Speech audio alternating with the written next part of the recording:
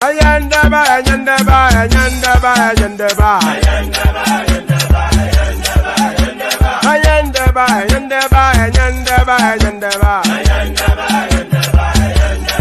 Atima ayandaba, ayandaba, ayandaba, ayandaba.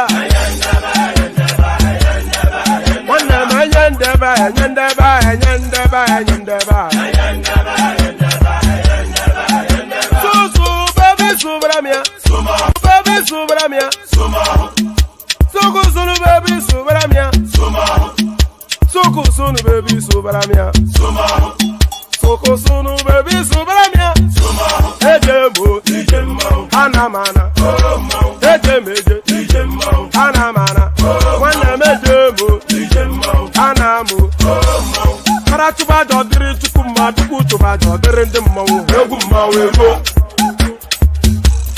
Karatuba jodiri chukuma, tukutuba jodiri ndimo, eguma wego. Obodo jisike nubo serona.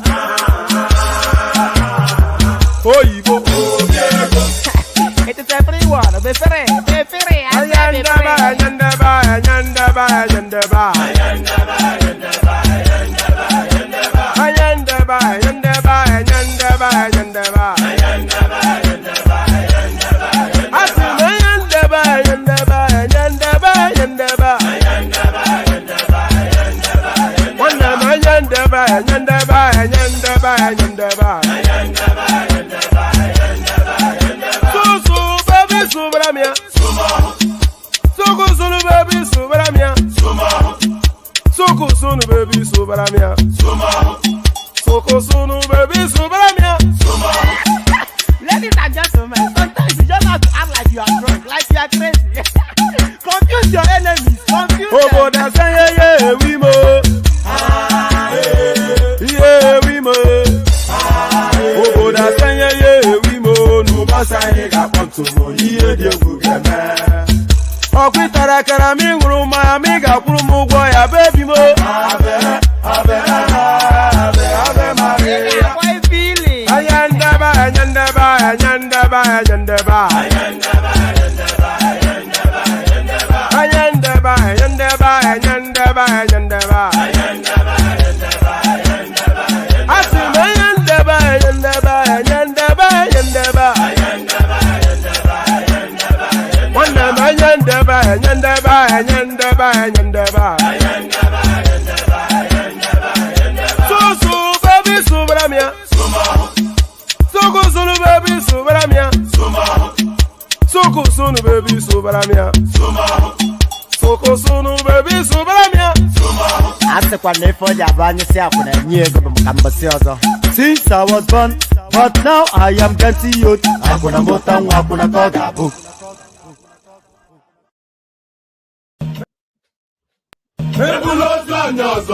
Okay now. To person between my pen. I see. I see what I want to do when you forget me.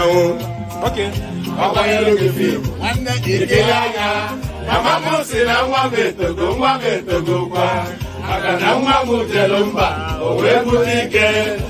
I got you to put it on one of them. I don't know what they are doing. Why I don't want.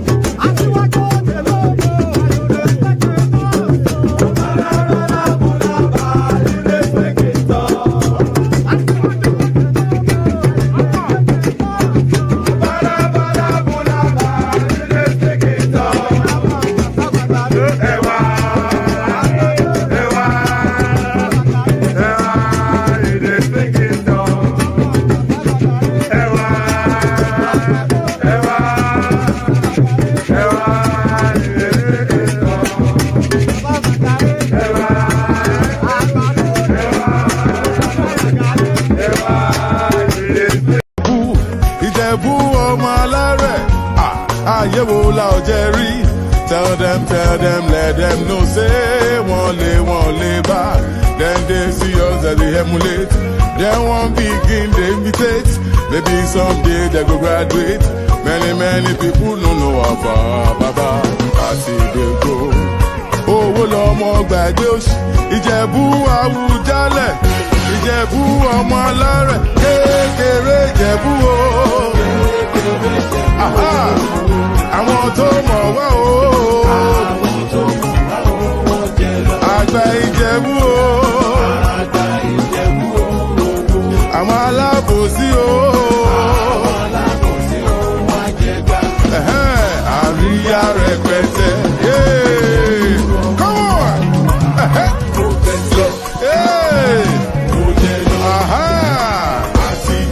Ìjẹ̀bú jó dáadáa. Ìjẹ̀bú Jayọba. We done the ball with the represent. Olówó lọmọ ṣe yóò. Ìjẹ̀bú lọmọ kò sóṣì. Àyẹ̀wò la ò jẹ́ rí. Tell them, let them know, say, wọ́n lè bá. Ìjẹ̀bú Àwùjalẹ̀. Ìjẹ̀bú ọmọ alárẹ̀. Kékeré Ìjẹ̀bú o. Come on! Àwọn tó mọ̀ wá. An empty street, empty tank, no hold up inside town. Shake your banza, naira no even reach dollar. Way yo, home ga home. Stomach getting ulcer. Gaskiya this boy she go far. So we say for little prayer. May God help us meet the vibe well. Cause this subsidy, she dey show us for shaggy. Banza. An empty street, empty time, the hold up inside town. You are broke, chickens now getting ulcer. Away yo.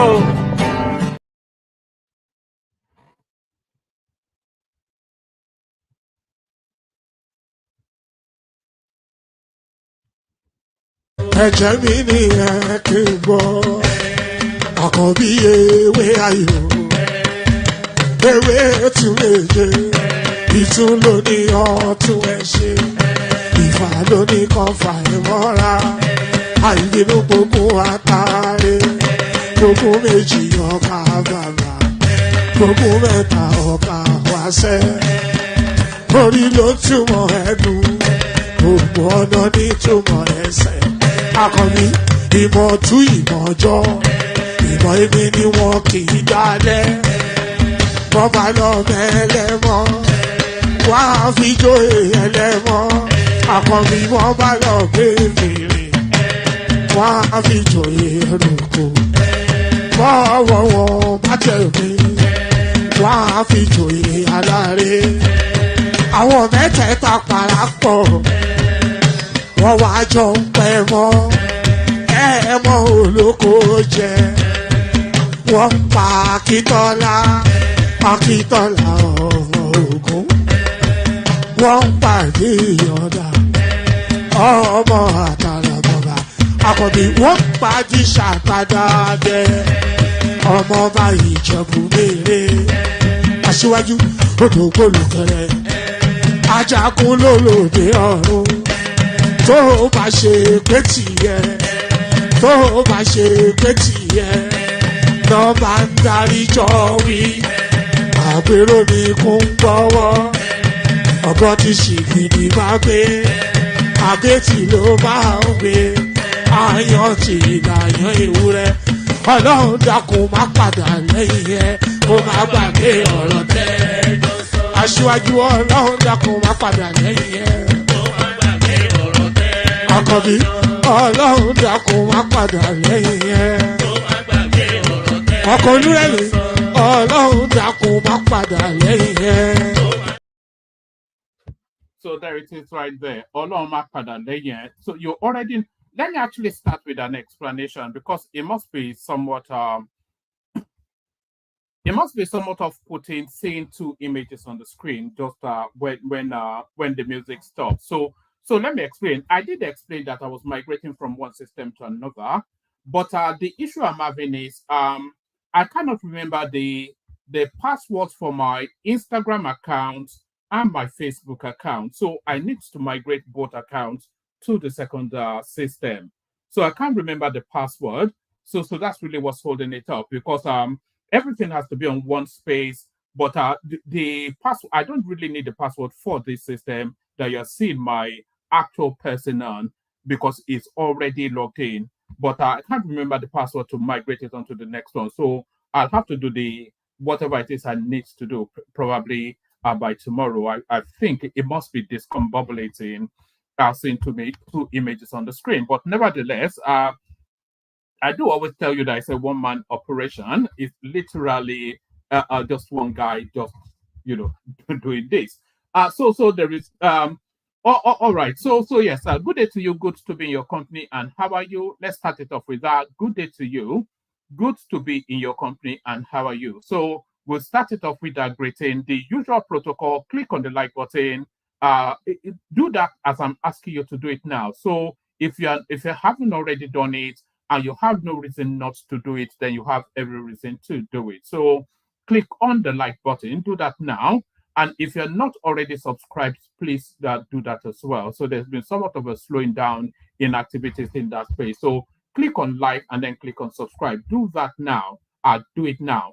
So click on like and click on subscribe. And then if you want to come and join me on the screen, click on this hyperlink right here that says StreamYard. So it's always a slow build up to the room populating, but if we can populate as quickly as it can, then we can get to the conversations even quicker. So click on that hyperlink if you want to come and join on the screen. If you haven't been before, then you'll be especially welcome. So forever looking for new voices. So do that. Just to recap, click on like, click on subscribe, click on that hyperlink that says StreamYard to come and join me on the screen. So do that, like, subscribe, click on the hyperlink that says StreamYard, do those. And if you are watching in Watchback as well, click on like and still click on subscribe. So because a lot of people watch on Watchback as well. So it depends on what time of the day. So because I stream so late, people can't really join us. If I was streaming for around about 6 p.m., then I suspect we might be having double the figures that we are having on a regular basis, because that 6 p.m. UK right there, it sits right in the middle of convenience for virtually everybody, apart from myself. It doesn't sit for convenience. It doesn't sit in the middle of convenience for me, which is the shame of it. But so if you are watching on Watchback, please click on like and make sure you're subscribed. So make that effort to to do those things. Click on like and click on subscribe. And then if you like I said, but if you're watching live, click on the hyperlink that says StreamYard. If you and on Facebook as well, do follow and whatnot, and whatever it is that you need to do on Instagram and Twitter, we are broadcasting virtually to there was a time we were even broadcasting on Twitch, but then we gave that up because that space is really for gaming more than anything else. But we broadcast to, you don't know how many people are watching us. Quite a lot of people do watch us across several platforms. But yes, so like I said, click on like, click on subscribe, click on the hyperlink that says StreamYard. Share the links on your spaces, share the links on Facebook, share the links on YouTube, copy the links, put it in your WhatsApp groups, your Facebook groups, etc., etc. Let them know what's going on here. So do all those things. Click on the $ at the bottom of the screen as well, out off the screen as well, super chat towards the stream. So do all those things, and then you feel this glowing feeling of warmth. Glowing feeling of warmth. So certainly, somebody that is not feeling, pardon me.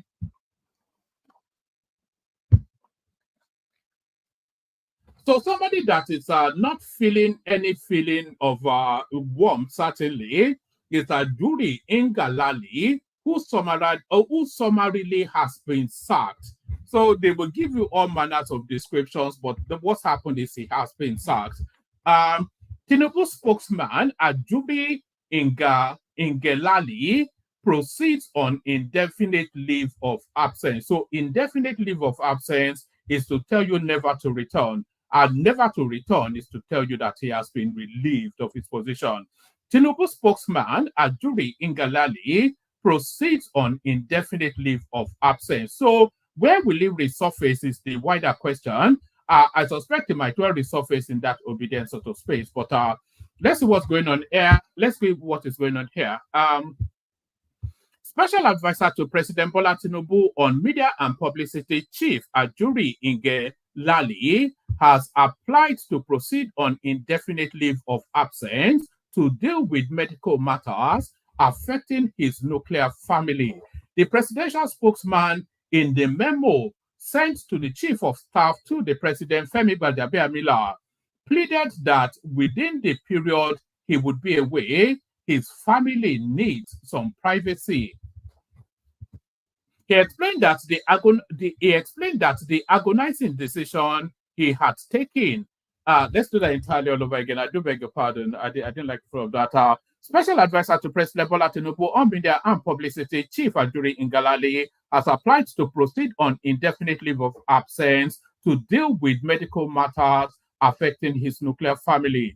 The presidential spokesman in the memo sent to the Chief of Staff to the President, Femi Gbadagbamila, pleaded that within the period he would be away, his family needs some privacy.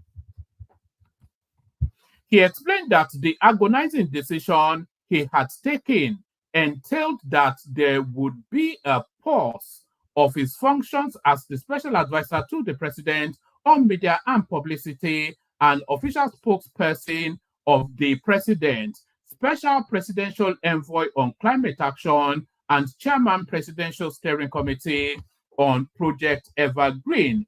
It's also entirely leaving government in totality is what he's saying. It further said that the decision was taken after significant consultation with his family over the past several days following a worsening vexatious medical situation at home. He said, on Friday, I submitted a memo to the Chief of Staff to the President informing my office that I am proceeding on an indefinite leave of absence to frontally deal with medical matters presently affecting my immediate family, my immediate nuclear family.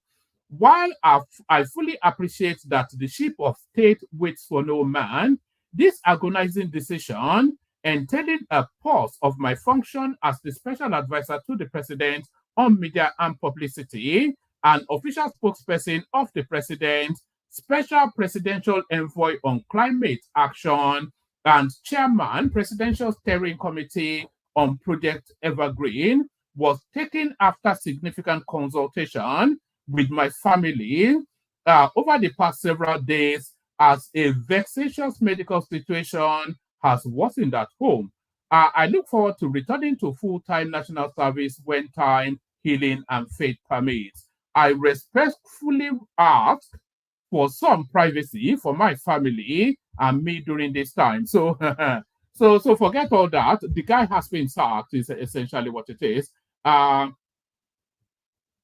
So the guy has been sacked essentially is what it is. Let me, we're still staying within that space actually. Yes, we're still staying within that space. Yes, let me bring you this. So just saying Ajuri Ngalale versus Bayo Ononuga, why Tinubu sacked chief spokesman sources. So he was sacked. So forget all of the bulabalu and bulaba those are just quoted words. Just to those are just nonsensical words. Those are just space filler words just for easy landing. President Bola Ahmed Tinubu's special advisor on media and publicity, Ajuri Ngalale, did not resign as an aide to the president to address a vexatious medical situation in his family, as he claimed. According to the Foundation of Investigative Journalism, FIJ,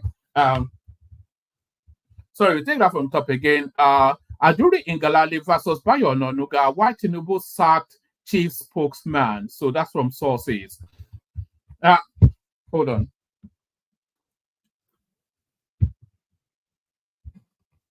President Bola Ahmed Tinubu's special advisor on media and publicity, Ajuri Ngalale, did not resign as an aide to the president to address a vexatious medical situation in his family, as he claimed. According to the Foundation of Investigative Journalism, sources revealed that he was dismissed by the presidency, but was given the opportunity to publicly resign after pleading for a softer exit. Correspondence report. And by the way, Ajuri Ngalale is not a medical doctor, so I'm not quite sure what medical situation, and it's not the one they're going to be changing whoever needs their incontinence part changed or whatever it is. He's whatever medical situation afflicts his family, his only role is to provide funding and show face every so often as work permits. And for him to provide that funding, he needs to be in that situation of being the presidential spokesperson. So it's nothing that, what is it going to, is it going to be sitting by somebody's hospital bed and holding their hand? It's just a nonsense. Ajuri Ngalale and Bayo Onanuga, why Tinubu sacked chief spokesperson? This is from sources. So let's see. President Bola Tinubu's special advisor on media and publicity, Ajuri Ngalale, did not resign as an aide to the president to address a vexatious medical situation in his family, as they claimed. According to the Foundation of Investigative Journalism, according to the Foundation of Investigative Journalism, sources revealed that he was dismissed by the presidency, but was given the opportunity to publicly resign after pleading for a softer exit. Correspondence reports that Ngalale, who also served as the special presidential envoy on climate action, shocked Nigerians on Saturday when he abruptly announced his departure, citing medical matters presently affecting his immediate nuclear family. Yes, he has said in the statement, on Friday, I submitted a memo to the Chief of Staff to the President informing my office that I am proceeding on an indefinite leave of absence to frontally deal with the medical matters presently affecting my immediate nuclear family. While I fully appreciate that the ship of state waits for no man, this agonizing decision entailing a pause in my functions as the special advisor to the president, etc., was taken after significant consultation with my family over the past several days, as a vexatious medical situation has worsened at home. However, so this is where it gets interesting. However, sources within the presidency revealed to FIJ that Ngalale's departure was not due to a family health crisis, but rather the culmination of a power struggle with Bayo Onanuga, the special advisor on information and strategy. According to insiders, following the election of Bola Tinubu as Nigeria's president in 2023, Ngalale and Onanuga did not get along, largely because Ngalale, who had been appointed by President Muhammadu Buhari in 2019 as a special advisor on public affairs, considered himself superior to Onanuga. Ngalale, 38, began his career with African Independent Television AIT in the 2000s, whilst Onanuga, 67, a former managing director of the News Agency of Nigeria, started his career in the 80s. Although Ngalale served as a special advisor on media and publicity and Onanuga as a special advisor on information and strategy, civil servants found their roles confusing. In the previous administration, Femi Adesina was the special advisor on media and publicity, whilst Garba Shehu was the senior special assistant. Everyone knew Adesina as SA was senior and Shehu as SSA was subordinate, with both Ngalale and Ononuga holding special advisor roles. The distinction was not clear. By default, the civil service structure reported to Ngalale as SA on media. Ngalale considered himself untouchable because he had the backing of the president's son Sheyi and Femi Gbadabiamila, the president's chief of staff. A source had disclosed. He was fired. I became aware of this action on Tuesday, but I won't rule out the possibility that it happened earlier. When he got the letter, he started to plead to be allowed to resign as a soft landing. He was eventually given a soft landing, which is understandable. News of his sacking in public would have thoroughly embarrassed not just Ngalale but the presidency too. The source added that despite efforts by several top appointees and ministers to intervene in the feud between Ngalale and Ononuga, the conflict escalated. And by the way, we'll recall, of course, in the throes of, in the beginnings of that end bad governance, whatever it is, there was an instance that Tinubu was meant to speak via the parliament.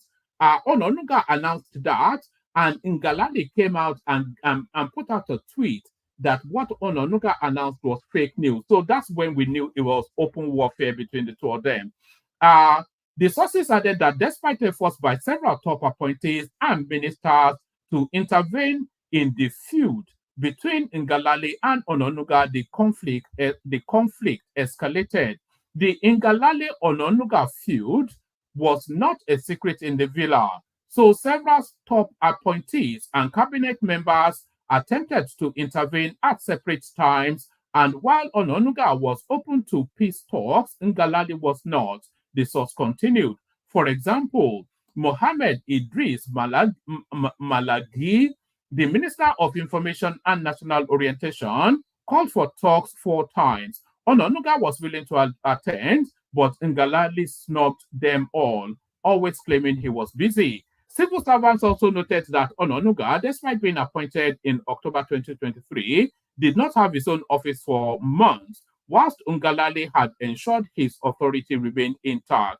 One insider explained,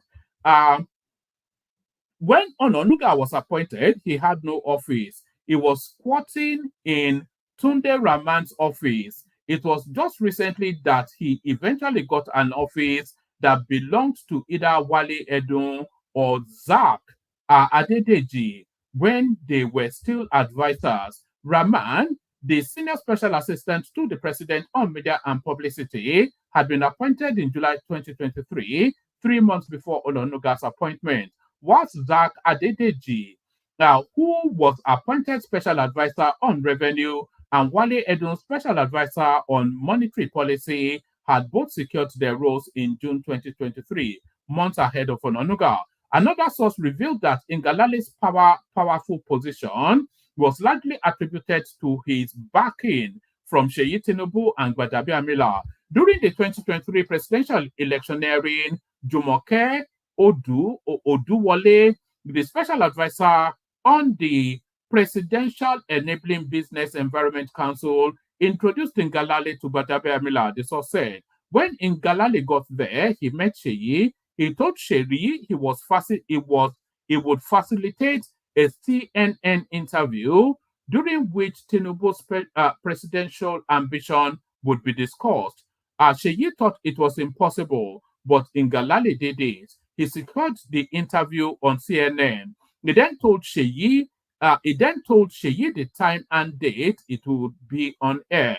Sheyi promised Ngalale that Tinubu would phone him if he pulled it off. Immediately after the interview aired, Tinubu called Ngalale. Following Tinubu's election victory, Ngalale's appointment was secured soon after his return to Nigeria. In contrast, Ononuga's appointment was delayed for at least 2 months and required intervention from Chief Bisi Akande, a close ally of Tinubu. So, the delay of Ononuga's appointment, it cannot be too distant from those commentary that he ran about Igbo people, those um, ethnically charged tweets. Let's put it that way. He could have gotten that position. In fact, he should have gotten the position of um, Minister of Information that was straddled by that Kwara man. Who was that? Mohammed something, the one that used to lie Mohammed. He should have gotten lie Mohammed's post. That's what Ononuga should have gotten. But that tweet that he was rallying against the Eagles to get out of Lagos, that was what damned him. Following Tinubu's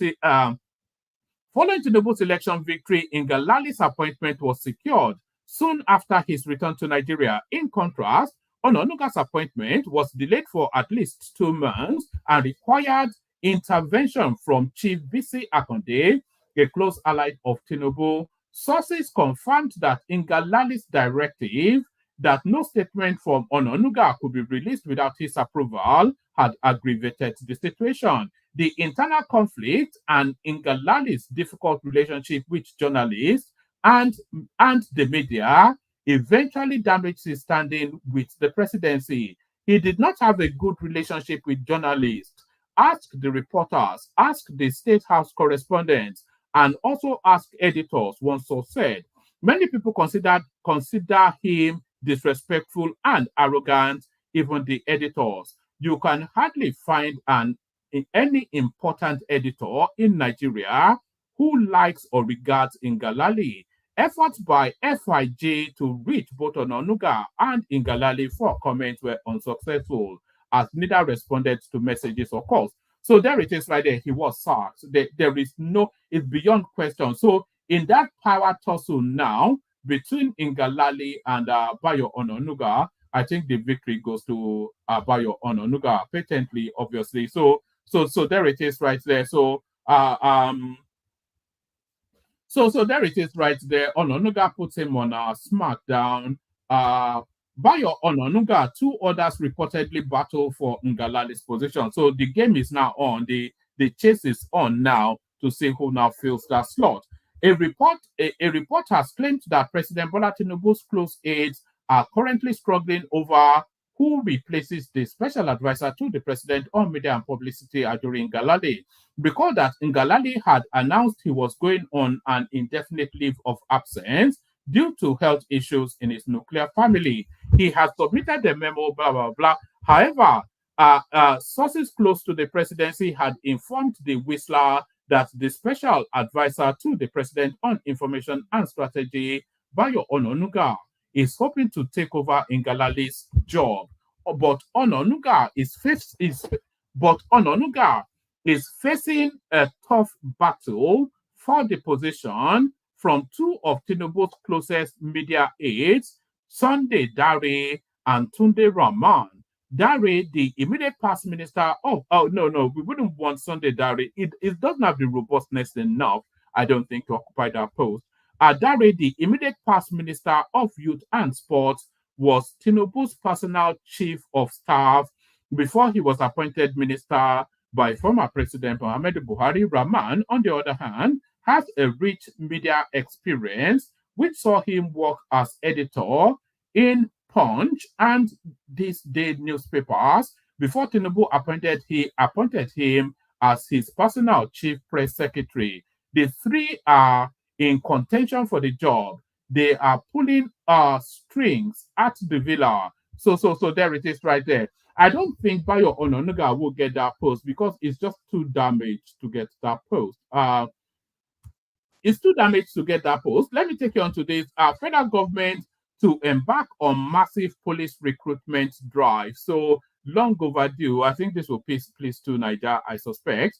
The federal government has promised to provide more equipment and resources to the Nigeria Police Force. President Bola Tinubu made the pledge on Saturday at the graduation ceremony of 478 students of Nigeria Police Academy, Wudil, Kano State. He said the equipment and resources was to enable the Nigeria Police Force discharge its responsibility more effectively. Tinubu who was represented by Shetima, stressed the importance of anyway, they want to go on a massive recruitment drive. I hope they do that for the army as well. So let's just go on from that to this one. Nigeria issues first license. Oh God, I'm not paying for anything, so don't worry about that. This article now looks like as though it's behind a paywall. So I'll just read you the headline, even if you let me read that. This is Bloomberg UK. Nigeria issues first license to build delayed floating LNG plant. So that's somewhat another quantum leap by the Nigerian state. That looks like another quantum leap by the Nigerian state. So let me bring you this one. This one I will read. Certificate verification, Nigerian nurses in the UK, US forced back home. So all these nurses now using fake certificates. Nigerians and forgery. I think that's 5 and 6, isn't it? The sudden deactivation.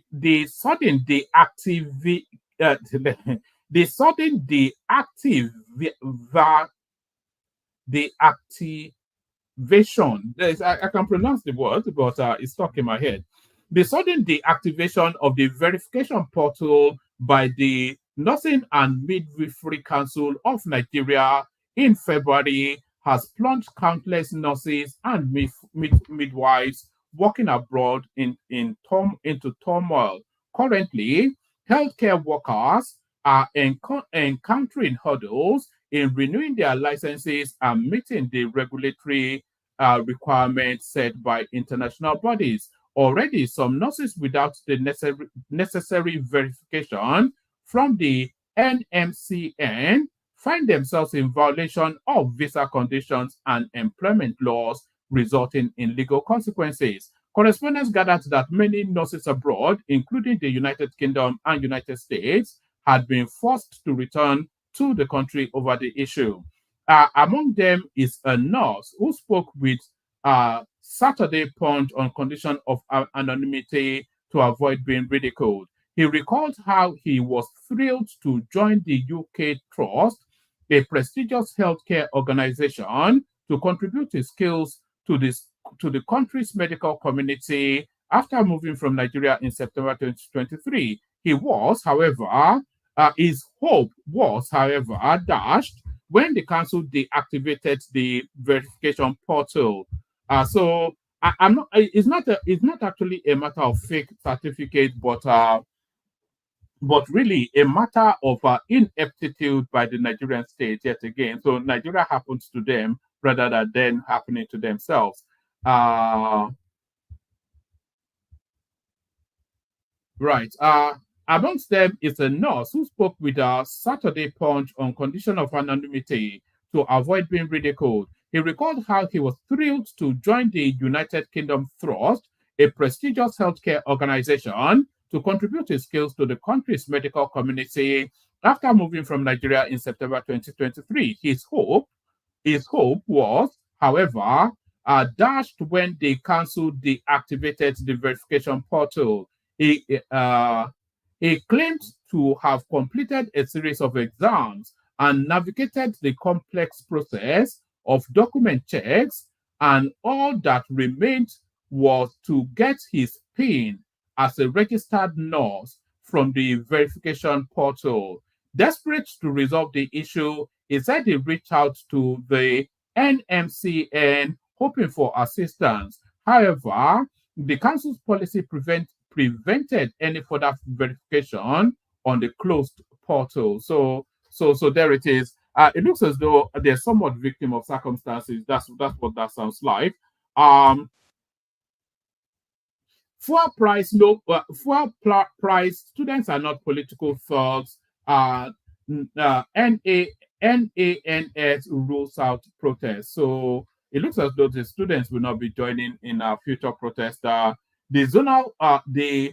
forum zonal coordinators of the National Association of Nigerian Students has said that the leadership of the association will commence on constructive engagement with the federal government and Nigerian National Petroleum Company to achieve the reduction of fuel pump price. The forum also warned students across the country against participation in any purported planned protest over the recent increase in fuel price, saying NANS has not called for any protest that hoodlums could hijack. Whilst addressing a news conference on Saturday, the chairman of the forum, Comrade Bilil Kofi, sympathized with the students' population over the challenges posed by well-intentioned economic policies introduced by President Bola Tinubu's administration. So, well-intentioned economic policies is to tell you that they've pumped his pocket full of dollars. So he's been bought off. Aburi tenure has expired. Nenadi Usman, now National Caretaker Chairman. So this is the Labour Party finally hopefully getting rid of the crook that bestraddles that space. NNPC, our petrol price has no impact on Dangote's refinery. On Dangote's refinery has opportunity to sell lower to Nigerians. So we're still stuck in the battle for supremacy because Dangote tells us he is ready to roll, and he also told us that NNPC are the sole buyers of his crude. But as we're seeing it now, NNPC are saying it's just to just bring the fuel out and sell it cheap. That's just all we require. Our petrol price has no impact on Dangote's refinery has opportunity to sell lower to Nigerians. So this military, it has to go. The Nigerian National Petroleum Company Limited, NNPC, has clarified that its recent pricing of petroleum motor spirit, PMS, has no effect on the ability of the Dangote refinery to offer lower prices. So is that a price war that they're inviting? This is coming in response to claims made by the Muslim rights concern Muri regarding the Nigerian National Petroleum Company and the Dangote Refinery Limited. Murik had alleged that changes in NNPC's PMS pricing could prevent the Dangote Refinery from selling petrol at lower prices to Nigerians, and suggested that the NNPC was monopolizing the offtake of products from the refinery. In a statement issued by Obafemi, Chief Corporate Communications Officer for NNPC Limited on Saturday, the company emphasized that global market forces, not NNPC pricing decisions, determines the cost of petroleum products. The statement pointed out that the Dangote refinery, like other refineries, operates in an open market and is free to set prices that reflect current market conditions. To set the record straight, NNPC Limited wishes to further state that the pricing of petroleum products from any refinery, including Dangote, is determined by global market forces. The recent changes in PMS prices have no impact on the Dangote refinery or any other domestic refineries' access to the Nigerian market. In fact, if current prices are perceived as high, it presents an ideal opportunity for the refinery to sell its products at lower prices to the Nigerian market. So I think they're inviting somewhat of a price war. So let's see how that pans out. If Dangote is allowed to sell directly to Nigerians, then that would help. All right, I think that's enough readout. Let me send the link. If I keep urging people to join. You have to join so that we can have the conversation. Otherwise, it becomes a difficulty. So let me play you the clips that I have, and then we see what happens. Let me play you the clips that I have.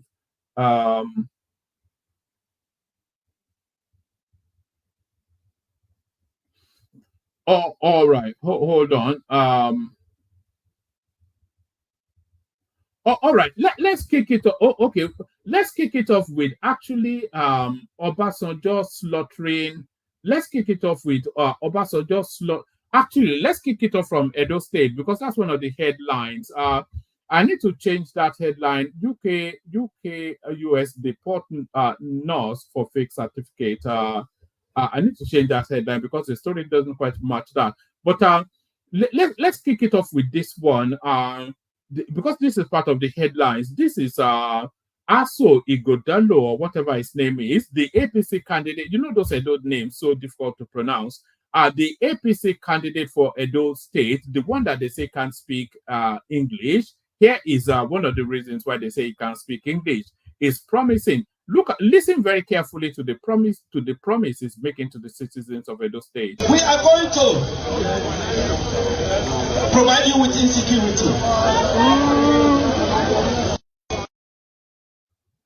And I'm going to play it again. It's only about 8 seconds. What Oshiomhole party stand in frustration? What Oshiomhole party stand in frustration?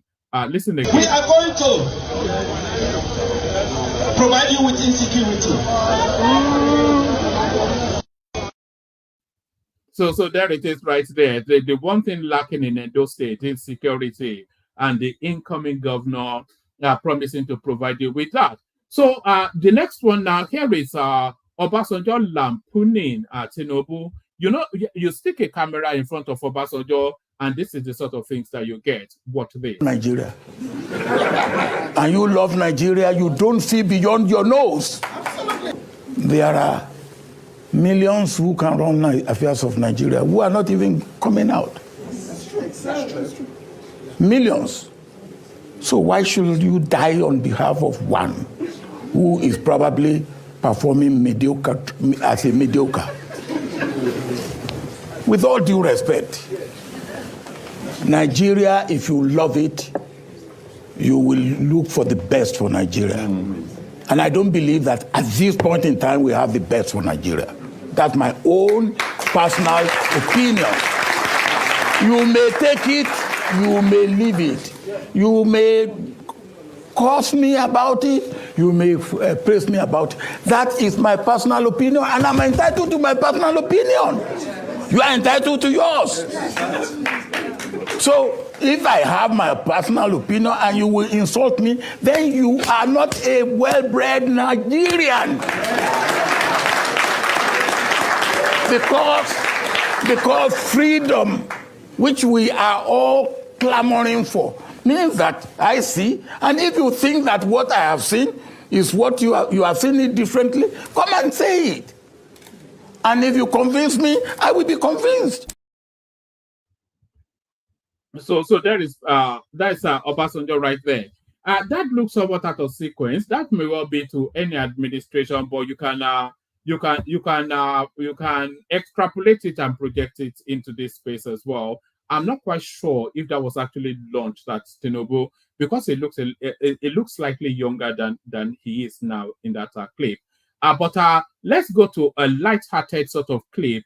This is Governor Soludo trying to pretend like it's like one of the people who suddenly wanting to be an Instagram hit. Watch this.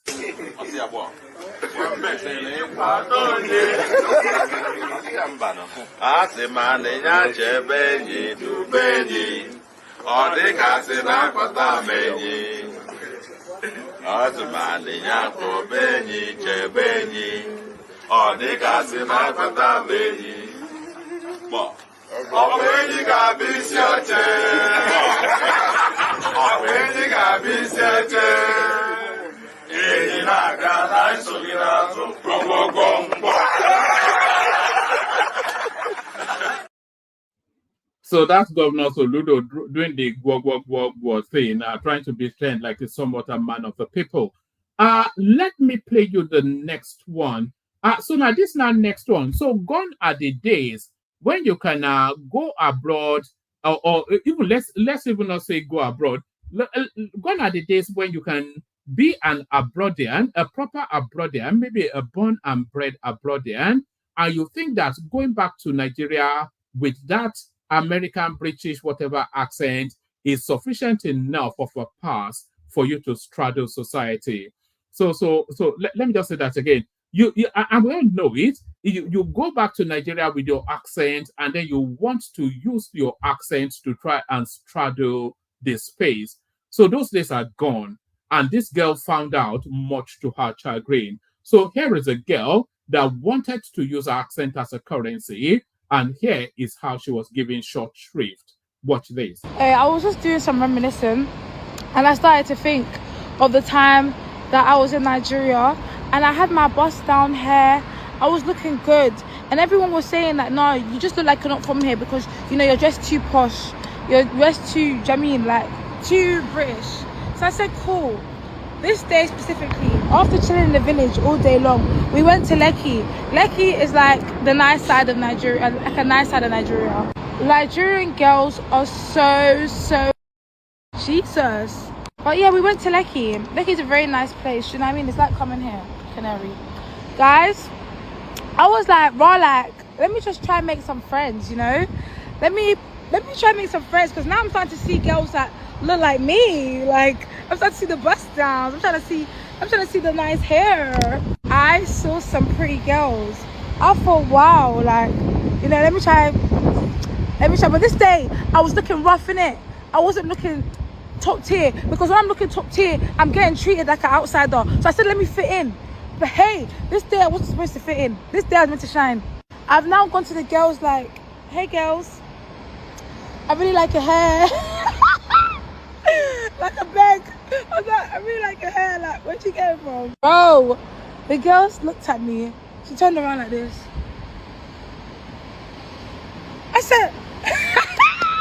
I said, excuse me? I didn't say that. I was just thinking, oh, maybe she didn't hear me in there. I was like, oh, babe, like, where'd you guys get your hair from? They looked at me. You know that meme? Can I join your party? Excuse me, girls, can I join your party? That's what it was given. And they basically looked at me like, I can see you don't know your class anymore. I didn't know my class anymore. When I tell you guys, I turned around and I walked my head in shame. I said, Jesus. I said, these girls are, you know, these girls. That day I was left friendless, no friends. The look they gave me. I said, that day I was humbled. That day I was humbled. Never again will I try and befriend the Nigerian girls in Lekki. So there it is right there. So she thought that going there with a British accent was enough of an entree into high society, but it doesn't quite work like that anymore. You need to come. You know, the only entry into high society now is money. You have to be moneyed and known to be moneyed. There is no other entry. So known to be moneyed. So now, this next clip that I'm about to play you is a real eye opener. So we've heard about goings on in the north, especially how our resources are being reaped and harvested by foreigners. So now this next clip speaks to that space. Watch it to the tail end. The tail end is actually the revelation in it. Watch this. EFCC chairman came out and said fighting corruption in Nigeria is a problem. Big man don't go down. So they packed the money, they enjoyed the loot in front of us, no consequence. Dami Crane can wake up and cook a bad story about Davido, and all of us will clap for him. Time for government to hold him responsible for his words. They will say, leave him. This is oppression. In a country where in Sanfara, they steal our commonwealth every day, and they are buying our people. And the police that are supposed to come to their rescue are the ones that are kidnapping in Nigeria. Bye.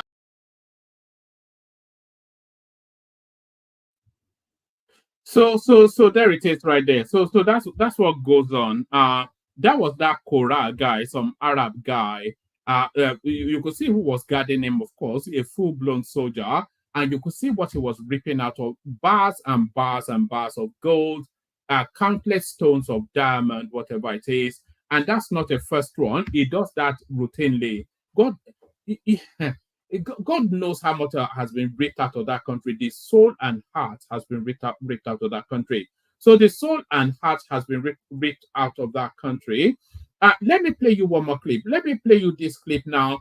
Tinubu are inviting you now to get real and come into the reality of what is really going on. So here is Tinubu telling you that ease is not coming anytime soon. Watch this. The country is going through a very strong phase of reform. And this reform is taking a very bold and hard decision. For example,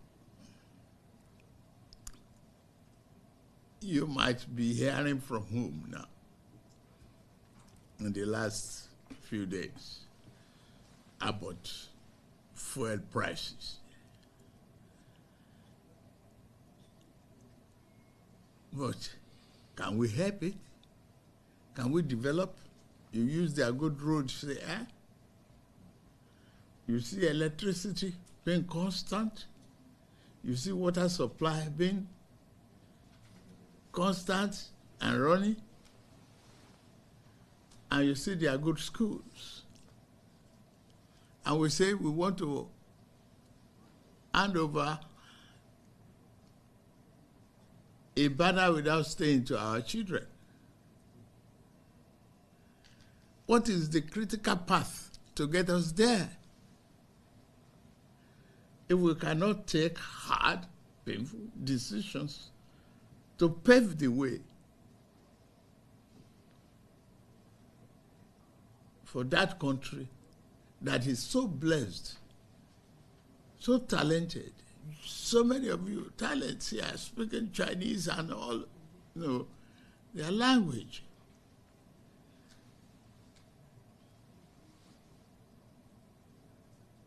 It is what you equally contribute and tell them at home that we reflect in the attitude of our parents. The more we want everything free, the more it becomes expensive.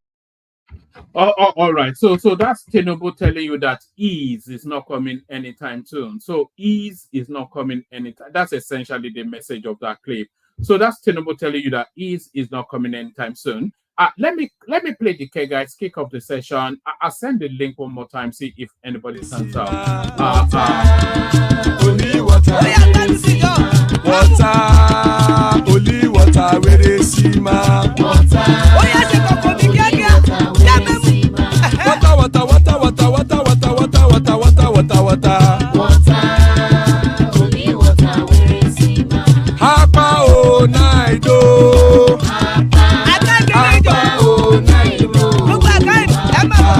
Hapa you don't come oh.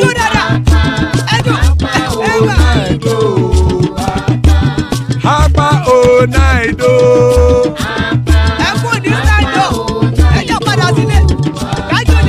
Oro keke elemu ye o.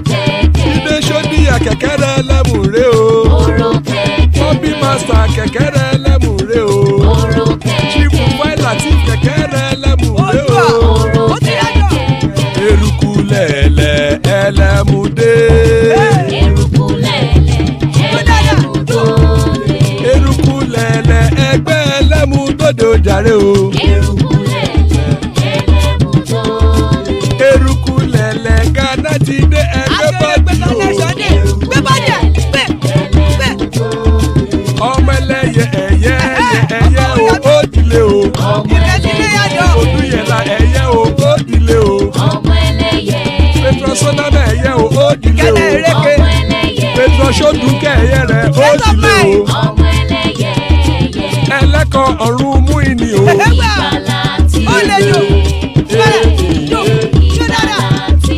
Àkùkọ ọ̀run méjìkọ.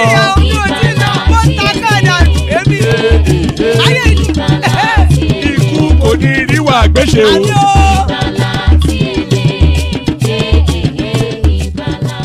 Àrùn kárùn kò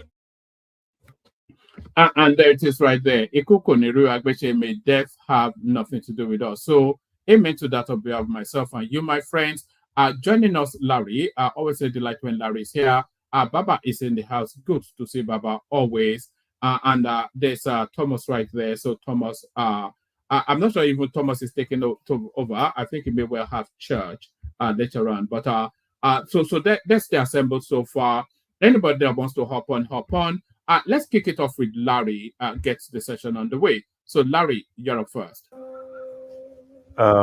Good evening, woman. Good evening to you. How are you today, sir? I'm good. I'm good. Good to have you here. Yeah, and good evening, Baba. Good evening, Mr. Thomas. And hey, Larry, welcome. Yes, sir.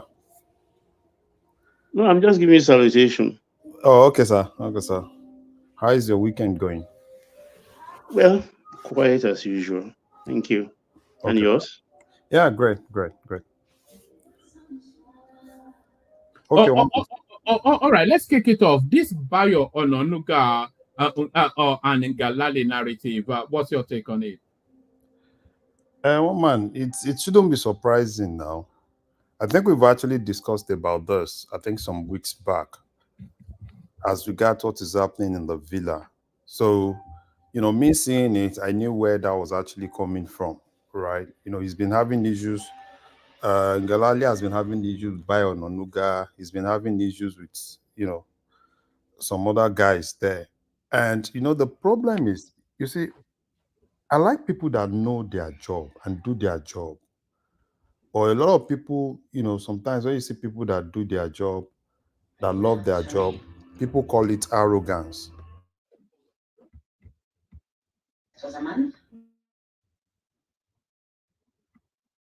Hello, can you hear me?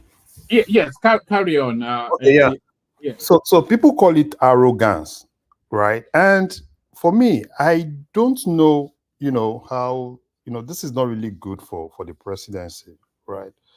Because Ngalale, is doing a lot of great job for them. I can't imagine a Bayo Ononuga doing what Ngalale does, right? Because for me, if you ask me, right, I want Bayo Ononuga to go to the back. Let them bring someone, that it's not really too defensive, right? That cannot, because there's a whole lot of things that are really missing in terms of communication that people still need to really hear more. Someone that can actually present whatsoever they're actually doing without, being defensive. That's exactly the kind of person that I actually need, that we Nigerians actually need. But yeah, it's good. He's done his job, he's left them. So he can actually go ahead and do some other thing for himself. Right. And I like but this idea that for medical reasons, etc., only a fool will believe that he was sacked. He was asked to. I didn't even know that he was that young, under 40. He's 30. No, he's a young man. He's a young man, but he's a young man that is passionate about his job. He's a young man, very passionate about his job. He's done a lot of things for them, right? Because the whole thing, right? I think it's just for Bayo Ononuga to be able to, condone some of all those things, or some of all these boys do. Because the bottom line is, when you see a young chap that is really passionate about his job, right? He puts everything into his job. Then there will be a lot of things. Bayo has always been the Lagos old guy, right? They've been with Tinubu for long. And they actually believe that, yeah, they should be the ones to control things within the presidency. And, Ngalale will always wants like, yeah, I'm a professional, let's do the right thing. Even though some but people... they're saying it's arrogant is more the thing. They're saying it's arrogant. One man, see, let's not deceive ourselves. You see this issue of arrogance, we need to really understand where that is actually coming from. Right? This guy is a professional, no doubt. And when you're actually in a place where all you know is more of being professional to the core, there will be a lot of people that will kind of like, oh, how old is he? Yeah, he's a young man. I don't even care about all those things, as much as you're doing your job. So people will term it whatsoever they want to term it, right? It's arrogance. Oh, is pompous, is this, is that, and which I don't really see with him, because there is a whole lot of things that have really been wrong, that this guy has actually come back to kind of like make it look a little bit good. Even the bio Ononuga that we are saying, if not for some interventions here and there, it's not really good for the optics, having bio Ononuga there. So I want to see what he wants to do. Yeah, I know he's close to, it's one of the Lagos boys, Ramon, Bayo Ononuga, all of them are kind of like close, and Dada. So this is the only guy that's kind of like different among them. Are you surprised that he got that job in the first instance? They're talking about the hustle that got him the job. He got Tinubu a CNN interview and then was No, it's rewarded not with the job. just no. Fisaya was just being economical with the truth. He did more than that. He did more than that. He did more than just the CNN job. Do you remember that even when a lot of things were, this was the guy that was coming out, he was on channels, he was Arise, he was on Arise, he was everywhere, and people were kind of like, what is this smart guy doing with these guys? You understand? So he did a whole lot of job, right? He did more than just facilitating the CNN thing, right? That even before, a lot of people were kind of like say, yeah, this is probably a cool guy that they can actually use, right, for that job. So people can say whatever they want to say. What I don't agree to is, if he's done something wrong, yeah, we can always say, yeah, probably he's done something wrong. But if he's just being a professional, I don't have a problem with anybody being Do you think it's actually about and around his conflict with Bayo Ononuga? Is that really the push? Yeah, that is the major thing, right? That has been on for long. It's not just today. It's been on for long. And I've been in seen instances where they've interviewed him, asked him about it, and it's more like, yeah, Bayo Ononuga is, it's more like a father. It's not like he has anything against Bayo. But the thing, how this thing works, right? In presidency, you have some people, they want favor, they want to be closer to the president. And for him, I think the problem is a lot of people see him as this person that is so powerful, right? They feel he's powerful, they feel he has a voice. And when you're actually in the presidency and you have a voice, then a lot of people won't like you, right? Because they see you as kind of like you're blocking them to have you know, that kind of relationship they really want to have in the presidency. So for me, I think it's actually good for Ngalale. Is someone I love, is someone, I like the way he moves. I like, he's been able to do his job well. So now, if Bayo wants to take that, yeah, let's see how he can actually take that. If if I don't even see Bayo wearing that shoe, right? Yes, that was where I was going to take you I to don't next. even see Bayo, but if they still want to push Bayo, if they think Bayo can actually do that job for them, they should go ahead, right? But Yes, yes, that's where I was going to actually take you to next. Do you think Bayo Ononuga, do you think he's suited to the role, or is he too much of a bruiser, too much say of a war horse? say The names they are putting up are some Tunde Rahman and Dare, and the former sports minister, I know Sunday all of Dare. them. I I don't think know Sunday Dare is fit for anything. none Yeah. of them is equal to the task. Why, Bayo why not? Why not Reno Mokri? I think Reno no, Mokri might not be. Reno is too big for that. Reno is too big for that. Reno is too big for Why that. not his role under Jonathan? No. He's grown beyond that. He's grown beyond that, and I'm not sure that Reno will even want to take something like that. Right? I'm not even sure. What about Buala? Somebody is suggesting. Boala can. I don't know if they think Boala can do the job. But the thing is this. One thing is for you um to speak well and stuff like that. Another thing is for you to be able to, for you to be calm. They need someone that is calm, and that's why I like Ngulali. Right? He's calm. He's calm. He analyze. If he wants to put things out, kind of like try as much as possible to put it in a very good way, right? But I don't know. This is are more of politics, right? It's more of the old boys, old Tinubu boys, trying to, yeah, want to take over. And the problem is, you see, one thing is for you to want to take over. but the optics is not right. Right? The Ramon, Ramon has always been with Tinubu for long. Daria has always been with him for long. Bayo has always been with him for long. It's only this guy that is just, he's a new guy, right? But he's been doing his job. So if they think, yeah, they want to come back, they want to get the whole thing, yeah, let them see. Let's see how they're going to really manage the whole thing. But it's not, the optics is not good for them. It's not good for them. So that's what I just think. I think the optics is not good for them. But if they think they want to if the worst thing they can actually do is to put Bayo there. And it will be No, what? no, I cannot see Bayo or Noga there. I can see somebody maybe from the outside coming in. Yeah, maybe a Boala. I don't know. I don't know what they are thinking. I think it's between Tunde Rahman and Boala, but Tunde, I think, my Nick 8, because he was the editor of Punch and part of the editorial board of This Day before he joined Tinubu, and he's been Tinubu private secretary, spokesperson for years. You understand? But I think I would say Boala is a more robust personality, though. Do you not need a bit of a bruiser, a bit of a bully in that role? Yeah, the Ngalale thing, I think he is a man ahead of his time.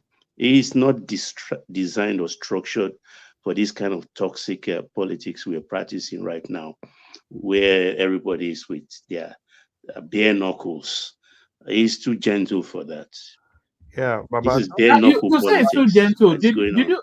Did you see when he took down some CNN lady? Did you see that interview? It's not as gentle as you think. Yeah. He's not gentle. He's not gentle. You see, this issue of we want someone that is not gentle. It's not what this government wants. Because you see, the whole policy, is too hot. Right? You don't need someone like, okay, take for instance now, with what you said, let's say a Bayo Onanuga in that position that is 100% defensive at any point, that feels that anybody that is against the government, they've said something, the next thing is to go after them and stuff like that. And it's too ethnically insensitive as well. And he hates Igbo people. Yeah, that's why he's not going to get it anyway. That's why, Baba, let me tell you, I don't even want anybody I don't want the old boys to get it. I don't want the old boys to get it. Because the old boys, they want to do things that, that will make Tinubu happy and all this. I need someone that's a little bit balanced, that can hold not just the Nigerian guys, not just the Arise TV and the likes of them, that can sit down in conversation with the foreigners. And me, I'm not even seeing Bayo. Bayo is an old, but Mr. Bayo is an old, he's been there, fine. But you also need somebody with experience in journalism, somebody that's, that knows all these editors and can knock on their door, plant stories, all these sort of things. You don't need somebody, especially a good speaker. You need somebody connected. Yeah, Ngalale is good at that, though. He's good at that. But they're saying the editors hate him. No, the editor, one man. See, let me tell you something. Once you are an editor, you are working with the presidency, you are working with National Assembly. There is a lot of game that goes on in that place. At least I know a little bit about National Assembly. There are a lot of games that go on in that place. That space is also so dirty, right? That when you want to stand upright, they won't like you. Forget about they don't like him. Why is it that they don't like him? Is it that they don't like him because he's being professional? It sticks out like a sore thumb, actually. It's not structured for that kind of space. That's what I'm trying to say, actually. Okay, but if you look at Rahman, you look at Dari, you look at Bayo Onanuga and the rest, I think there is also, I can't remember his name there. He can survive in that kind of situation. That's why I said he's a man ahead of his time. I know what you are actually saying. And at the end of the day, they will bring somebody that will be fire for fire. And that fire for fire, I'm telling you, is is one of the things that will cause them problem. Let's not deceive ourselves. I know some people will be like, oh, we need someone that can withstand this whole thing, that can, talk. I'm telling you, it's not going to be good for them. But Larry, I think what the Aso Rock needs right now is somebody that can always give presidential briefing every other day. You understand? Maybe between 11 and 12 noon Nigerian time, to brief the people, because that's not what is happening now, because everything is just like opaque. A lot is going on in that space, but we are not hearing anything. Ngelale is always busy following the president up and down all over the world. Nigeria presidency has never been wired like that. Unlike, what you see here in the US. It's never been wired like that. Right? Like in the US, if you're a chief press secretary, you are closer to the president. You understand the president at every point in time. The press, whatever you say is close to what the president is thinking. But that's not how Nigeria is being wired, right? It's a whole lot of things. Even to do a normal press conference, it takes them a whole lot of things for them to even get some of all those things. So for me, I don't know. I don't know what they are thinking. I don't know the kind of person they want to bring. And I know the field there. It will be more like, bring someone that can talk, that can do this, that can do that. Yeah, let's see. Let's see whoever they want to bring. There's a lot of politics. What do you think about Bwala, actually? No, Bwala can. No, I don't have a problem with Bwala. Bwala. Bwala is a good speaker, but does he know sufficient enough? Yeah. I don't have a problem. Bwala will just be the normal orator, that speaks and do some things. So I don't know. I've not seen Bwala in a position like that, right? I think the last one he did was probably with Atiku. I've not seen him in. So I don't know how far he can actually go. But based on fine, someone that can talk, he can talk. But I don't know. I don't know if Bwala can actually do that. And even if Bwala gets there, are you so sure that Bwala will not still have the same problem with these guys?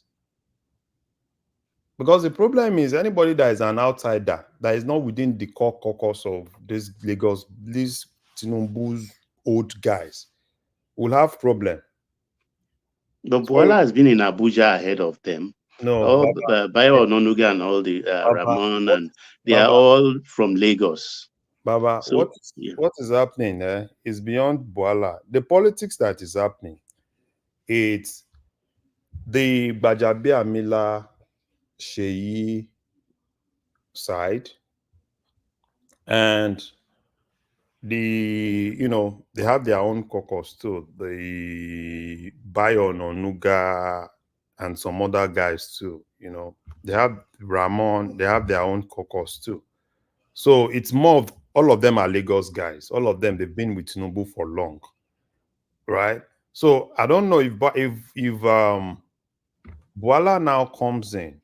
Let's say they give it to Bwala, right? Which is more like Bwala is going to be the senior, and basically probably some of the civil servants will report to him, and he will be able to coordinating. So I don't know if he can actually be in that position and do it well, because these guys will still do the same thing. So I think what will definitely happen is just to push one of the guys, probably a Rahman. If Tinubu feels that Rahman can actually handle it, push Rahman, or probably push. But you don't want somebody that's too much of a gentleman either, do you? No. I don't need someone that is too much of a gentleman. I just need someone that can analyze things. Someone that can sit down, not just rush and, put things out. Someone that is, open to criticism, that can analyze those criticism and give adequate response. I don't want, I don't want an additional, someone of an additional caliber, that additional there that feels that, additional was a disaster, was it not? Yeah, I'm not sure that was it was what's the other one? Shield something. They didn't give him the chance. In fact, additional made people hate Buhari more. That is what I'm saying. And I'm telling you, the mistake they would do is to push that kind of personality again that feels they are, he was too dull in that position. Actually, additional was the one that brought wailing wailer. Any small thing, they are wailing. The wailing wailers will always wail. And that's exactly what I don't want, right? And most of the problem they have is just there's a lot of problem in terms of coordinating communication, even from the presidency. There's a whole lot of problem there. So probably they need someone that can, put everybody together, straighten everybody up, and let them have a single line of communication. Have you not seen instances where this other guy, Sorry, Larry, is that not half the problem that they were having? No clear demarcation between who is responsible for what and who is subordinate to whom.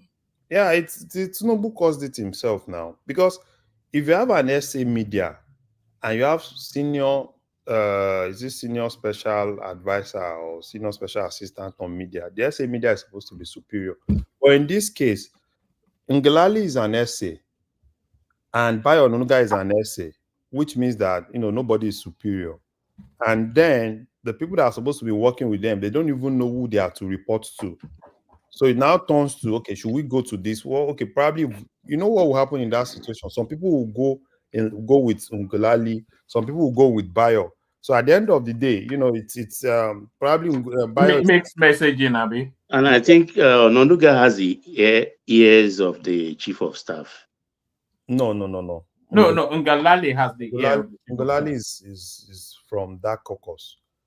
Ngalale is from that caucus, but I think Ononuga is from these other guys' caucus. This this guy that they brought from Lagos to whittle down Gbajabiamila's power.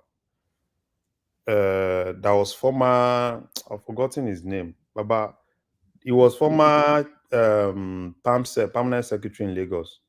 That young man. That's the name I've been trying to recall since I can't remember actually. That is that guy. That guy. I think that guy is more close to Bayo. But whatsoever they want to do, me, I don't even care, right? I don't even care whatsoever. They should just put their house in order. Put their house in order. Let's know what is happening so that we kept. Is it Muri Okunola? Yeah, Muri Okunola. Yeah, Muri.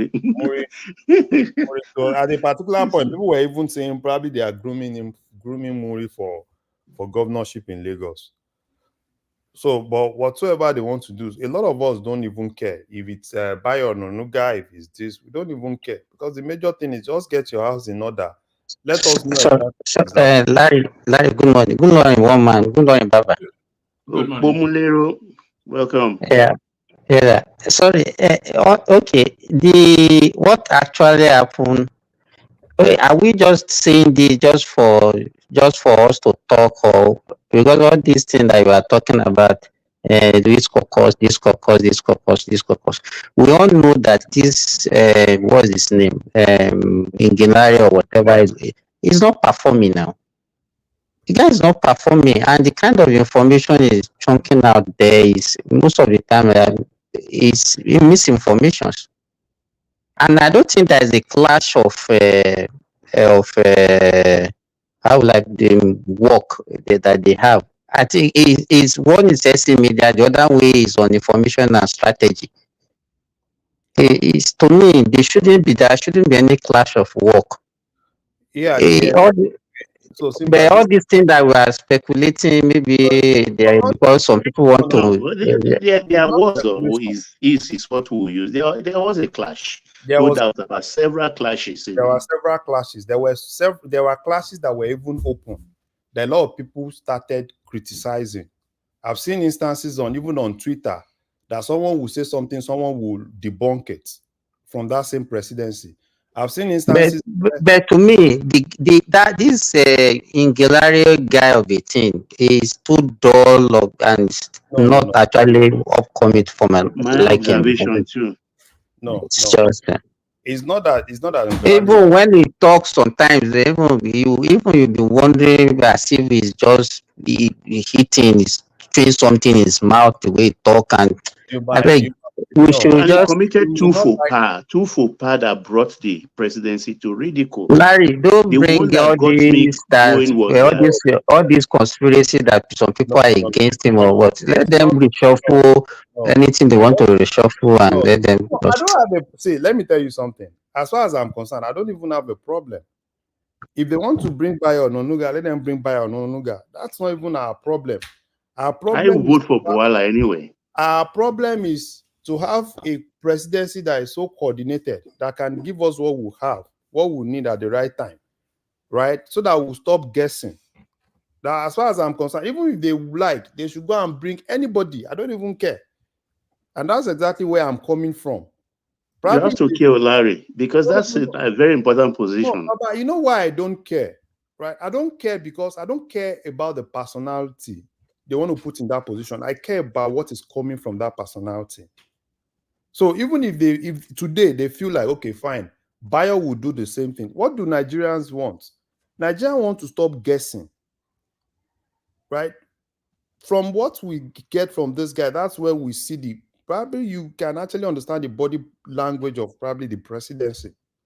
But when you don't hear things, then you start guessing. You start seeing a lot of conspiracy theories. You start thinking of a lot of things. And that's exactly what is happening. Even in this government, there are a lot of some things that they're actually doing that we even ourselves, we know it. We say, oh, probably they are not really articulating it. People don't even understand it. Yeah, we've been saying it here, right? Actually. And that is part of what is actually happening. That's why for me, all this social media, some of those things, sometimes it's caused a lot of visual, a lot of distraction. Mumbo jumbo kind of. It caused a lot of things. So, and that's exactly what's happening. Okay, this one is SA, media and publicity. This one is SA, information, tech information. This one is SA, social media, SA. You know, there are too many essays. I think they are trying to. Do you know a lot of the political opponents of Tinubu in that all those what's that guy that is a lawyer? I'm trying to recall their names. Even Durotoye, I think he's an even Durotoye. Yeah, Durotoye is still there. Felatu is still Durotoye is still. And one That's other what one. I'm trying to remember. Tokwe Fashewo, that Tokwe too. It's an essay as well. So I think they're just killing off. All just a people. crowded space they have there. You understand what I'm saying? That's exactly why I said I don't even care. Because you just pack all of those people there, and there's no way there won't be conflict of interest. There won't be issues. There won't be a lot of things because it's gonna be like everybody's just there. You are doing, you don't. If you're a civil servant, you don't even know who is doing what. They just give it a name. So probably what they should just do: put all of them into one room, carry one person. Let one person be their oga, and let other people be doing things background. That's why I want an outsider, because if they pick one from amongst them, there will still be discordant notes coming from that space. Let's say. So just bring somebody to neutralize. But at what point do you even get to this stage when it's now the SA, the PA that's giving us information? What is the role of the Minister of Information? Those are the people that we used to hear from every now and then those days. But we just need a press secretary. That's all. A press secretary. Simba, your mic is a bit crackly, so maybe you want to make some adjustments. But gentlemen, let me signpost people in the direction of Doopsy's show Sunday. Doopsy is back, and she's back with a bang.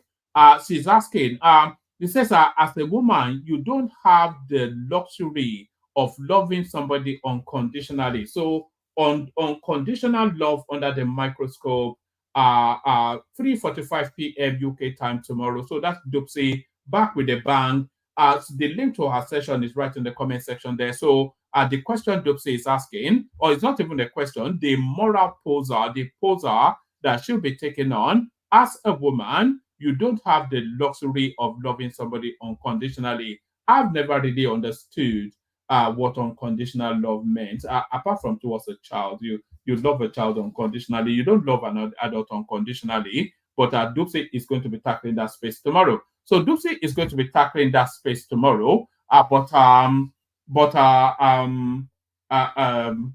Larry, rather, Larry is going to be tackling this space now. So do you want to go to the goings on in the Labour Party? It looks as though they are finally able to get rid of Abure, who seems to have somewhat been stepped down. No. They've just started a legal battle. That's why doesn't that guy just clear out of the way? He has stolen enough money, and why does he just get lost? He's a politician now. He's a politician. There is a lot of stake. So what I just see is just that, they've just started a legal battle. And the way the thing is, right, I don't see Alex Oti and Obi winning that battle. I think what they were supposed to do is to like at least look for a way to pacify Abure, and kind of like look for a way to ease him out. But this is where they're actually doing it. They've started. I think I was listening to this Araban B yesterday, and he said they've actually initiated something. Should we bring him back, Arabambi? I don't know. I don't know. Maybe we should bring him back. I don't feel there's sufficient enough going on there to bring him back. That's the thing. But I don't know. So that's what I just think, right? That's what I just think. And in a situation like this, I think what they should have learned from people, previous examples, right? There are a lot of examples to cite. Ali Modu Sharif and PDP, what happened in Zamfara, there is a lot to cite. So I think what they ought to have done is sit down with Abure, look for a way to ease him out. Rather than this, we'll take it by force, we'll initiate a neck. Because even in their constitution, I'm not even sure that they have the power to initiate whatsoever, like a neck meeting. I'm not sure they have the power to do that. So at the end of the day, it's still going to be the same thing, because I think in the eyes of the law, based on what I heard, this guy, in the eyes of the law, to me, I think Abure is still recognized in the eyes of the law, as the chairman. So, and if Abure is still there as a chairman, I don't think, whatsoever they do can actually take him out. At the end of the day, it's going to be double jeopardy. If they have a party, that has a lot of division, so that it's going to open the door for some of all those Labour Party guys that in National Assembly that are looking for ways to escape. And that is one thing that they can always cite, because if there is a problem at the national level, then you can actually decamp. And don't be surprised, probably in some coming days, you see some Labour Party guys leaving Labour Party to join APC. Don't be surprised. And these are things that they will definitely cite in the court, because I think what the law says, if there is a division within the party, and particularly at the national level, then it's justified if you leave that party. And that's exactly what's going to happen. But I think they can still manage it. They just need to all of them call themselves together, sit down with Abure, sit down with every other person, right? And at least let them look for a way to use Abure out, rather than this, want to take him out at all costs. All right, let me take you to one more space, then move the conversation on to Baba. There's still a few more spaces I want to take you to, but I'll move it around and then loop it back to you again. There's this space. As multinationals exit, these Nigerian companies are spending billions to expand projects in 2024. So a lot of people tell us about people living the Nigerian space, the Lever brothers or whoever it is. But for people that leave, a lot of people showing more confidence. But this is the space I really wanted to take you to. NNPC, our petrol price has no impact on Dangote's. Refinery has opportunity to sell lower to Nigerians. So this confuses me somewhat, because I was actually watching Bismarck Rewan on Right TV, and he confused me even more because my understanding was that the NNPC was going to be the sole buyer of the petrol coming out of Dangote for the Nigerian market, that is, the international market, of course. He does whatever he likes. But NNPC was meant to be the sole buyer of the petrol coming out of Dangote, and then they then subsequently sell it on to marketers. But what they are saying now, what's going on? Do you have any understanding of what's going on there? Oh, what's just going on is everybody's playing games. NNPC is trying to play game, and Dangote is also trying to play game. Now, for Dangote, if I have to advise Dangote, I think Dangote should have a second plan and not put everything on NNPC. Because at the end of the day, these guys will what they would do at the end of this, look for a way to throw Dangote under the bus. Because, them coming out and say, oh, Dangote, at a point, if you look at some of the things they said, markets would kind of like determine price. So probably you can sell below market price. So what is the established market price? Who establishes the market price? Is it no NNPC? No. What they were saying was that the international space, the price of crude, would determine. Yeah. One man. Crude, we all know the price of crude, right? Before now. And when we now say that is fine, they can always factor all those things in, right? So which price of crude did they use in pushing things to 899? It's not like there is any data they use in pushing that to 899. We all know what happened. And at the end of the day, one thing is probably for me, Dangote should just go and sit down. And that's why I'm more like, let's see what makes up Dangote's price, because we don't even know what Dangote is quoting. So probably if Dangote is quoting something that is even far above the market, what we are seeing in the market, then there is a problem. Then Dangote need NNPC to help. But if Dangote's price is still within what is actually in the market, then I think he is good. Right? So I think the major thing, we'll still see more things. I'm still expecting Tinubu to come. I think what is just happening is just because Tinubu is not back. And I'm not sure But Tinubu spoke from wherever he is, and he's speaking the language of increment. So there's obviously, the increment is going to happen. That's so obvious. The increment is going to happen. But I think why I said Tinubu, I need Tinubu to be back, Wale and all of them to be back, because I'm not sure they've even finalized that, that Naira to Naira agreement with Dangote. I'm not sure that has been finalized. And I think that's exactly what's still holding things up. Once they finalize that, then they will definitely know what is going to happen. And at the end of the day, Dangote should also be smart so that he doesn't really put himself in the corner. So if we can still maintain its price within the market price, then Dangote does not have a problem selling to the marketers, and it's still a win-win for all of them. But nothing is clear with what I'm saying. It's still, you go to the front and you're going back.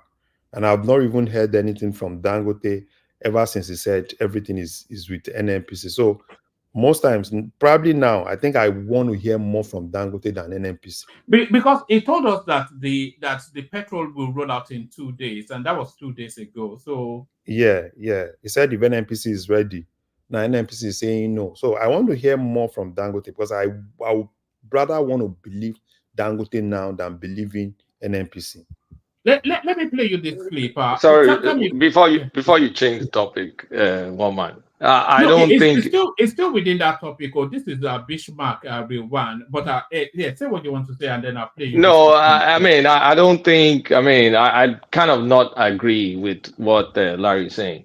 What I think is about to happen is the product is about to be fully deregulated, because the government is not. I don't think they're willing to continue the consuming subsidy, and the only arrangement they're going to have with Dangote is how he can at least be a bit more competitive with what he sells in the product, which is kind of like the Naira arrangement. But when you look at all the crude he has right now in stock, a lot of what he bought were not, before the Naira stuff, he also has stock from abroad and all whatnot. So initially, NNPC was going to be the sole the sole off-taker. They kind of like ran away from that. So at this point in time, if all marketers will be allowed to buy from Dangote based on the latest information, subsidy is gone. You know why they are running away, Kulata? It's because of that 6 billion debt. NNPC is trying to run away. Yes. They don't want any of this abaco of Dangote thing. They are still at a loss, or they are still at sea how to settle that debt. So and that debt, Baba, that debt, a lot of that debt, a lot is coming from the crude swap people. So NNPC is almost still on the hook to continue crude swap deals. So some importation. So they're running away from that. Dangote is going to dictate the price it sells. And I don't think Tinubu is going to commit extra to subsidize that Dangote. Otherwise, 6 billion will turn to 12 billion by the end of the year. You got my point. So we're at the mercy of Dangote, essentially. Basically, whatever Dangote is going to sell is what it's going If to he be. decides to screw us over, then we're effed. It's not screw. He's a businessman now. If you guys can't buy petrol, just go sell it in Ghana. No be by force now. All right. Let me play you this clip. See if you can hear it. If you can't hear it, then begin. I guess to start, what do you make of what we've seen so far with the NNPC repricing fuel upwards? First of all, let's go back to basic economics. Yes. There's a market. If you have one supplier and many buyers, it's called a monopoly. That's bad. When you have one buyer and many sellers, it's called monopoly, right? That's bad. Yeah. What you have today is what we call bilateral monopoly. That's the worst form of imperfect markets. One buyer, one seller. They would negotiate and nobody knows. They could fix prices, they could do anything. So one, you have a state-owned monopoly, NNPC, buying from a privately owned, so to speak, monopoly, Dangote. Now, the price. So what is given is that Dangote will producing crude, refined products. NNPC is also importing refined products. NNPC has the opportunity of benchmarking its price against the import, the price of crude. Yep. And NNPC has the bargaining power that they're owned by the government, and Dangote Group are subjects of this government. Now, so they would leverage. But typically in any market, there are what we call price leaders and price followers. NNPC, mind you, has an option to buy up to 20% of the stake in Dangote, but now has exercised only 7% of the option. So in any case, NNPC has a stake in the supply and has a stake in the purchase. So NNPC is in a very strong position. But at the same time, NNPC is vulnerable because NNPC is actually offering its products at lower than its marginal cost. In other words, 855, 897 is not the landed cost of petroleum products. NNPC has the leverage to supply crude to Dangote refinery or to withhold it, the supply. So NNPC is in a strong but delicate position. So let's play the normal. Today, the average price of refined petroleum in Nigeria should be the price of diesel. Diesel is deregulated, liberalized. Right. So let's use it as a benchmark. 1,210 naira. NNPC is selling at sub 900. So there's 320 naira to go. If Dangote sell and bypass NNPC to the middle, which is 900, and we lose 300 naira per liter. Right. So if that happens, the NNPC, the Dangote refinery, which is the largest single train refinery in the world and the biggest investment in this country, will run into serious difficulties. So they need to come together and have that conversation. Because in any case, they are partners, they're equity partners. In fact, I need to play a clip for you. My colleague, Myro essay on the morning show. This what you've talked about now with just one bar.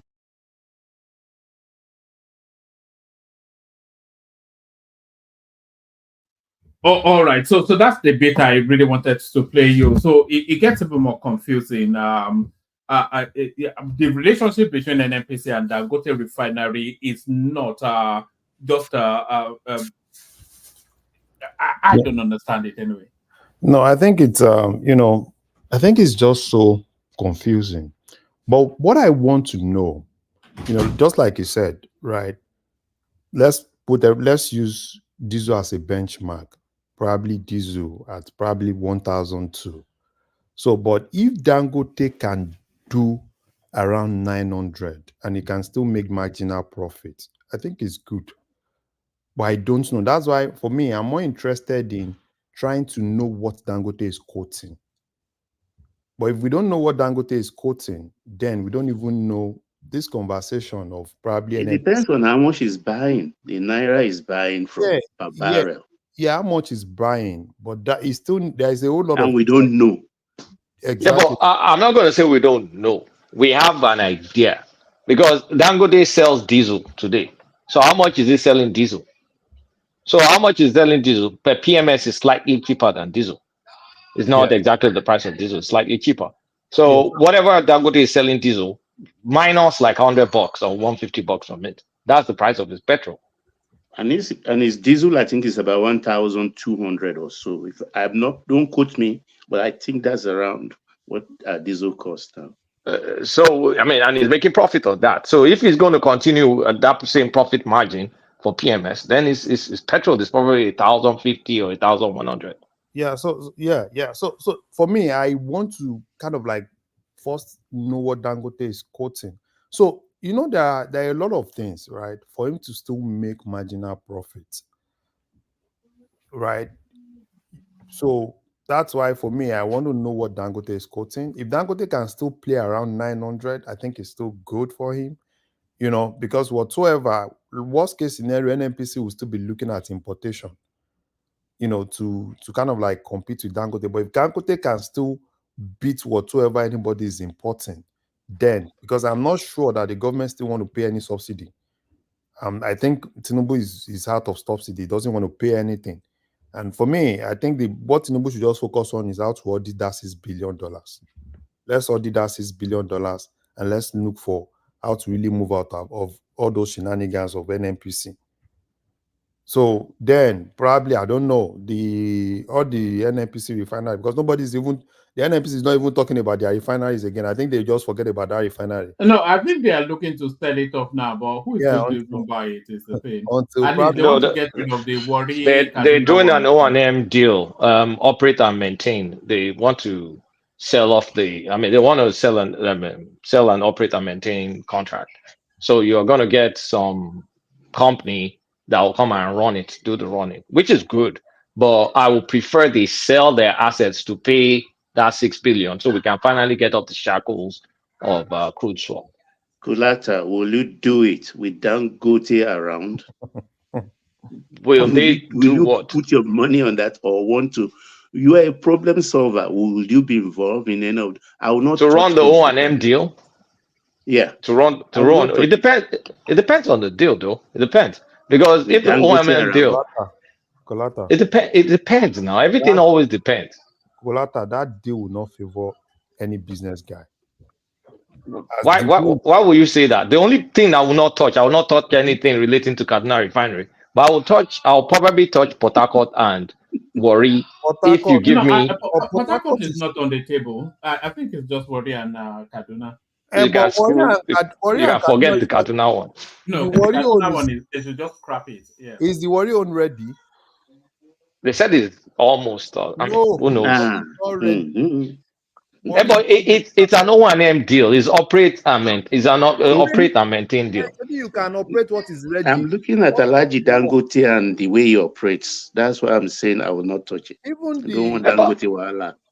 Why? You don't care about the profitability. It's a government company. It's until it's public before you can be worrying about Dangote. Dangote will drop his price. So what? Wait, Kolata. Even the Port Harcourt that will say Port Harcourt is almost ready. Port Harcourt is just 60,000 barrels. Right? That's Port Harcourt. No. One of the Port Harcourt is 60. There's another one that's way high. The other one is 200. It's the 61 they are talking about. One is the one they are talking about. That's the funny thing. That's the trick they use on us. Forget about the other older one they're talking about. The 60,000 one. Can you imagine? Is the That's one why they spent $1.5 billion. Is the one they put all the money on. That's the 60,000. The day I heard this, it was one they brought someone on. I think it was on channels. It was former MD of that Port Harcourt refinery, and he came out and he told us. I said and he said a lot of them even challenged them. Why are you just fixing the 60,000 capacity? So there's a lot of things. So all these Larry, in many ways, it doesn't even matter if it's 60,000 or not. you know, because if they can get petrol coming out of that refinery, the Port Harcourt refinery, then it's going to test two things. Is it able to match the quality of petrol that Dangote has been boasting about? That's one. And then is it able to match or crash the price of Dangote? So if because it's just really there to have a comparison sort of something against what Dangote is pumping out, you know. So if they can match quality and undercut his price, then they can force it down. Yes, that's a normal. So the volume doesn't really matter. It's just that's more. in a normal situation if every other thing goes on well. But unfortunately, I'm not even sure.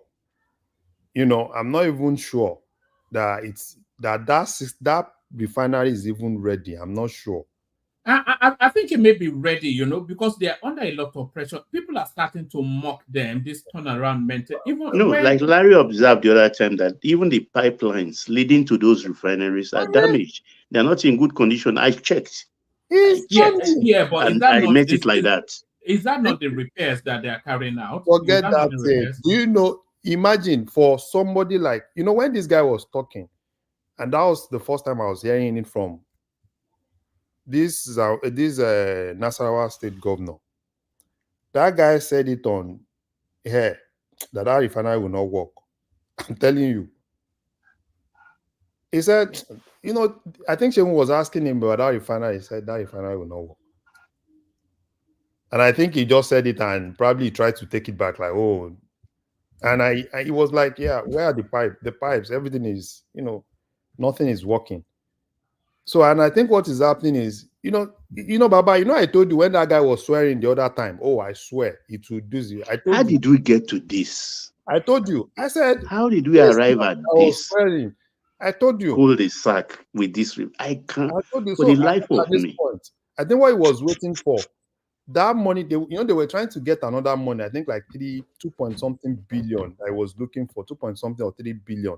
That I said they needed to use that to invest on some infrastructure. And I think National Assembly didn't approve that. So I think that was probably what he was thinking, if they can actually get that. But the way the thing is now, I'm not sure they're even going to get any money anywhere. The first thing I'm interested in is let's audit the $6 billion. And if we are not paying subsidy, let's not pay subsidy. I don't even trust Mele Kyari. You see Mele Kyari, the way he's running everywhere. See him, I was watching him when this vice president was doing meeting with them. The press guys were looking for him to come and give interview. The guy was running. I was like, you know, Mele Kyari's worries, losing his job should be the least of his worries. I won't be surprised if they actually pick this guy up. I won't be surprised, but I don't know, because me, I don't even trust Tinubu. I don't know. No, right? Sorry, nobody's picking Mele Kyari up. Let's forget about that lofty idea. Nothing. Mele Kyari is secure. Nothing is going to happen to Mele Kyari. Complete your sentence, Kulata. The president is compromised, right? I mean, I don't want to just talk. I don't know why you guys, someone that reappointed Mele Kyari with a new board, you guys are saying, please get rid. Exactly. That's why I said the Mele Kyari is still their own, is their guy. So whatever they want to do, we don't even care. If they want to audit, if they don't want to audit, it's left for them. If they want to audit, it's 6 billion. If they don't want to audit, yeah, they should just look for a way to pay it. Pay the 6 billion. Let's move ahead. At least it's another burden that we have. But telling Mele Kyari to continue. Where does 6 billion come from? Maybe we are owing 6 billion now. I will not. And where we say we should pay? Where is the money to pay? I don't know. How are we? But they can pay it easily though. If they no longer have to import fuel, then they can. That gives them, because you know they're not paying any profit to the government, and as I think we all know, and that profit that should go to the government actually goes towards subsidizing the fuel. So if there's, and I think that's very very much one of the reasons why Tinubu just wants to let that fuel go, let it find its natural base, and he'll take the political hit. But if he does that, then they'll be able to manage that 6 billion. And if they audit from the Naira operation, no, it's not from it. How is it a Naira operation? It's Naira we are selling to Dangote now. No, not Dangote. If they no longer have to import crude, because a good chunk of NNPC's profit is actually going towards offsetting the importation of crude, the importation of petrol, and then selling it at a subsidized space. The 6 billion consists of fuels supplied to us on credit. Yes. And a lot of it is these trading companies that they own, the Trafigura, the Vitor, and all these companies. And all those deals is based on the swap deals. So you have to maybe renegotiate those deals. Renegotiate those deals. So it still means either they tie down crude for them, or they do something about the contract and then they pay them outrightly. In some structure. But we don't have enough crude to tie down. So it's either we're still on the hook for crude swap. But that is even difficult, Kolata. Take 450,000 out of marginally 1.2 we produce every day. We have approximately 800 left.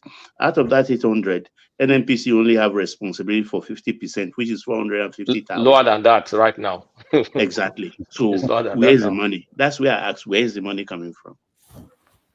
So man, I don't know. They know how to do mathematics. Like Kulata know how to do their mathematics with them.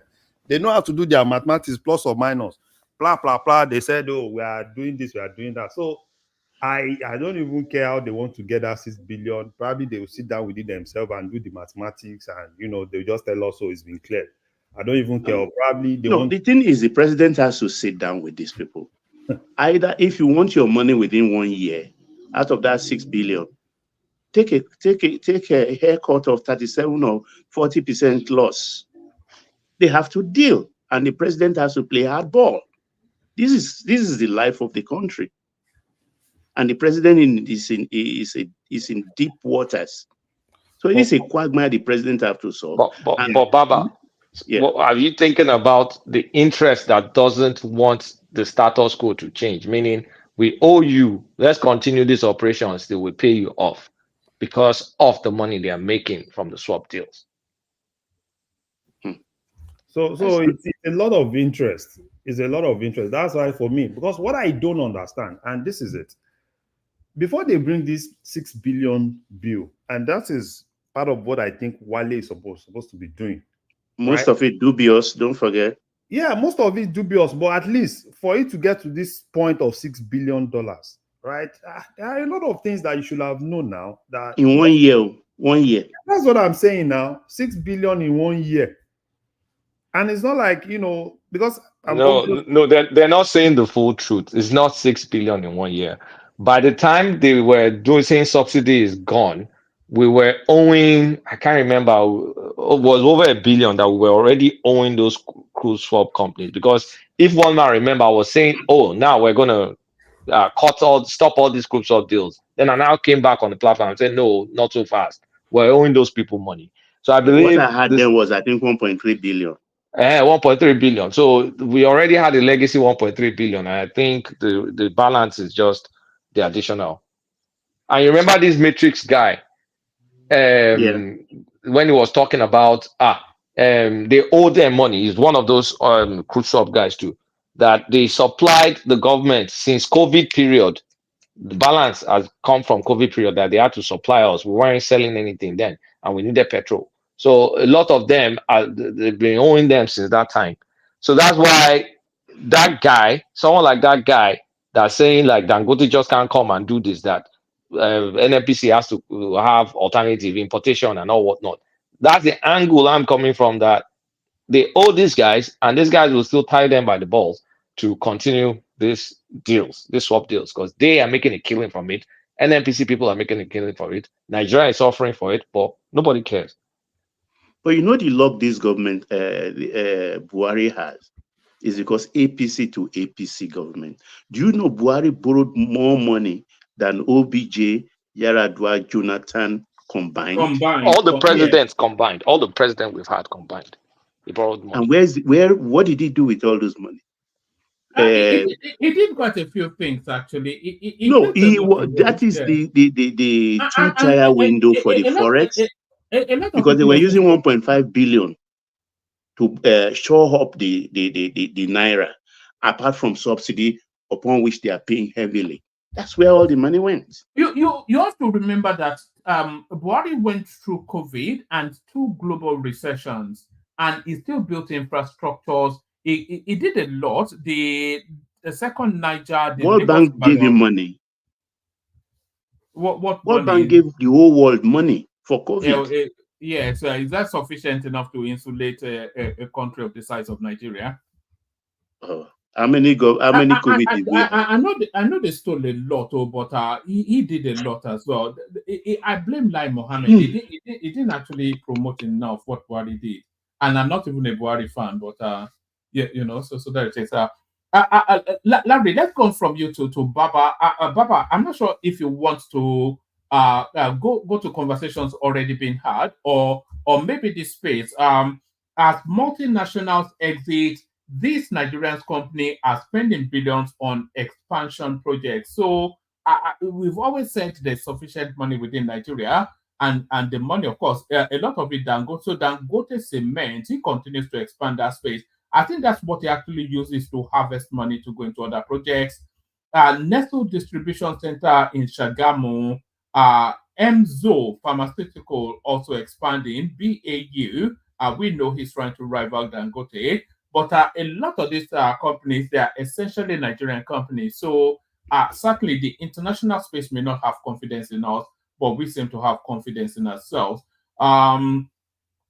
And there's also this narrative. I think it's an offshoot of Kulata's conversation with Gastem up yesterday. It says, despite crackdown, Zimbabwe's gold-backed currency is crumbling too, just 4 months later. So it looks as though now that idea of backing your currency with gold, which was abandoned by the Americans, it looks as though for good reasons. Federal government to embark on massive police recruitment drive. So somebody may have been listening to Niger there, and this one also. I think this one also is a carry on from yesterday's conversations. Nigeria issues first license to build delayed floating LNG plants. So that sounds like a global sort of possibility, but and then the Ajuri storyline, of course. We're also talking about the students who are saying they are not political thugs and they will not be participating in any other protest. So either to that or anything that interests you. Bye-bye. Yeah, let's talk about the industry, helping ourselves from our own resources. That will be an offshoot from where Kulata and Larry stopped yesterday and who or that.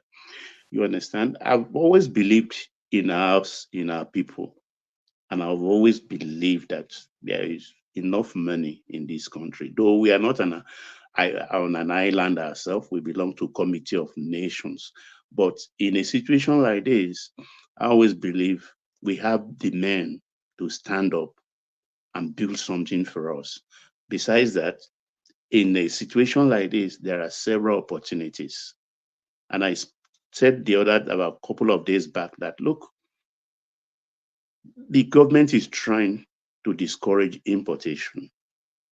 The only problem here actually is the fiscal and the policy. The matrix is not working.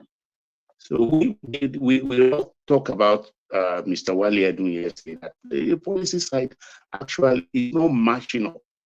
Look, take for instance, when the president said on certain items to be imported, 3 months ago, there will be no duties paid. Do you know the customer has not received any memo as we speak from the office of Mr. Wale Edun so that they can go ahead? The importers are still paying money, though they can get a refund later, but that will have damaged the prices of goods in the market because they can't wait to get refund before they can put prices on their finished products.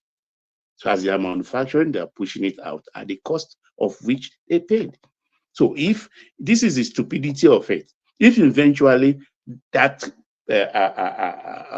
directive comes now, the policy side now give them the green light, and they get their refund, they've made a kill. So it doesn't really match. When you say something right now, pass the memo to the president to sign it. Once the president signs it, you cover it with another directive to the custom comptroller general. 3 months. So the MZOs and all the rest, they are just waiting idly. And they can't wait idly too, because their machinery must not stop operating. So, Mr. Wale, I do like we all agreed yesterday, it's not up to scratch with his job or responsibility. We would build back the country. I believe in Nigerian, and I know there is a lot of opportunities. 200 million people, that's a huge market. There are only few countries in the world that have that kind of population. Though our purchasing power might have shrinked considerably, but it is still there somehow. So all these companies that are, they are taking up the spaces of the ones that are living, because they don't just live like that. Take, for instance, Procter and Gamble with the Pampers and all the rest. You think they carted away all their machineries? No.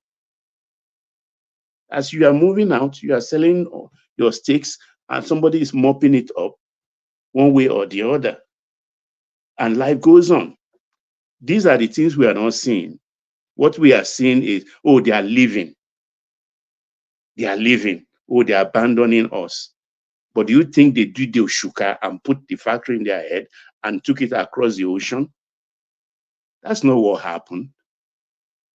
When you are living as an investor, you look for a buyer to buy your stake.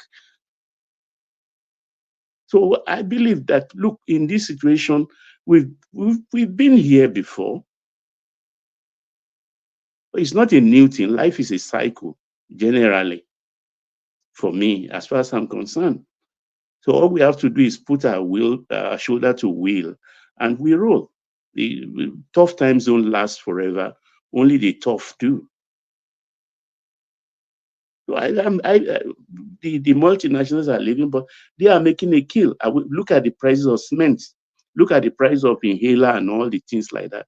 Those are the things government should help these people for.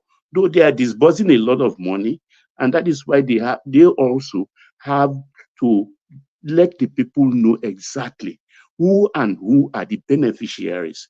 Because some of these companies that are picking these things up, this equity up here and there, they are getting the loans from Bank of Industry. They're getting loans from Bank of Industry. I mean, the other day, we were talking about Innocent and everything when he went to the presidential. How many people knew that Innocent also was being bankrolled to some extent by BOI, just to help and produce enough buses that could serve our purposes for the CNG transportation policy. So a lot is going on, and the government is also helping disbursing, but nobody is hearing anything. Nobody is hearing anything concerning it. That is it. And just is a brief this thing on the Dangote thing. I think this buying and selling of crude oil production thing is a function of arithmetic. The man is buying at Naira, whether is what rate what conversion rate they are using, we don't know. As of today, I think Brent will be like 70, 71, or 72 per barrel. So if he's buying and no Form M, no letters of credit, all those things that will bring his cost higher, they are all absent, because it is just a pro forma invoice and payment made. How many people even knew that Dangote has in stock about 50 million barrels? 50 million. The federal government, NNPC, supplied 30 of it, which is 60% of the oil he has in stock. And they are giving him more about 17 million barrels more before the end of December this year. So at the end of 31st December 2024, Dangote must have taken from an NNPC 47 to 50 billion barrels. Did he pay? Has he paid? Is he owing us? I think he'll pay. I don't think they are gifting it to him. Can you guys give to Dangote on credit? No, I think it's actually Larry, paying. you don't know what is happening in our country. Even this, look, at the end of the day, the man is, I don't begrudge him. He's a businessman. Don't be surprised Dangote started even selling oil to Amudu refineries because he has surplus now. No, there's actually, I think I came across a headline that was there was a rumor that I was doing that. I was doing that. I think the ones they bought from America. If Naminko, you get my point. This parcel he has received for this new deal of paying Naira for crude oil, where has he paid? How much did they supply? How much? Look, there must be transparency in all of these things so that the citizenry will understand where we are coming from, how much is being expended. So Baba, those who know, have they started the Naira for Naira routine? If he has produced and said it's ready, that means the Naira thing has kicked in. No, I'm not sure they've started. I'm not sure they've started. I think they are still working on the modalities. I'm not sure they've started. So how is it going to price? Exactly. I think that's what they are still working on. You know, the last time we talked, it was more like, yeah, they are still working on finalizing it. And that's why I think that's why they said that's why they said 15. So I think that's 15 is probably when they feel they will have actually finalized everything, submitted the report, and then that doesn't sound like a serious businessman. If I'm not sure last minute that's going to be doing knowing his price.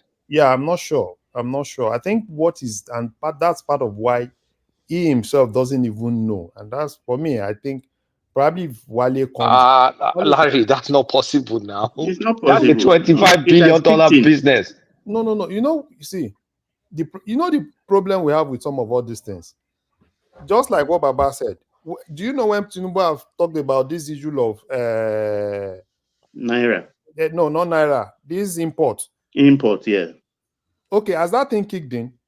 No, that's why I'm complaining. Exactly. So most of all these things, when they particularly all this committee, we'll have a committee on this, we'll go and look at it. Now NNPC, look at it, and you see, you won't be surprised. I'm telling you, some of all these things, you hear it, you think is immediate. It's not immediate. 3 months now. They will still.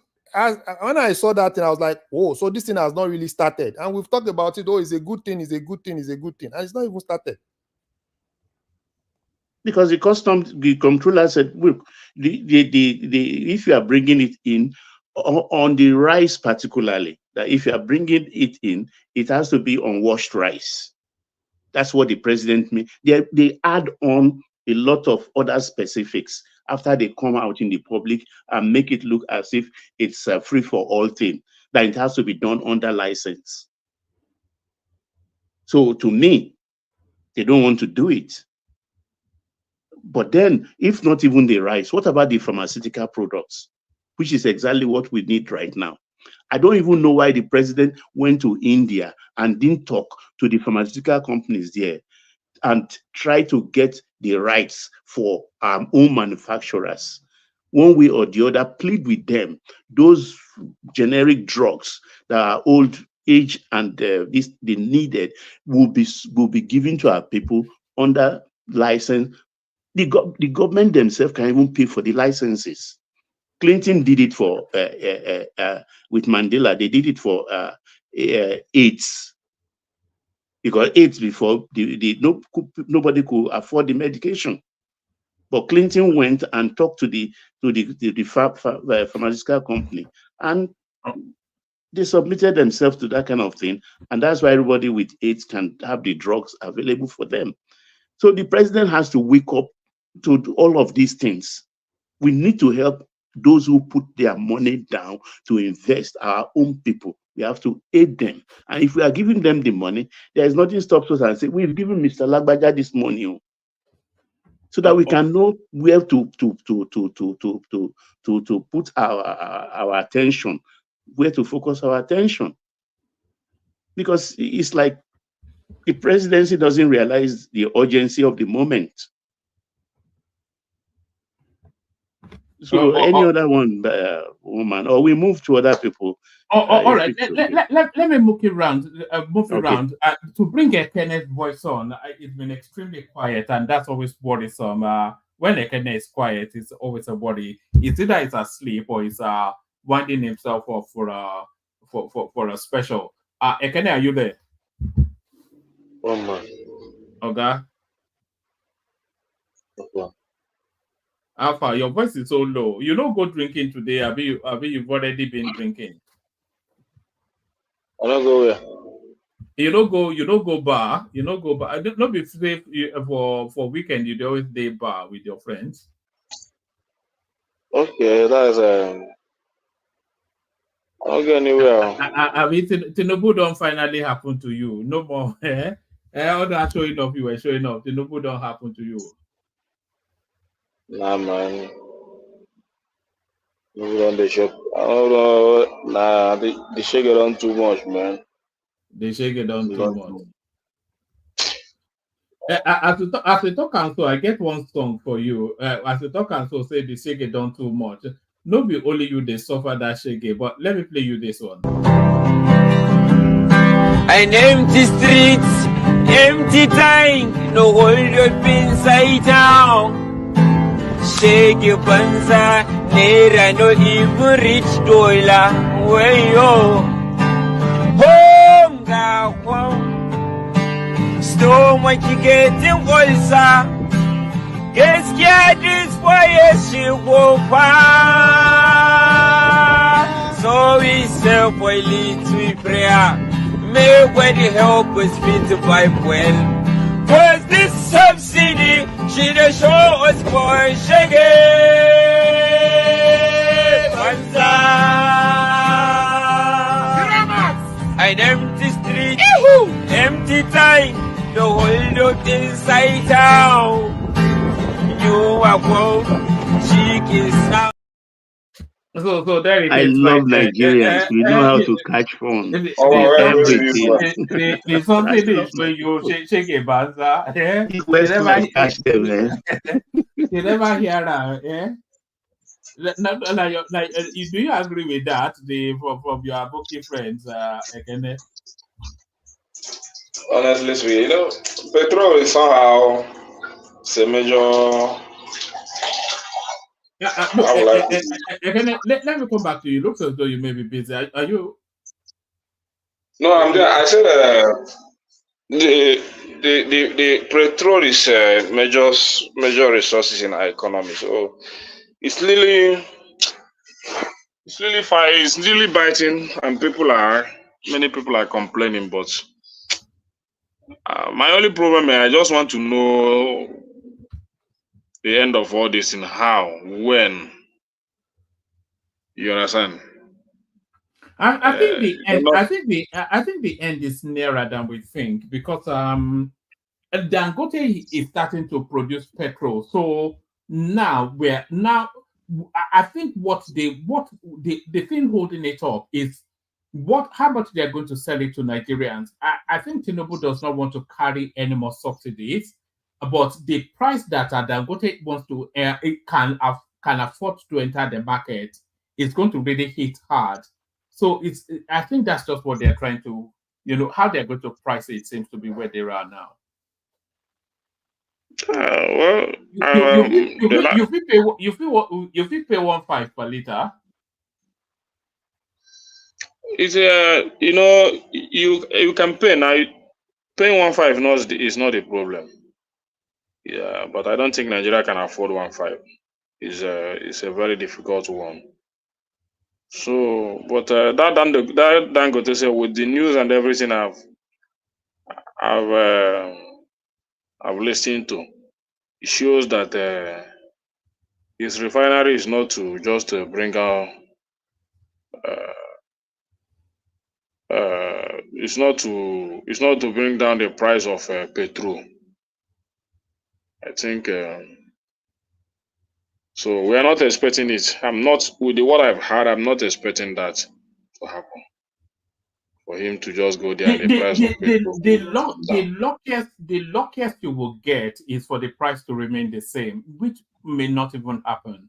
But forget it going up. The luckiest you get is if it stays the same. Yes, the luckiest is just for the price to remain where it is. But talking of reduction, no. But my major issue, I don't know. That day he announced it, I bought for 1,000. The next day 1,001. I don't even know what is happening. 1,001, 1,000. From that day today, they are selling 1,001 everywhere. Some places want to.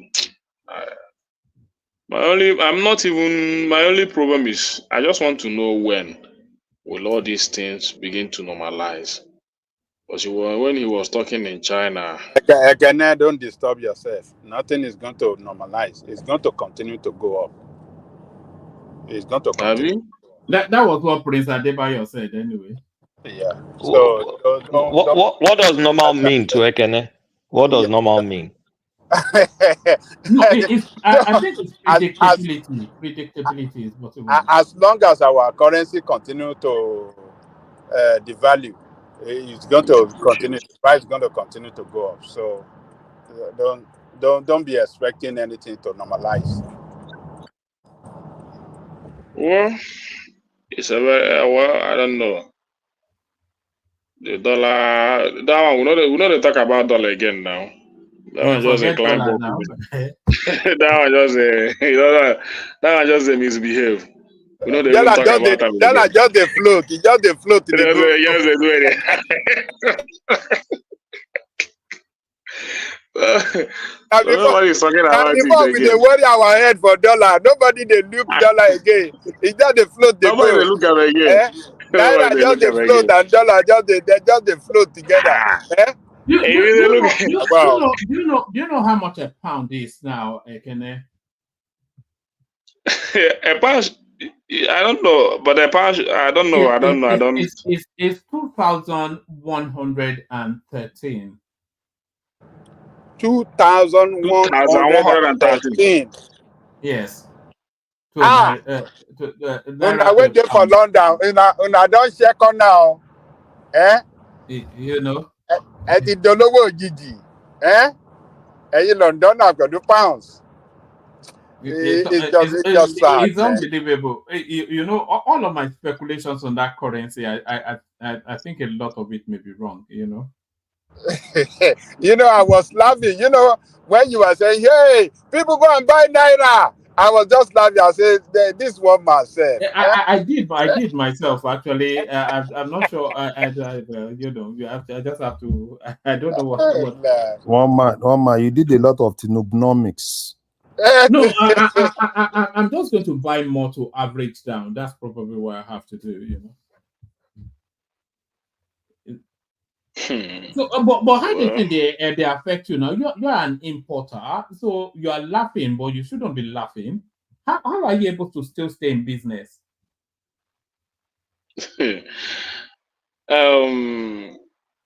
It's a very you have this economy. You just have to be thinking very well.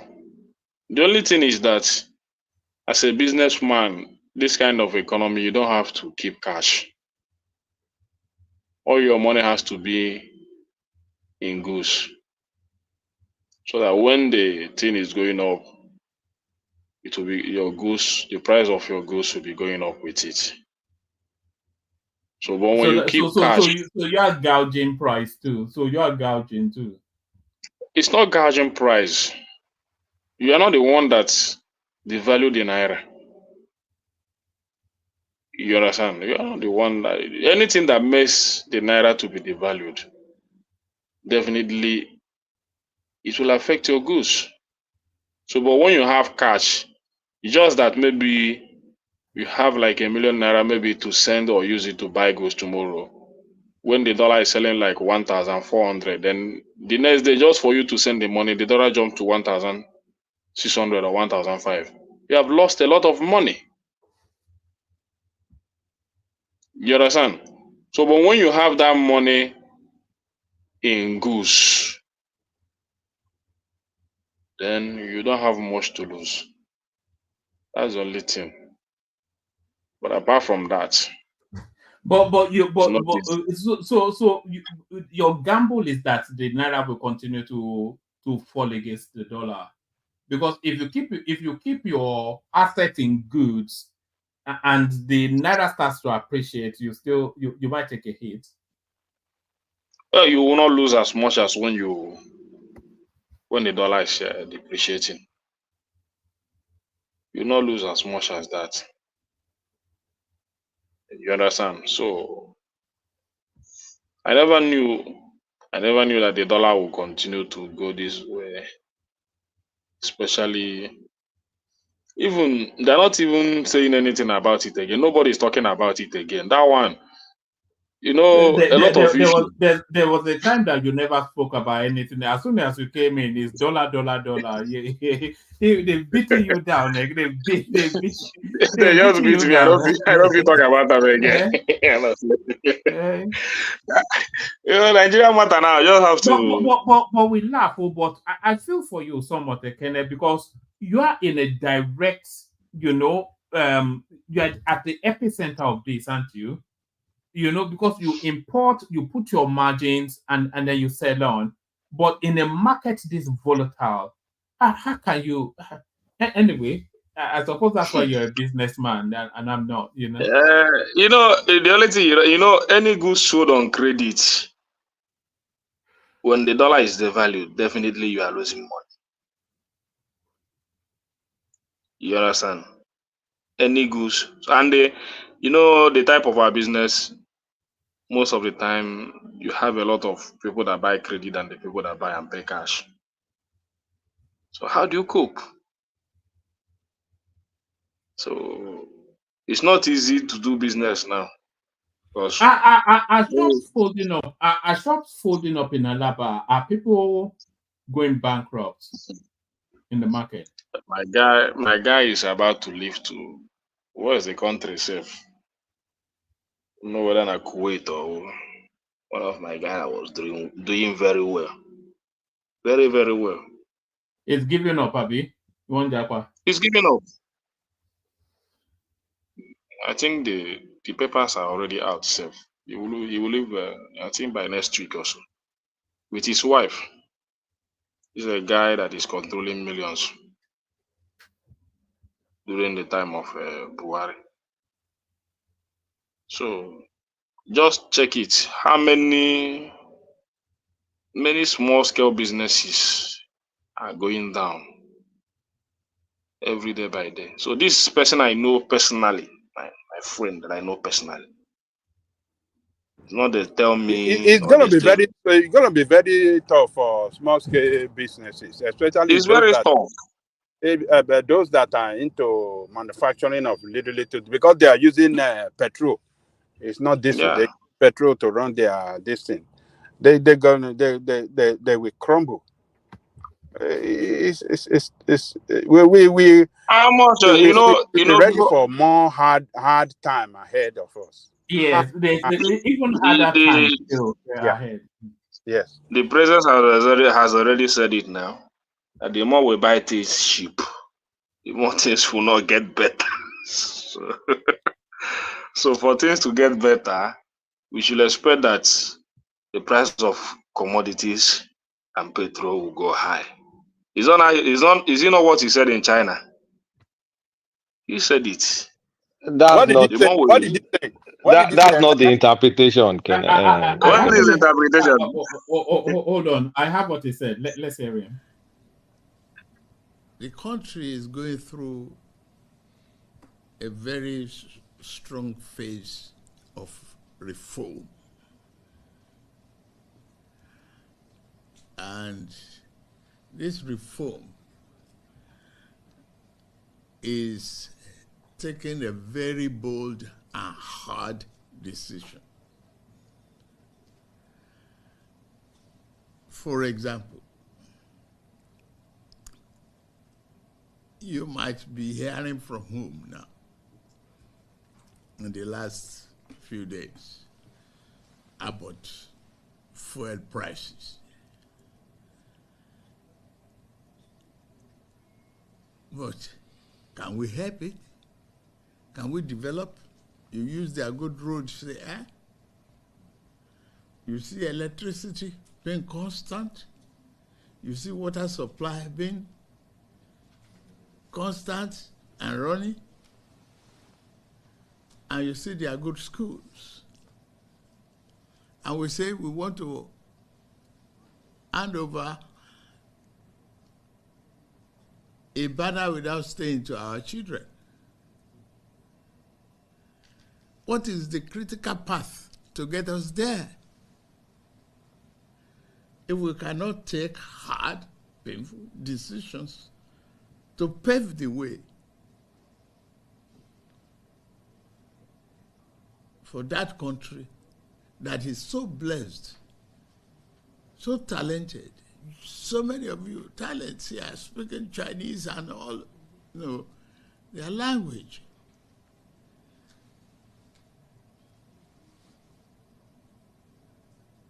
It is what you equally contribute and tell them at home that we reflect in the attitude of our parents. The more we want everything free, the more it becomes expensive to develop. That's it. It's difficult. So good roads here. I want to emulate and reflect it back home.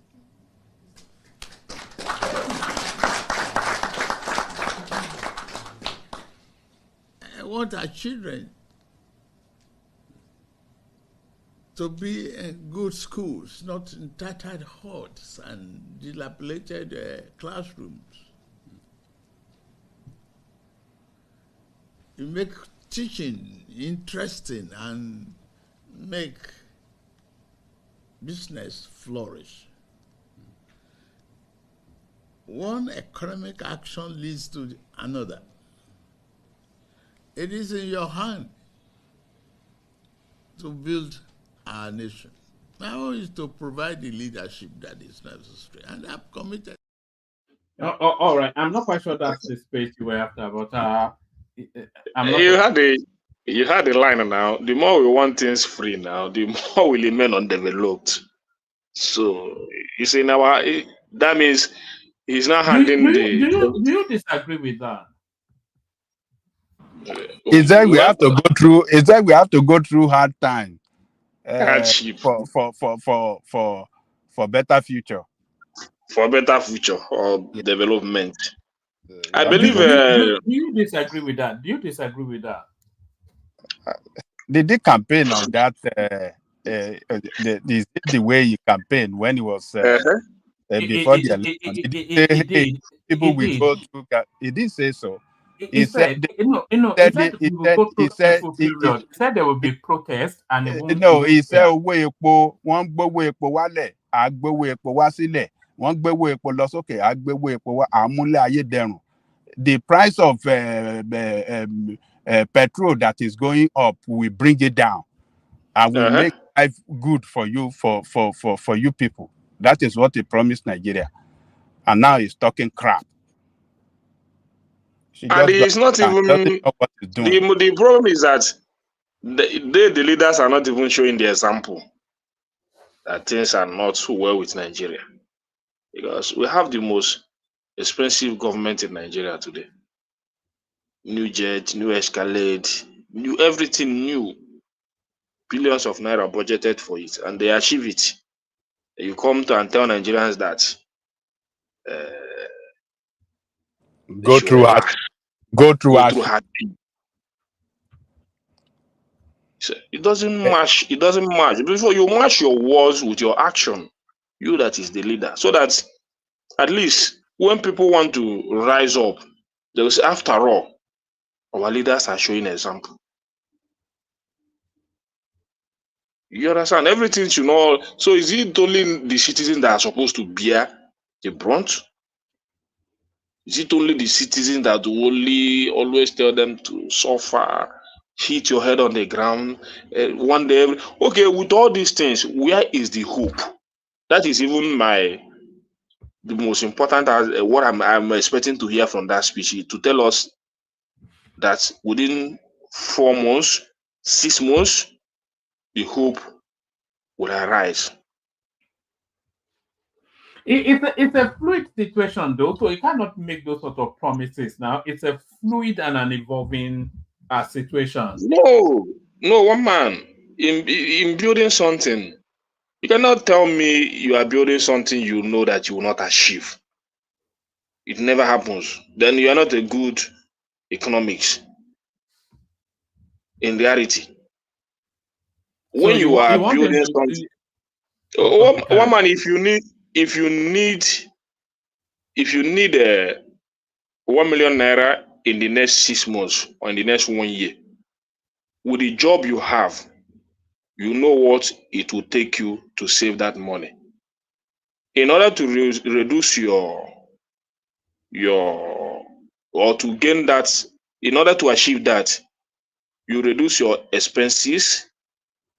By that time, you reduce some pleasures to be able to achieve that, save some certain amount. And you know that in saving maybe 50,000 naira, 100,000 naira every month, within the space of 1 year and 2 months, or within the space of, let's say, 10 months, I will have 1 million naira. It's a simple logic. You understand? And you will do whatever you want to do with it. You cannot tell me that we are having a reform that doesn't have any destination. The reform of no destination. You come out every day and tell me, bear with us, bear with us. See, nobody is happy with it too. If you think that people are taking this lightly, it's just that nobody wants to die. I have many evidence to that. Sorry, what do you mean by that? What do you mean by nobody wants to die? Is Tinubu killing people? I mean, people don't want to, maybe they protest and all that. People just want to. People are lamenting, but you know the government we have today, no room for protest, because definitely somebody will die. You understand? So I have the people. This guy from the north that used to sell this JC. He used to carry it with a bag, and he will be walking around Alaba, and people will be buying from him. When he came to our line today, he said he's an outside guy. He was shouting from. He said that what took him to market inside Lagos yesterday to go and buy goods, the transportation. He spent more than 5,000 naira. And not that he carry load, because clothes, you just buy it and put it in a bag, come back, then sell it to maybe all these Alaba guys. Then tomorrow he goes back again. From Alaba to inside Lagos. That Lagos Mandala. Why didn't he use the blue line? He spent more than 5,000 naira. Okay, now why didn't he use now when the you come blue Lagos, line? you go know how the. When you come Lagos, you go know how the blue line they work. Whether they work every hour or every minute. It works every hour. I don't think so. But even if it is working, 750. I don't think so. You know, Baba, it's not good to be there saying things when we are telling you that how this is how it is. You know, when we talk about this price increase, you said it's not Tinubu, it's the marketers. Look, when I talk, Ekene, I talk from informed position. I have a phone. I have families. I have people who serves me. and I talk to them every day. So when I talk, I even at times give them directive. Take Okada, you stop here, you take this, do this. Because at times they tell you, oh, it will cost Oga, it will cost you about 5,000 for me to get there. I say, no, take this, stop there, take this, everything. And they themselves are surprised at what I know. So I'm telling you, from your place, 1,000 to mile 2, 750 to Marina. And in Marina, you can trek. That's 1,750. Okay. Okay. Well, the only thing I know about the Blue Line is that it has hours and minutes of operation, and as a businessman, I told you it's every hour. I know it's not every hour. Oh, it is. It's not every hour. No, I said it's not. Let me set you a task. I want you to go on one of these trains and record an experience for us. Anytime you have a moment, just do it. I used to. The last time I passed there was on Sunday. The thing is, even those many times I've passed there, I never, because maybe let me say because it's Sunday. The thing is just there. They will just lock it. It's not as if it's not there. It's there.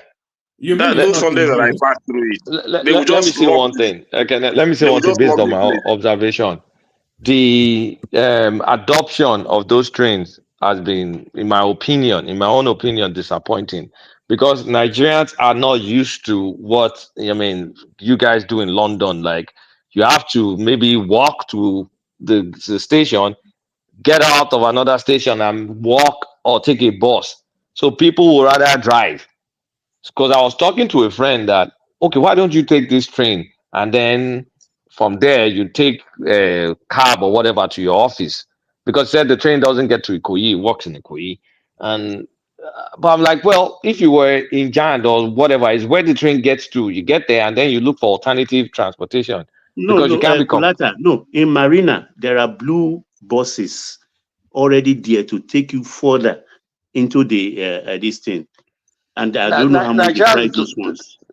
Everybody I spoke to, nobody wants to embrace that. It's like they feel like I have a car, I have SUV. Why would I go and take train? No, that's the mentality. Kulata, it's not that people don't want to.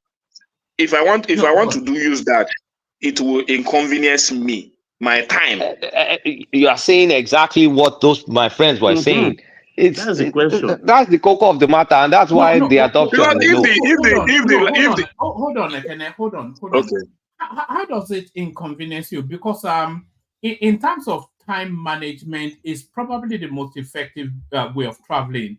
If you get yourself to the train station, and then that train then takes you through all the way through all of those traffics that you would have encountered if you were driving a car. 27 minutes.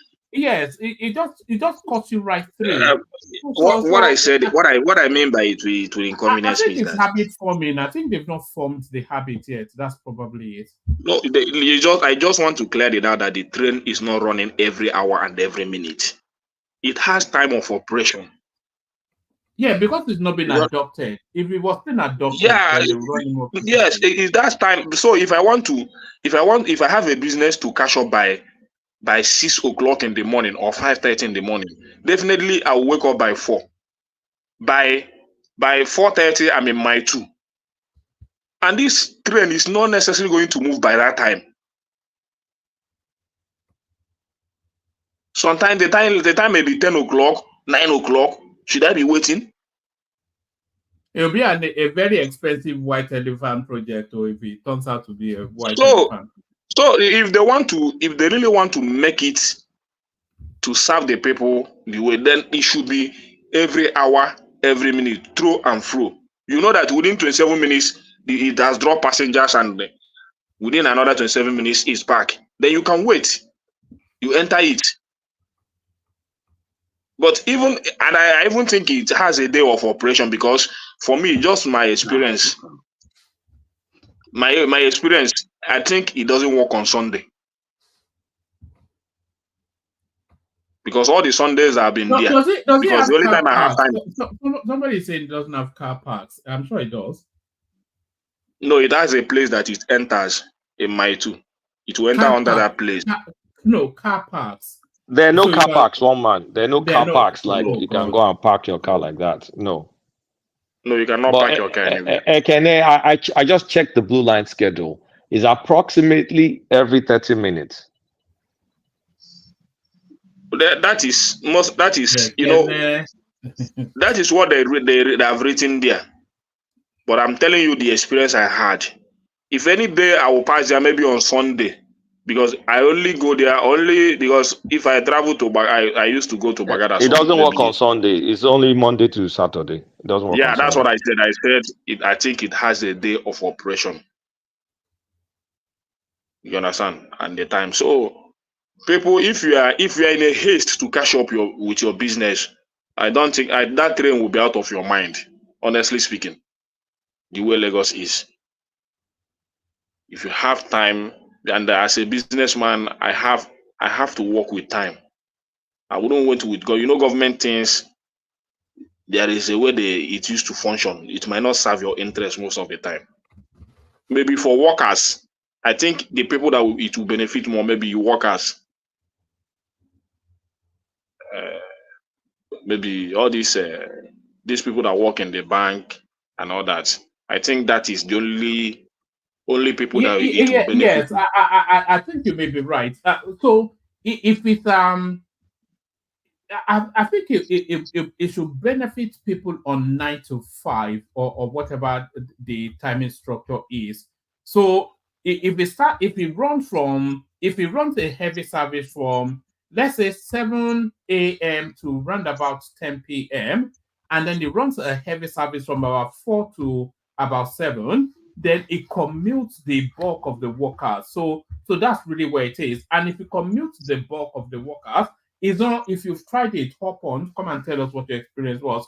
If you commute the bulk of the workers, then it frees up those workers from the roads, which then fuels vehicular movement. So if they manage it properly, it could really free up Lagos if they manage People it properly. are using it well. 1 year they've carried 2 million passengers in 1 year. People are using it. Well, the only thing that brought up this point I'm is that this surprised guy. you've not made an attempt to use it though. It is not in my place, or I don't even pay transport to work. Yes, I live almost inside Alaba. Now. What for? For the experience. Where am I going to with it? For the culture. So I don't have anything to. You can do a quiz for one man. Even if I live in Lagos don't worry, I'll pay the fare. Don't worry, I'll pay the fare. And I'll even buy you lunch. No matter the amount of years I stay in Lagos. For your lunch and the fare. No matter the amount of years I stay in Lagos, it will not benefit me unless if I move from Alaba to that environment. So it has nothing to do with me. It's for people that go to maybe from Alaba to maybe the people that sell clothes go to Mandalas to buy goods, either shoes or then come down to Ojo to sell it. These are the people I'm talking about. I don't think it's for people like you anyway. I think it's for people with predictable commute, like 9 to 5. I think those are the people that it really gets towards. I don't know. Well, if I have any need, I don't, because even if I want to go anywhere on Sunday, I have to use my private. You understand? Because I don't think I will need it. So but for business, it will not even affect my business in any way. It will not. I think the thing is, people or Nigerians, we are very slow in embracing something new. So maybe it's new and people are not, but those who know, they know. Is it even being promoted sufficiently? In London, for instance, nobody will tell you to park your car and go and look for your yellow line, your red line, your green line. That's an established culture now, and this is a new and when you miss it, you know that you miss something. Yeah, but one man, everybody cannot use the train, but at least maybe the fare is too high. I think they said. I think in terms of Ajale Coco is cheap fare now. Ajale Coco wants it free. It's cheap. You not cheap. How much is it? Odeo, Aja, How much is Odeo. it? What is cheap? It's not No, cheap, oh. Baba is cheap. It's Baba not cheap Mele to is cheap. Nigerian people. No, 750. Aja. Eh? I think it's What for you? 750.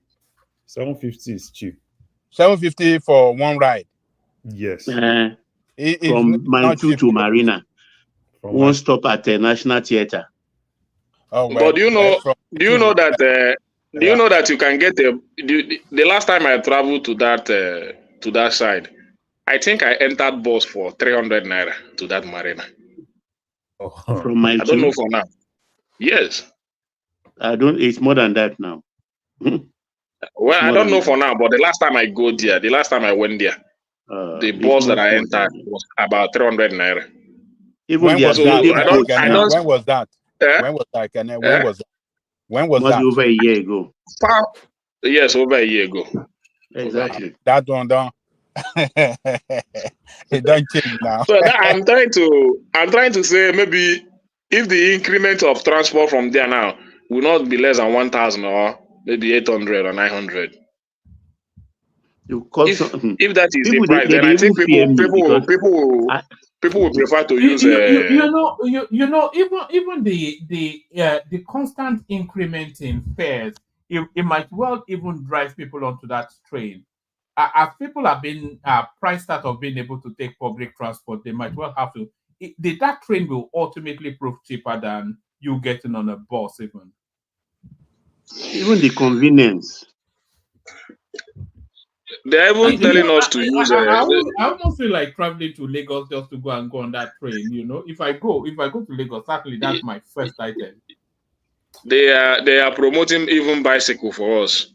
So when I see them promoting bicycle for us, I will just laugh. You Where laugh. is the road? Where is the road to drive the bicycle? You want gallop to tear my John Thomas. You want gallop? Don't worry. You want gallop to tear my John Thomas with bicycle? You're a bushman. You're a bushman. Is it electric bicycle? Is it electric bicycle now? Is it electric driven? Whether electric or manual. Nigerian gallop will tear that 2 egg under my don't worry. Under my 2 legs. You don't need it anymore now. You've completed your kids. But just in that space you're speaking to now, in places like the Philippines, China, all of those spaces, do you know the popular mode of transport is actually motorbikes? And I'm not sure why Nigeria have not adopted that. Maybe we don't have the rules for it, but that's the cheapest ways of a scooter is how people travel around, only because they can't afford a car and the petrol, especially in places like the Philippines. So even in Rome, one man. I used to see. They are very poor society now. Let me say this. Sorry. Let me say this. Come after me. Just that Rome that Baba said. Actually, driving a car in a place like Rome is considered vulgar. It's like they just see you as a crude, like a bushman. When you can. In fact, they ride more bikes than scooters. And in Italy too, that's in Bangkok, that has the same kind of rail system that we have in Lagos. They drive Kekemawa is what they drive the most. Kekemawa and tuk-tuk and bicycle. You took it as I want to say tuk-tuk. That's what we call tuk-tuk. One man, if you really want to emulate something, if you really want to adopt a system for your country, you adopt it fully. You don't just tell people to be using bike or that. You see their roads. You see, even they build road to the extent that it has a place of those bikes and motorbikes, and they are using it freely. You enjoy your ride. Not in Bangkok. Not in Bangkok. I don't know about, but most of the road I know, most of them, most of their system, they have complete road system. Look, all this place now is poverty. It's poverty. It's a poverty-ridden society where you see this keke napep. I've been waiting the collab, all this one that they are doing. We were not like that in the 70s, in the 80s, in the 90s. We were using Yes, but good I don't. bossing. We It's have to adopt poverty. new It's bad. cultures now. Eh? We have to adopt new cultures now. You keep No, it's a asking, bad culture. It's a poverty culture. It's a to culture go. that for That's what they do in poverty the ridden society. Philippines. The Philippines is a poverty-seeking It's a society. poverty ridden, so it's a very Ajali useless Coco, place. we And were 40 China, million people in the 70s. 40 million. Look, Philippines. It's just sad that we found ourselves where we are today. We're not richer than We Philippines were now. better. What We about were the better Netherlands? country. We were What about the better country, Netherlands? better people, well paid workers than all those countries that you people are mentioning. Philippines, Bangkok, and all those things. We watch them on TV in the 80s. They are poverty-ridden society compared to Not us back anymore. then. It's a lower middle income country now. It's not a poverty stricken country. I don't think you can say that still about the Philippines. Well, maybe now. Maybe now, but all this bad culture is a bad culture to ride on bike and be. It's not. That is not the If you way go you to develop a good Netherlands, society. if you go to Netherlands, everybody rides a bicycle. Forget in the about Netherlands. Netherlands. We don't have to. Why can't we build a transport system like they are doing now? The rail system, let have better buses, build good road, and discontinue with all this Okada and all this. It's not good. And boats too. Boats, Okada has to go waterways. They don't, and the waterways. Thank you, sir. All these Yes. Okada and Keke Napep, they are rubbish. Yes, It's not good for humanity. Hold on. Baba, Go on, Larry. Yeah. Baba, you said they are rubbish. They are not good, as far as I'm hold concerned. on Do you know how many people died on the daily basis on those Okada? Don't they use it in New York? Where do you see Keke Napep in New York? Go to Wall Street. I see it Where? almost every time I'm in Wall Street. What Keke Napep? You see, they just design is the same thing like that normal Keke Napep. It's used in Wall Street. If you go to Wall Street today, you still see it. Is it within Wall Street? So that they can just New York now. Within New York, I just said Wall Street because Wall Street is kind of like the place that almost everybody. Where in New York? And by the way, Larry, by the way, the Wall Street is the epicenter of wealth globally. Of course, now if you go to Times Square, if you leave from NASDAQ, leave that NASDAQ side, stay in Times Square, you still see those people there. Look, I don't know. When I was in New York, I've not seen one. He wasn't there. I don't know what happened. I don't know what happened now. I was there last week, and I still saw it. I don't know. I don't know now. When I was in New York, it wasn't like that. You can't even see it. But what I'm telling you, you see a lot of cab in the Manhattan and all those places you are talking about. Is cab you will see everywhere. So I don't know what operate there now. Because I use the Port Authority and it's close to NASDAQ. I go through Manhattan. I've not observed one, but I'll try and I've never seen it. Maybe I'm not saying you are lying, but I don't know what. All right, let Larry come in. Right, yeah. That's my normal space. So go to that space. You still see some of all. Okay, if you see it within there, do you see it in Queens? Do you see it in other parts of Brooklyn and Staten Island? Do you see it there? Yeah, Baba. It might be for some reason. For is it that you don't see Baba or a promotion or promotion or something like that? But the fact that you don't see it there doesn't mean that it's bad. I mean, for us, let him come in. There are a lot of things that you see in New York that you won't see in London. And it depends on every city. The way every city is being designed is different. There are a whole lot of things that you see in some of other cities that you won't see in some other cities. So for me, I don't really think it's bad. The basic thing is for us to kind of like, we want to have, if you want to have keke, if you have keke that is cleaner, that is greener, So that's the major thing. Because Nigeria, the way Nigeria is, like what is happening in Ogun State, I really like it.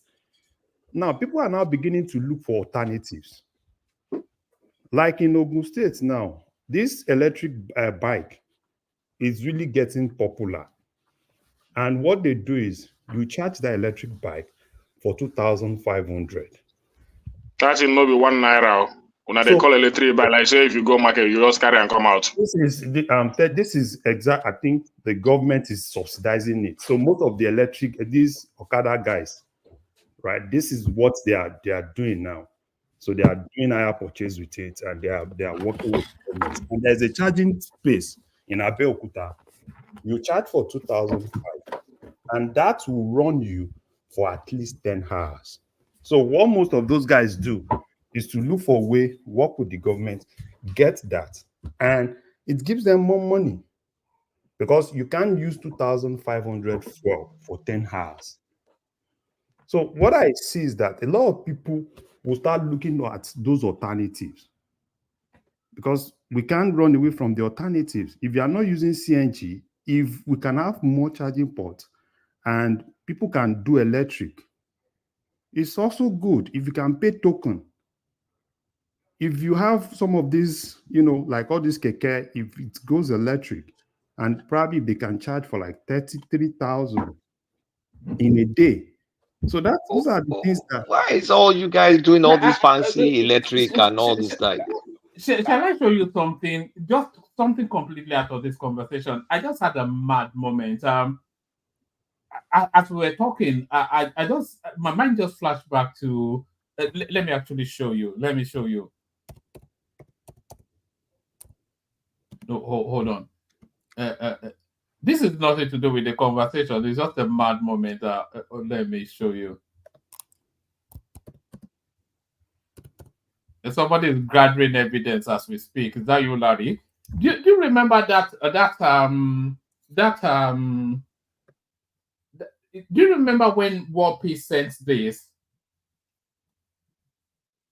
I think it was was it last Christmas or the Christmas that was before? 2 Christmases ago. 2 Christmases ago. I just had the thought, and then I decided to go and open it. And now you're misbehaving because of the drink. So now one man to Shayo. So I'm showing you now. So if the session goes sideways, blame World Peace. I just off of class to him and then I said, why not? One man is a Shayo tonight. I don't know. I probably just it didn't evaporate actually because I left it there and it started to evaporate. I think I may have opened it inadvertently, but carry on. So, Larry, let me tell you this. What I'm saying is that we cannot emulate bad culture.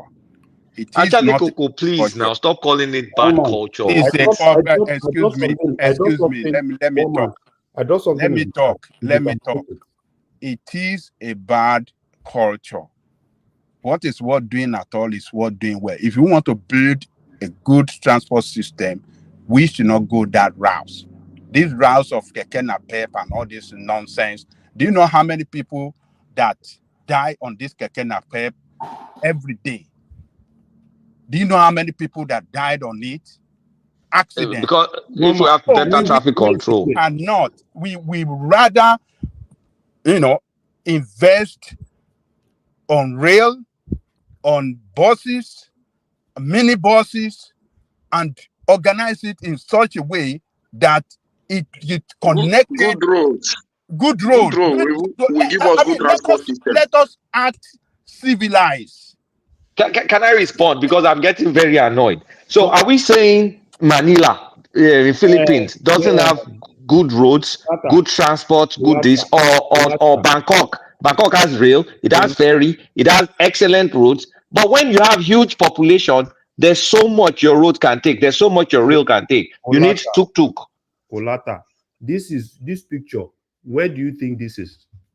That's probably. This is New York. That's New York. That's New York. This is New York. So when I said New York, because this is what I see. But that one is for I've seen this this is not now. for You said Keke transportation Napep. now. I've seen this in New York. This is not for transportation. This is to haul, this is for hauling, for carrying goods from one place to the other. It's not for transportation. I've What are seen you this saying? in New York, actually. When you say Keke Napep, I thought it's a fully built unit. Tricycle is tricycle. No, forget about. No, it's not for transportation means. This for ferrying goods from one place I to see the this all other. the time now. Come on. When you say, I thought it's fully built Mo Keke dẹ̀ ń wò pé Napep. ṣé àwa náà ò gbé New York rí ni àbí kí ló ń ṣẹlẹ̀? Maybe we call it. Is it not tricycle? No, no. This You are one saying they it as different if though. you are saying it as Look if at it's other- being used besides this one, for transportation There to are carry different people other from one ones. place to another. I didn't see this one every time now. But sorry guys, if you have, I don't see the problem with having Keke Napep across the place. If it can be, you know, better. If you get a better design, it's even cheaper, and it has a cleaner air. I don't know, you have less pollution. Even in Louisiana, they have horse-drawn cart like this in Louisiana. Kini, what is the issue that you have with Keke Napep? What is the issue that what do you hate Keke Napep in Lagos or Nigeria? Kini issue then Why I hate Keke Napep? Yeah. And number one, it is not decent. Why is it not decent? What do you mean? Ṣé wàá lè wọ Keke Napep ni? No. I said if it's better design. From one place to the other. If you come with a better design for people that if you want to go E-class or EV class or whatever, you can come up with a better design for it. Doesn't mean that you should just ban the whole thing and say because it's not better, it's not well designed, so therefore you shouldn't have it. Is it effective though? That is the common problem. That is not well designed. It's not safe. Okay. To ride it from one place to it's risky. I mean, the risk involved in transporting yourself in that is just. I mean, it's. But Charlie Coco, don't hyperventilate. Can you give me 5 seconds? Can you guys give me 5 seconds? Can you give me 5 seconds? I've entered Keke Napep in Hyderabad. I've entered it in Hong Kong. I've entered it in Bangkok. Are you telling me those are not world-class cities? That they don't have train, that they don't have train, they don't have ferry, that they don't have every single thing you want to talk about? They have every single thing, including Keke Napep. And I entered Keke Napep. Kulata, even the girls in Bangkok will force you into one. Yes, now you have to take tuk. You can't go to Bangkok without taking tuk-tuk. It's impossible. It's impossible. Well, in our own place, as it is today, it's not safe. That is number one. Number two, it's not convenient. Number three is haggard, it's dirty. It's not good for to be used at all for transportation. I mean, it's not just good. Sorry, Oman, can you place the last link I put in the private chat just to maybe he will like this design from, I think it's from Manila. Oman, if you're there, I put a YouTube link. It's just like a 10 seconds. Yeah, just hold on again. So this one, this looks okay to me. I don't see a problem with it though. Abi, go bad now. Go bad now. I don't know what the issue is here. It's okay now. See, BT, even in Lagos, you see different design of all those things. People are now beginning to design it in proper. Hey, you can have your luxury class, E-class. People are now beginning to design some of all those things outside that normal one that we have. I've seen pictures in Lagos where people design these things. They kind of like have doors, like that is not really like those normal keke, that doesn't have doors. So fine. We can go a little bit further to kind of like get more of some of all those things. It's not because it's cheaper, because we still need to look at the society we had. We shouldn't say, because probably, this is not supposed to be, because I don't know what the argument is all about. I don't know, because if you're saying it's not safe, the ones in New York are not. It's not like they are safer than those other ones. So we should just not throw things away, because even the major cities, these are major cities. Because I still even prefer the one in Nigeria than all these ones in New York. Right. So, for question to Larry and Coletta, because you've been to Manila, I've not been down there. So, do they have some kind of restrictions to where this thing can apply, or is it just? I've not been to Manila. It's Bangkok and Hyderabad, Okay. and I mean, in those cities, do they have like areas where? in Thailand, I've not seen any area that No, in tuk-tuk Bangkok is cannot go. free everywhere. So there Everywhere. are no restrictions to where they can. No. But for a city of 30 million people like Lagos, you need something like this now. You can't all have trains and cars. You need some. Exactly. But Lagos state government ban it in some area in Lagos. That was more of a security issue now. Yeah, those are the negative side of it now, of using it, because some people, some unscrupulous element, we want to use it to Okay, so because of some people, carry ban out it for some everybody. No. Okay, work on the security issue. Don't ban it for everybody now. Well, it's not fair to everyone. Because some people are using it for security, whatever. Then ban it for everybody. No, find a way around it. It's ridiculous. You can't ban the whole NAPEP because some people are using it for the first activities now. Oh, do you know how many cases? Do you know how many cases of incident that they reported before they? I'm not saying that, but I'm saying that government can do it, but find a way around it where they can still secure. Which way government is? Don't say ban. No. Look, you don't know better than the government. No, you don't know better than that. You don't know what it takes them to take that decision. Okay, they are. I don't object to banning Okada, but Keke Pep is part of modern life. It serves its own purpose now. Why will you ban Keke Napep? All those tricycle. When it because of security issues. No, you can find a way around it as a government. Places like New York, right?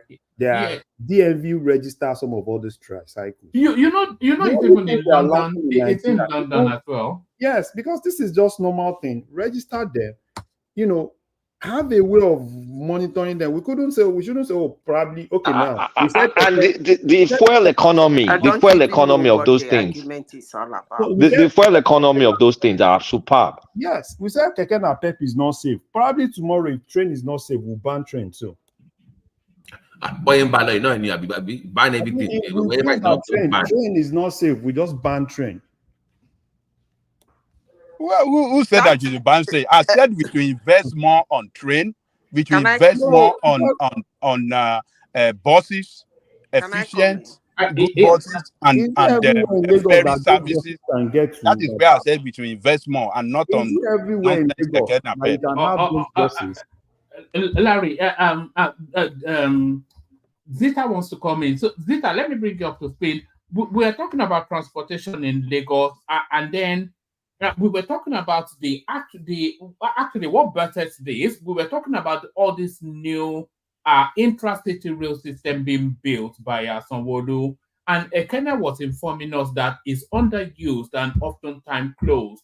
And then Kulata was saying that people should really be transporting themselves to the train station and then just zoom into in and out of the city. That's a better way of transporting. And then we're talking about the transport mix that will make Lagos more fluid in terms of vehicular or even people movement. And then I was suggesting then that a culture of motorbikes and scooters needs to be introduced in Lagos just because of the volume of people there. And then I think Ajade Koko was pushing back against that to say that a more of a mass transit system as they had in the days of Yo. And then we were arguing that those days are past and you have to get contemporaneous. And then we went into Keke Napep, which seems now to be an evolving space globally where that somewhat is a nicely little packaged vehicle that can transport quite a few people, and that should come into the mix as well. So that's the back and forth, Zita. Okay. Sometimes when we don't know, first of all, sometimes when we debate in things like this, there are a lot of things somebody like me do look at. I look at my country, our anthropology, our antecedents, who we are, and in our environment. Now, Keke Napep in Lagos makes the city unkept, unhealthy, tattered, and unclean. These are one of the things I have issues with Nigeria. You're not going to like me anyway, but I'm going to say it anyway. By the way, why did Keke Napep? In as much as it's to transport people, it's still some sort of employment to people who are riding it. Now, it's not all about bam bam, but it shouldn't have even been introduced in the first place in countries like Nigeria. It's Obasanjo that brought that thing. I for one, I don't like it. I don't like it. I don't like Okada. But if we have good roads and good rail lines and good buses, like those BRT buses in Lagos that can draw people. And you say it's Obasanjo that brought it? The Keke Napep, yeah. No, it started during the Marwa time in Lagos. That's why they call it Keke. No. It's Marwa that introduced For it all I in care, Lagos. it's Obasanjo that brought that. Hold on now. They call It's him Keke. They used to call him Keke Marwa Marwa. It's Marwa that brought started it to Lagos. It's Marwa that started it in Lagos before it spread to other I parts don't of know about Lagos, but it's Obasanjo that I know. I can they tell remember you, vividly say it's when Marwa that thing that entered the way. introduced it. It was despicable. They used to paint it green, white, green. It was despicable that time because You if you sit Nigerians, on it, child. Now God go save all of you. it's like sitting in Okada. The rain will blow you up and down. The dust is gonna dirty your clothes. Anyway, I don't want to talk about what it looks like. We all know what it looks like. But let me continue with what I'm saying. It's employing people and then transporting people. If we concentrate on the transportation, we're not gonna make headway. Because from what I'm hearing, everybody is talking about transport people. Let me shift a little bit towards the employment side. Because those people who are riding those Keke Napep, they are using it to earn a living. And for government in Lagos State to build rail lines that are not used is actually ridiculous. I don't know why that is. That means they're building rails, leaving more roads. If you construct rail line, if you look like Chicago, look at places like New York and Philadelphia, if you see the way they construct their railroad, some people can but not just have to use the rail lines. That is the main idea. When you are building such a thing, you build it in a way that is going to be more accessible, easier for somebody to come out of his house and like, why am I going to enter my car and go round and round and round to get to my office? Why don't I just jump into the train? That's the idea behind constructing railroad, more especially in the cities. But when you construct it in a way that you have to give way for somebody not to have to go through that trauma of going round and round and round to get to the city, they will still prefer to ride. So I think that's what is happening in Lagos. That is one. Secondly, if the rail lines and the buses become very busy, those people will be employed. Those people who are riding that Keke Napep, making the city look very tattered. Because when we talk about something happens in Bangkok, in New York, is being used, in these places you should come down to the level of Nigeria and see how we are out of QAQC. Our policies are not being kept. Our laws are in shambles. So for somebody to be riding in Broad Street in Lagos, a Keke Napep that is dilapidated, to me is despicable and it's an eyesore. I don't really do care what that Keke Napep is for or whatever is going to convey or whosoever is going to carry. I like my cities very clean. I like high brow areas, low brow areas. If you are talking about Ogun State, and local places that Keke Napep, small cities and small towns in Nigeria, Keke Napep should ride, I don't mind. But telling Keke Napep, because Keke Napep is in New York, therefore Keke Napep should be in Abuja, then I ask you, what is the standard and what is the Ogun QAPC? State, you mean Osun State? Ogun State is not a local area. Maybe you mean Osun State. I say local, when I say... Osun State is not local. What do you mean? Continue, Sha. It's good in Ilesha. Keke Napep is good in Ilesha. Okay. What I mean is, okay, I don't know if somebody is conversant with which city. Okay, let me give an example. If you know Abuja very well, you know where they call Area 10, you know the main Abuja. Excuse me. In Kubwa, Keke Napep can ride in Kubwa. I don't mind. But telling Keke Napep to be riding in Wuse, I mean, to me, it's going to be a nice one because of who we are, how we handle things. Those things, those ones I see in Nigeria, some of them, their headlamps are broken, their windows are shattered. I mean, who even want to see that kind of a thing in a city in the first place? Who wants to see that kind of a thing in a city?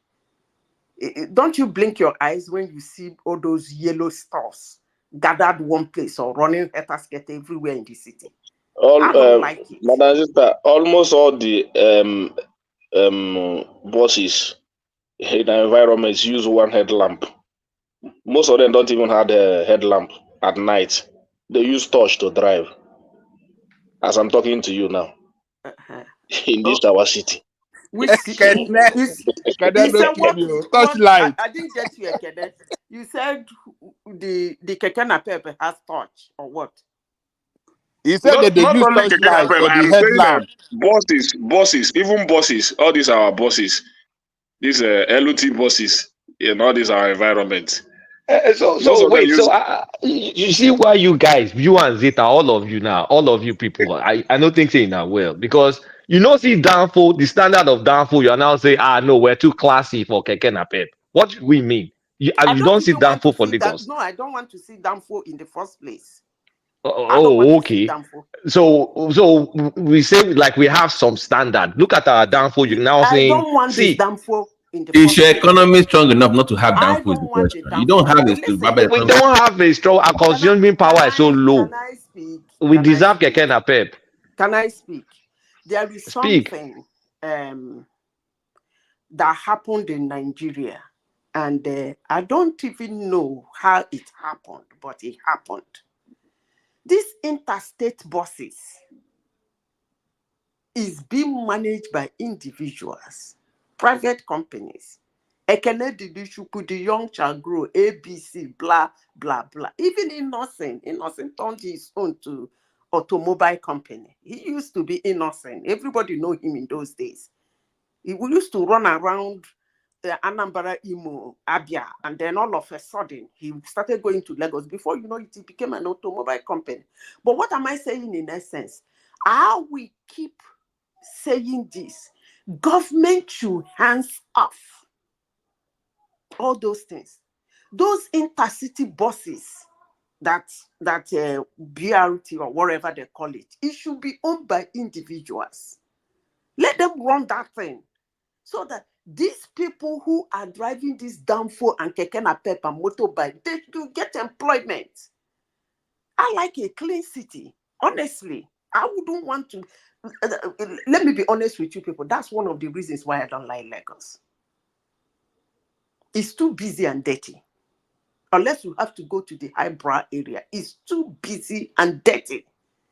So with Keke Napep and those their downfall and Molue in those days, it makes the whole thing look ridiculous. You cannot call a city a quintessential city with all those things happening around it. That's what I'm saying. It can be done. They've started the red line. Let them hands off all those things. Let individuals run it. Let people get employed. But if you don't want to work for them, you can go to probably Idi Roko or Ajelete, all those places, and run your keke napep. There is nothing wrong in that. Even your mole and your bosses. It doesn't matter. Lisa, let me interject briefly. For the rail lines to be successful, we need keke napep. Because the biggest reason where, in my opinion, the adoption is low, you can't just go and park the way you go and park in America or UK, park your car near the rail line and then take the train.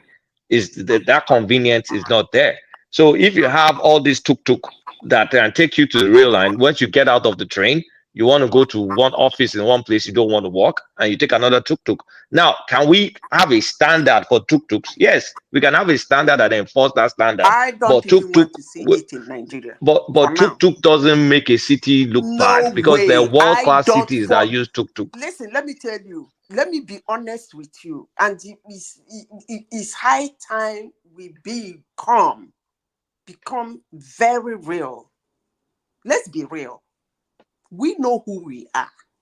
I don't want to see tuk-tuk or whatever you call it in any highbrow city in Nigeria. Who are we? Sorry, who are we, please? I don't know what.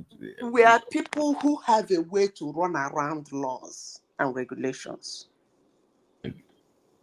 That's who we are. I hope you understand what I'm talking about. We have a way we run around laws and regulations and walk around it. Zita, let me just say something. Are you coming from a standard of Iceland or Norway, wherever you are, which is a very sanitized, very sanguine, very, very cleaned up sort of society? You can't have that in Lagos now. Lagos is rugged, is grubby. Why not? No, because it's not even built for that. No, I'm not saying it should be 100% or 70% like. Because you keep saying but it can clean, be 50%. Clean, like, we don't want the clean Lagos. We want something slightly grubby.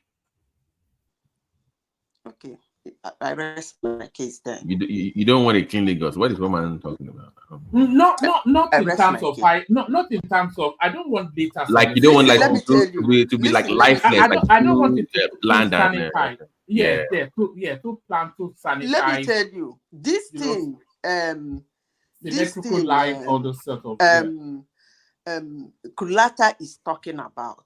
If there are railroads that run into Ogun State or your state, Ekiti State, Osun State, all those places are supposed to be. The remaining 5 states in Southwest is supposed to have a crisscrossed rail line to Cushion, Lagos. Okay? It does already. You have a rail line. BT governor has not done his B2. We have trained. We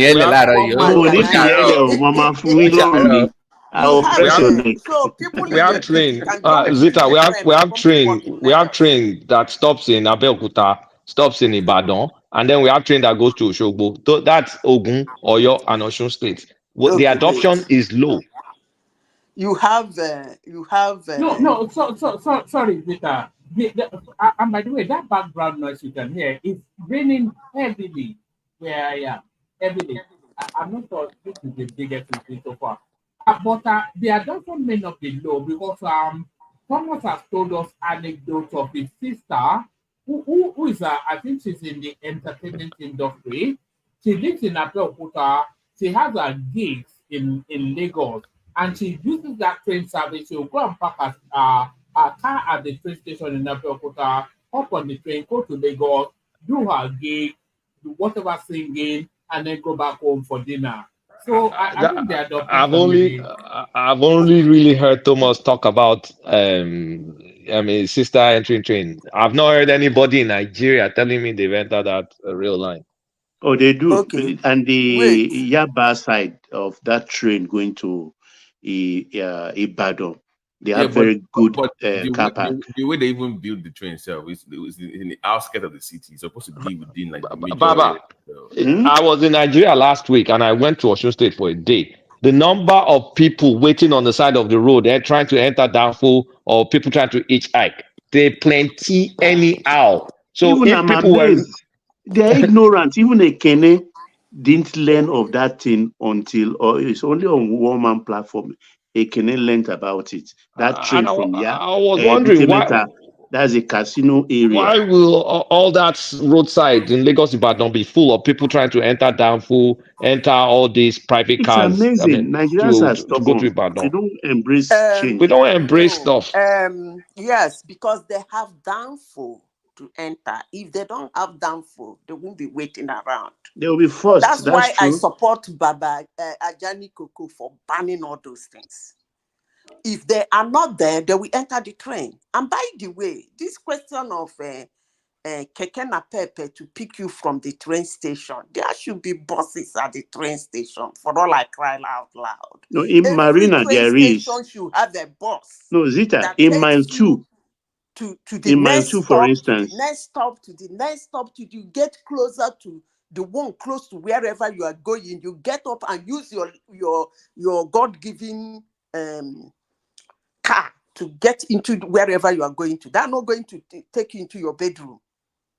The bus No, Zita, But what from happened? that What train My happened station point is is to the that next bus stop, to Baba, the my next point bus is that stop. as far as that train has their time limit and days of operation, it will still have the limitation. You understand? you understand? They rest it. See, Listen. even the car park, is coming to Okuku with barracks, Lasu, and then Okuku. And already, maybe by next year, it will launch into that place. But It's the mile just 2 car park, it's just a long road. the mile 2 car park, they are doing the water transport terminal there. So that water terminal, if you see it now, they've put a tarpaulin kind of to round that place.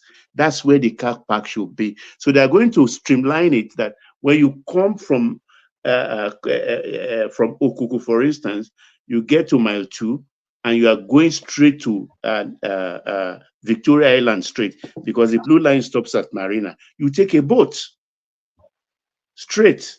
You take a boat that will take you to Victoria Island. So you boycott the blue line. You are coming with from Okuku. So it's well planned out. But within the next 1 year, I think everything will be fully operational. It's the boat one that is disturbing the boat terminal. They have enough boats already. Baba, the way you explain this, it looks very easy. No, I want to Ekene. I know that you have your car, you love your car, and your movement is not that fluid. It's about your business. But one Sunday you close early from church, just move around that axis. You will understand exactly what is No, going on. I know what you are saying, but the only thing I know is I only pass that area maybe Sundays that I used to go to Bagada. I know. So and that Sunday, those trains don't work. It doesn't work on Sunday. It will just park there on Sunday. And once the patronage is high, it will go. Sorry, Baba. Can I set you a task? So it's up to you if you want to take it to. I can parachute a little bit of something for you for lunch, but we want you to go on that train and report back to this platform. Like you did with when you were telling us that they are selling yam for 10 million naira where you are. So do that. Go on the train. Don't worry, I'll speak to you offline. I can parachute you a little bit of change for you to go and do that. But we want you to go and document an experience on that train. You really want me to enter that train? I want you to. How can you be in Lagos? Something that big happens and you're not. No, the issue is that one man is not. I will not say that it doesn't benefit me, but with where I do my business and where I stay, it will take me a very long time to experience it. Yeah, you are restricted. I don't know. That's it. I'm very restricted out of. So that is it. So I'm not. It's not that if I trade in trade fair, I mean in Marina, I have a lot of people that trade there. So I think they may be using it. I will try to use it. You understand? But the only thing I know is that train will be a way to suffer car owners. If they did it in that way, you will find out that most people will patronize the train and those buses more than using their car. I can assure you. But it's even more convenience. But you know, government thing when you have rules, faster. Nigeria don't want to obey Trains are rules. very fast. I don't even know why anybody wouldn't like to ride a train. That's one of my best public transportation. I love trains. It's very safe. It's fast. You see more. So why wouldn't I ride it? It's very let's see as Nigeria continue to develop, then maybe in the future you people it will be should more And beneficial. they are making money because I made the calculation at 750, 2 million passengers in a year. That's 1.5 billion naira. That's a lot of money. Seven what? 1.5 billion naira, Baba. At least That's for the Seven, last, that's not 2 million You say passenger. it's 750. What do you mean by 750? 750 the price For what? for the train. for the So, train. how much is I that don't know what you total? mean by 750. What do you mean by So, 750? sorry, is that no, that's for the past. That's for the travel on the train, on the new trains being built. But So, what I want to know is that a day pass or is just go for one trip? No, That's just drop. one. Just drop with your Cowrie card. hang on, Baba. You said it's 1.5 billion naira Oh, yeah, a check year. me arithmetic. No, 750 is that 750. not too much? So you are telling me the train is making $1 million in a year? $1 million peri? That is too low I'm now. even afraid that can they really break even with that? So that means the adoption is ridiculously low. $1 million in a year. They are subsidizing it apparently. Oh, please. Hold on. Let me. Is it the Lagos Ibadan? No. The mile 2 to Marina, 17 kilometers. But that will change. That will change. You know, they are building the phase 2. Or they will make more money on that one. Zita, hold on for BT. Sorry, BT, what did you say? So I'm saying that I didn't know. You say $1 million. So if you look at the route for the blue line, for it to really make money, they have to finish the second phase. That is where the people are really. The my one, no. Once that go by where does that go to? The second phase? Michael. That's where you have the crowds coming in. The crowd. That is even the one that will benefit them the most. That is where you see the crowd. Money, that one will benefit more than this Marina own. Marina is just workers, more work, but that is where you see business people. All this. That one will be more beneficial. That no. I think you may be wrong. You see that mass transit is not for business people; it's for workers. The way it works, the Americans will tell you. I can certainly tell you where I am. If you go from 7 a.m. to 10 p.m., that's called rush hour. So they all stream into those trains. It takes them into the city. So they go about. They tap at their keyboard, get bullied by their boss. By 4:30, they stream out, get on those trains, and then 4 to run about 6, that's another rush hour. So that's really what it's not for business people now. Mass transit. You don't carry heavy load inside, though. No, they don't allow it because the stations are too fine. And like Zita is saying, I don't want to say it here. At times, I'm sorry to say, don't be annoyed, please, panelists. It's too fine for our standard. I don't know. I'm sorry Baba, that's called wow. Baba, what one man just said now? What one man just said now solved the issue when I was telling you that guy that used to go to peak hours. Yes, to go and buy clothes in Marina, then come to Ajure side and sell it. He solves it now because I made the point here that I think that train is more beneficial to the workers, not necessarily businessmen. And there is no cash. You use your Cowrie card, no cash. You know it goes past Lasso as well. I think it's the university back to Michael. So you are a university grad too. They have some kind of discount for them too if you're still. And there is a big market in trade fair, and what's the name of that? The money back one man. Again, what's the name of the other market by trade fair? I think I'm not even getting the pricing very well, Baba.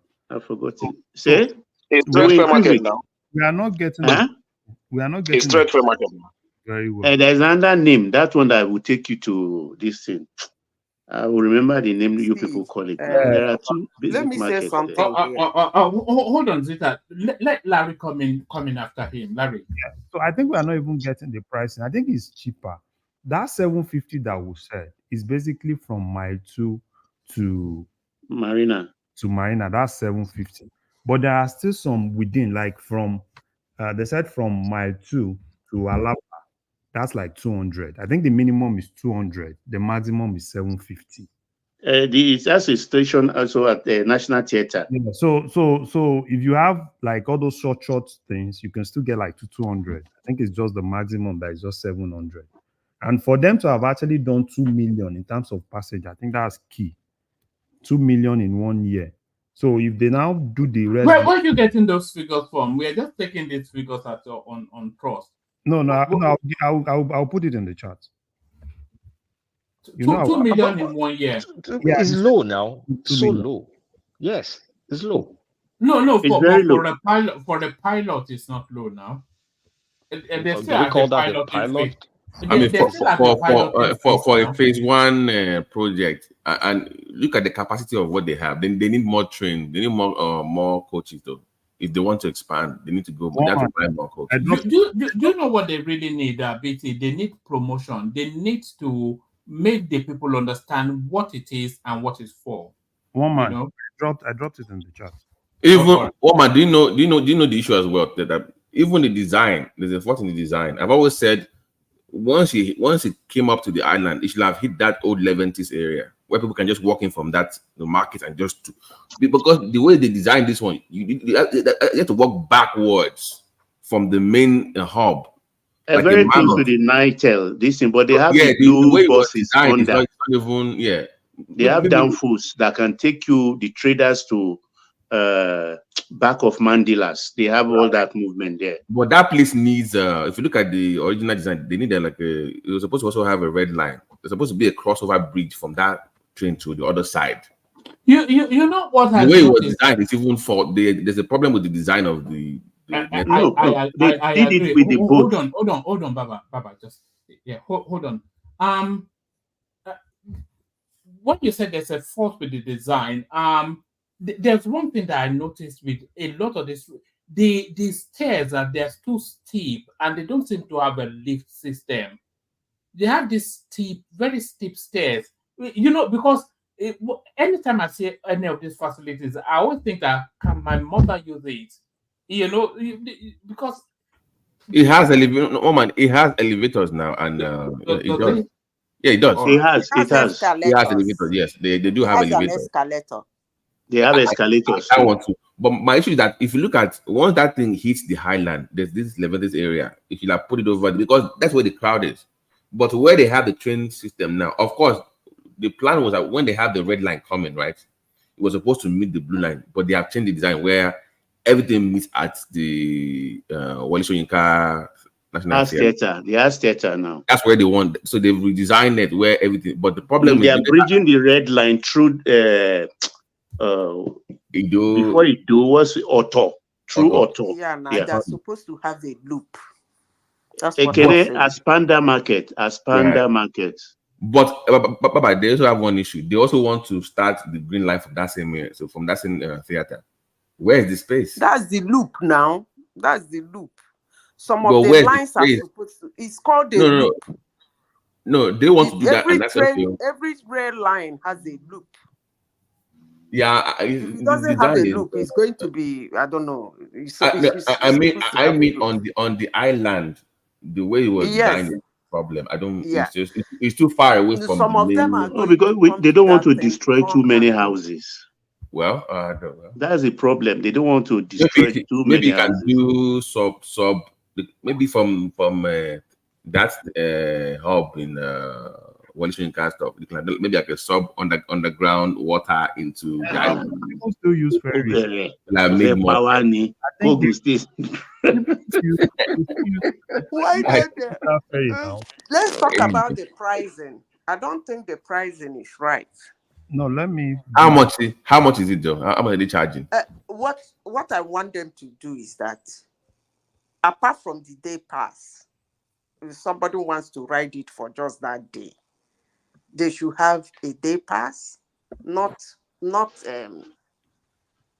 per station. They should have a day pass, then they have 2 weeks pass and 1 month pass. No, I think you Simple. should be able to do that with Instead of from here to here, you pay so amount from here. It No, looks. I don't know. Madam Zita, you can load your cowrie card. So you can load your cow. That's not what I'm talking about. Let me understand what I'm saying. When they say a day pass, it means if they want to do it per line, fine. But normally it's supposed to be per the transport system. A day pass means you can pay something like 120. Sorry, 1,200 for a whole day. So you can ride the blue line, you can ride the green line, you can ride the They will get purple to line, you that, can I ride think, the when they blue line. finish. Yeah. At the end of the next day, exactly the same time you paid for that one is over. Then for people who are walking, who use the line regularly, places like New York, Chicago, Philly, is the pass is cum the bus. So the moment you pay that like 10,000 naira or 20,000 naira for a month, it will take you on the train and it will take you on the bus. bus and the boats. That's exactly where That's how going. it works. So yeah. The people running the train and running the bus and the boat are the same company. So when you pay for one whole month, you keep tapping. You tap your way. This one that's saying from here to here, I mean, it's clumsy. I think No. What you do is you load your cowrie card, you tap in. You can change to the red line, you tap in also. But as you are tapping in, it's making its deduction. We'll be deducting the money. No, exactly. That's what they are doing now. You are talking about value. You can do value if you are not. They should do it optional. If you are not a regular user of the train line, you can do value. You load your money. It's only when you tap, it takes the money. That's value. But for that's the system now. That's the system they have now. They can quickly make their money. That's what I'm saying. For those who use the train regularly, they should have what they call pass. They have what they call a day pass, 2 weeks pass, and 1 month pass. What is a pass? You load the money. How much is a pass for 2 weeks? A pass for 2 weeks is 20,000 naira. You load your 20,000 naira for 2 weeks. You don't talk to anybody. You keep tapping. You tap the boat, you tap the bus, you tap the train, you go wherever you want to go within Lagos State on that same transport system without being disturbed until 2 weeks is gone. Same with 1 month, same with a day pass. Not value. I'm talking about pass. They're two different things. Oh, like you get like a membership kind of thing where you it's just not membership. No, it's not membership. It's like seasonal, akin to seasonal ticket. I think they will do that for mostly. There will be that too at a discount. Yes, I think BT's question, his question there just tells us, it speaks to just how privileged life he lives. He doesn't know about those sorts of things. But you know, that system actually it could lead to better adaptation of this sort of these trains and mass transits. So if but the stations are too elaborate, don't you think, man? Hold on, let me make this point.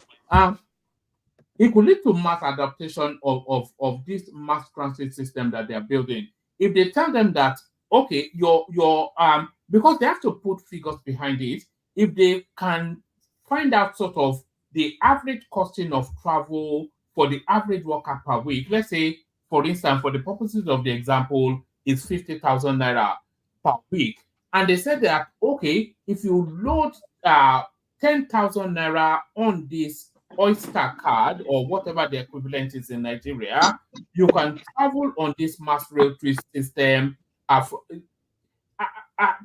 think it could lead to mass adaptation if they adopt the sort of system that the pass is better. Pass is better. You don't need to worry until the month ends. Madam Zita, I can tell you that Nigerian will not even go for that. They will.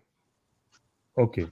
They will. Let me tell you what I do in Nigeria. Let me say this. You know what they call West. Let me talk now, since I need to talk. You know what they call recyclable plastic. I don't know if you people know about that, but the business. Yeah. Here in Norway has, apart from the one in Maryland, is it in Maryland? Norway has one of the highest and busiest depository in the world. Okay. So in Nigeria, they pick it for me. So I do this thing I'm talking about. They're jumping at it. Those little ones, those young ones. So I don't do I have to give you this. I do like this pass I'm talking about. In 1 month, if you have to get so and go around so and get this is your amount. So they jump at it. They will jump at it because if you are free, you don't need to bother your transport, you don't need to check your card whether there is money in it. You keep running, more especially people who go to work every day, go around. Nigerians like moving about a lot. So why wouldn't they fall for it? If they can load their GSM for 1 month, why not? Is it not the same thing? Load 1,005, you talk for 1 month. Load 500 for 1 week. Is it not the same thing? So they should do the same to the the transport system in Lagos. So why not? They should, but I think Nigerians like more of pay as you go. No, that's pay as you go now. It's the pay as you go. No, but the difference is that you don't need to be putting it. Sorry, Zita. Larry, let me disagree with you. Nigerians don't. Maybe they do like pay as you go, but I think they like economic efficiency more. I think Nigerians love a bargain. They love a bargain. That's what they love. What Madam Zita said will be beneficial for people that always go out. Right? Yeah, but that's what the mass system is. Nigeria that stays at home. When is there any Nigeria that stays at home? Yes, now. When it's constant that every day you go out and you use all those, like what you said now, that kind of person goes out every time, is from here to here, from here to here. Now they can also say, okay, fine, for 2 weeks, I've paid for 2 weeks. But now look at some of the normal things in Nigeria. People will kind of like say, okay, fine, why not, instead of paying 2 weeks and probably something happened, I'm not using that 2 weeks, which means that I can't even transfer that 2 weeks to another 2 weeks. That 2 weeks is already gone. Right? Why not do something that I know that, okay, fine, it's pay as you go. I can only pay for what I use. Yes, but Larry, the mass transit system. Oh, hold on. Sorry, just 1 second, Zita, and then I'll be quiet. The mass transit system is primarily geared towards people that make predictable movements. So it's not a matter of I might use it one day, I might not use it at the other. I have to start work. I have to go to work at XYZ, get there for 9:30, 10. So and that's my weekday. That's my Monday to Friday. That's what I do from Monday to Friday. So usually I get an Okada from my house in Oregon to the bus stop. I get on a bus from the bus stop from Oregon to Ojota. I get a bus from Ojota to Marina, and then I get a bus from Marina to so all of that. But then what that system offers you then is that you get that Okada, it drops you at the train station, you hop on the train and you're at work at a cheaper rate. So that's the predictability that sort of system offers. Let me explain the past to you. When you understand the conditions, we know that Nigerians will definitely jump at it. When they were doing pay as you go on our GSM, they said 1,500 for a month. Most people don't actually use that 1,500, but they keep it to keep their phone alive for that 1 month before the money vanishes. You see some people towards the end of the month when they make it, but that is kind of different because that one is a kind of comfort and not necessarily a necessity. It's kind of luxury. But let's talk about necessity, which is transportation, human movement, mobility. You see, the pass, the way they make the pass is in the sense that if a day pass might be more expensive, in the sense that a week pass might be, a 2 weeks pass is 14 days. It might be 8,000 naira for the 2 weeks pass. A day pass might be 1,200. So you choose the one you want to need. You see, it's ridiculous. So for people who have children who go to school, like high school, you will prefer the 1 month pass, which is about 15,000 naira. Okay? Yeah. Instead of giving them 1,200 every day to jump around the train. So you give them a card of 15,000 naira. You know that for the next 1 month, they can go to school, stop by in your office, go home without any disturbance. As long as the train comes, as long as the bus comes, as long as the boat comes, they're on their way home or their way to school or their way to your office or to even visit an auntie. Okay? Yeah. So which one would you prefer? No, I think to be paying 1,000 example that you use, I agree with 1,200 a week, a day to travel around, or to be paying like places like in state of Illinois, you will be paying $2.25. That is a $2.50. If you are not paying a day pass, you just I want to go from here to here, so you pay $2.50, which is way too expensive. Meanwhile, their 1 month pass is $75. Yeah. So you can just pick it and keep it around if you are not somebody who like driving around town. No, I think I agree with you, particularly for the students. I think I agree with that. I think the major thing is at least let them have that option too, right? Why they have the other. They should have that option, and I believe they can make more money. That's how MTN grew in Nigeria. That's how all these telecommunication companies, they make so much money from Nigeria, giving them that. You know, this will be the biggest step for Sanwo-Olu yet. It's all well and good for him to be building all this O2 Nigerian version and all this. So now this mass transit system, if he gets it right, it could generate such a huge amount for Lagos, free up the roads. A lot of things could come out of it. But let's see if he has the brains for it. The problem I have with the Lagos rail system is that they are actually, that thing is supposed to be a city, but what I'm seeing is like an interstate. You get the point. City train stations are not actually that flamboyant. Yeah, They are spending so much money building all those train stations. The city train stations are, because city train stations are something that is, the train comes every 5 minutes. So no. the stations are not really. Zita, sorry, let me help you here. They said the design of a city train, you must be able to get in and out within 5 seconds. Yeah. So it opens wide, you move out 5 to 10 seconds, everybody has to clear. But this one that they are buying is that's an American standard now. No, but come on, but look at the train that's city train station. Look at the red line. No, the blue line is more of a city train. That's the way it's supposed to look.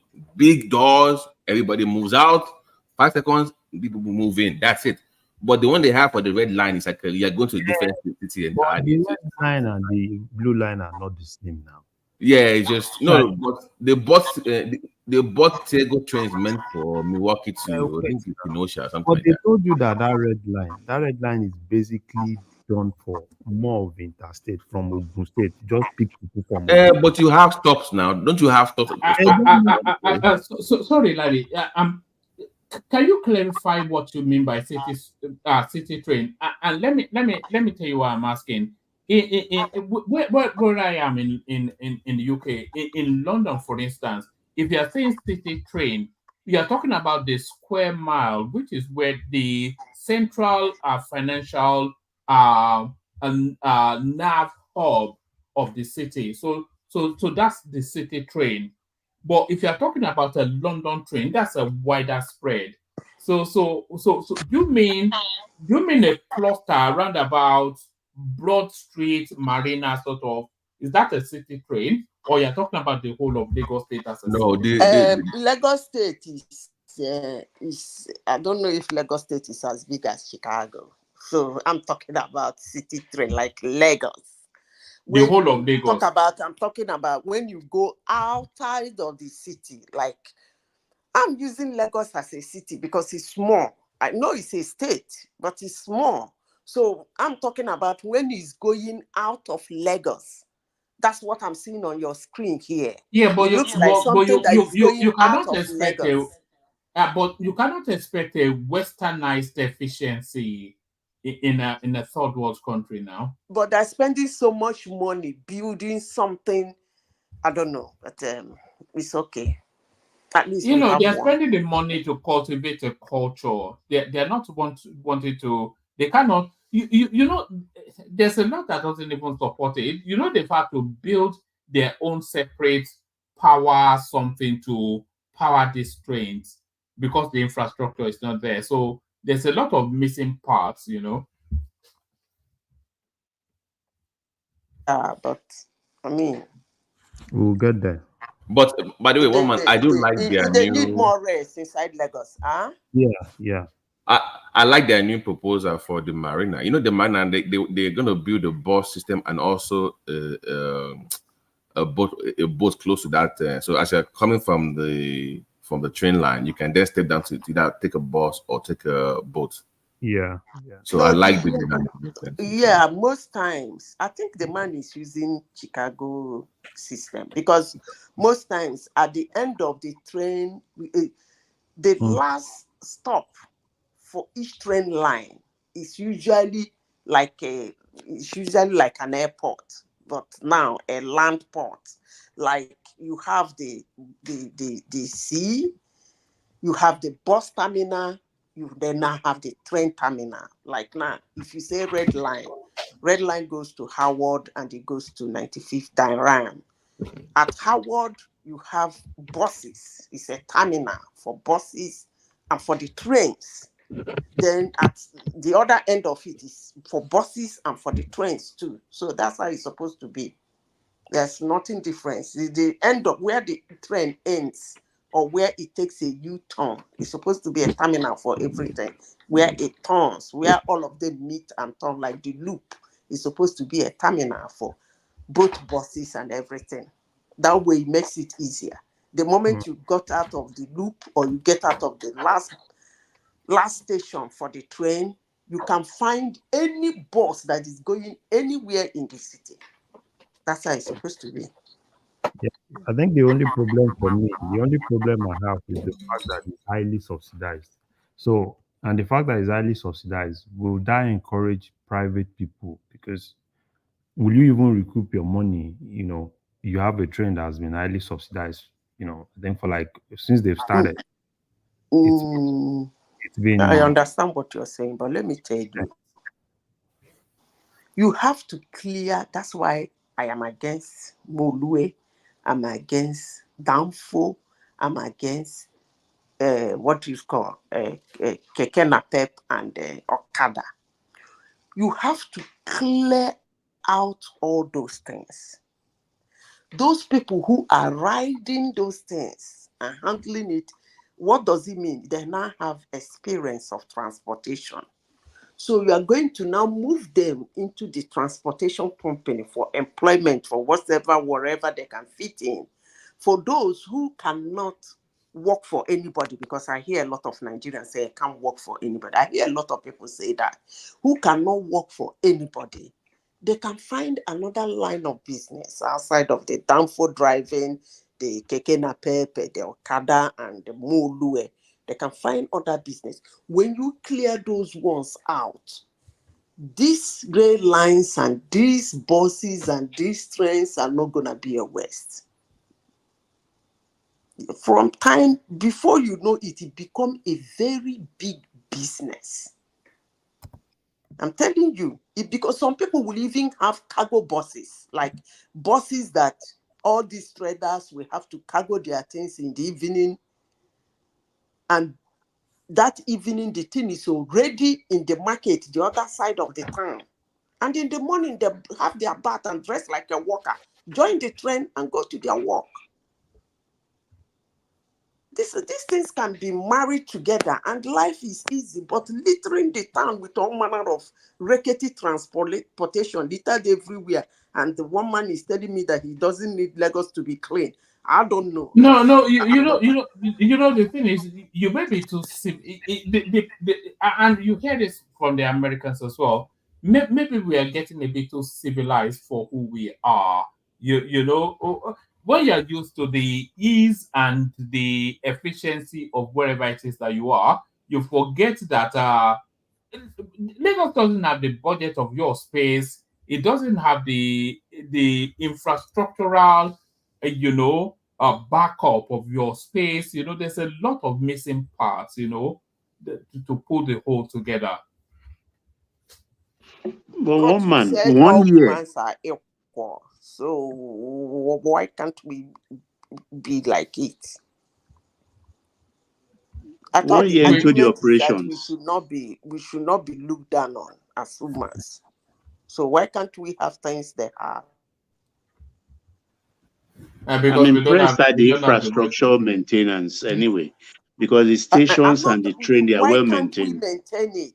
You know, we have to be real sometimes. I've seen so much damage in our country that I don't know how to say it. If you don't have a vibrant economy to fund these things, I don't. So we can scream that we want infrastructure, we want world class A, B, C, and D, but do you have the economy to support it? You're supposed to help. It is not the economy. It is not the matter of economy. Once you build something, you should be able to maintain it. It's just a bad. But it's based on what people can afford. Is my point. It's bad management of resources. That is what. Okay, so and it's corruption. You want world class. You want world class transportation. It's expensive to maintain a world class infrastructure, right? No, you maintain that? I am not. We are not saying you should build world class better than that. Yeah, but what we are saying, hold on, the little you build, you should be able to maintain it well, and after some years you can upgrade it. I'm discussing standard only. So it's a matter of management. If you lack the capacity, or you don't put people in charge that have the capacity to manage things well, then you're going to have this kind of problem. They are really trying, actually, Ajah. They are trying, because on the platform they have security men on the platform, and inside the train they have permanent security men too. So they are really, and then inside the terminal itself, a lot of security men. Solve the problem. It's only now they are having some food canteen. Initially, they did not start with food canteen, so that people don't mess it up. The train stations. Why would there be food canteen in a train station, if I may ask? No, it's takeaway actually, and I don't know why they allow that, because they said they would not. But I could see. Which kind of wahala be this now? First class. That is first class. Hold on. Are you saying on the train or in the terminal? In the terminal. Well, yes. That's a universal norm now. That's a universal norm. You can buy coffee and other snacks. That one is nice. That one is nice. That's excellent, of course. If you go to Times Square in New York, you will see it now. Wait, you are saying central station in New York. You see also, even it look like mall. Hold on. Yeah. You have to come out. Every train station has a subway now. Wait, So now, yeah. can I finish? One man. I know you want Lagos to look busy. Are you saying outside of the terminal or on the terminal? Inside. On the platform. Okay, let me. No, not the platform. On the inside the station itself. In the waiting area. Yeah. Yeah, that's good.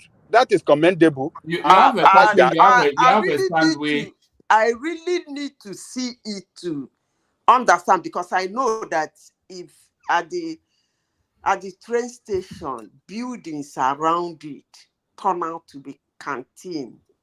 It has nothing to do with the train station, but they are on the walls of that train station. No. We're talking about within. We're talking about within the premises itself. It's the universal norm. It's a whole experience, by the way, that travel experience. So you are at the train station, you bought your ticket, you are waiting for your train. They're telling you it's 10 minutes away. And then you'll be eating amala and the wedu soup. No, not amala. It's gala now. No seat. It's all standing. Nigerian meat pie. So you have a meat pie and a coffee as you wait for your train. So that's fine. One thing I want to say is this: you see this maintenance culture that we keep saying, maintenance culture. I think the problem is the fact that most of all the infrastructure are not privatized. Because if it's privatized, it will be maintained. It's just going to be like probably banking infrastructure in Nigeria. Do you go to any bank and you see problem of maintenance? But you see this culture of it's government owned. We can do what we like. And that's why in most cases, we have most government infrastructure not being maintained. Until we leave that speck of, let's move into privatizing some of all those things.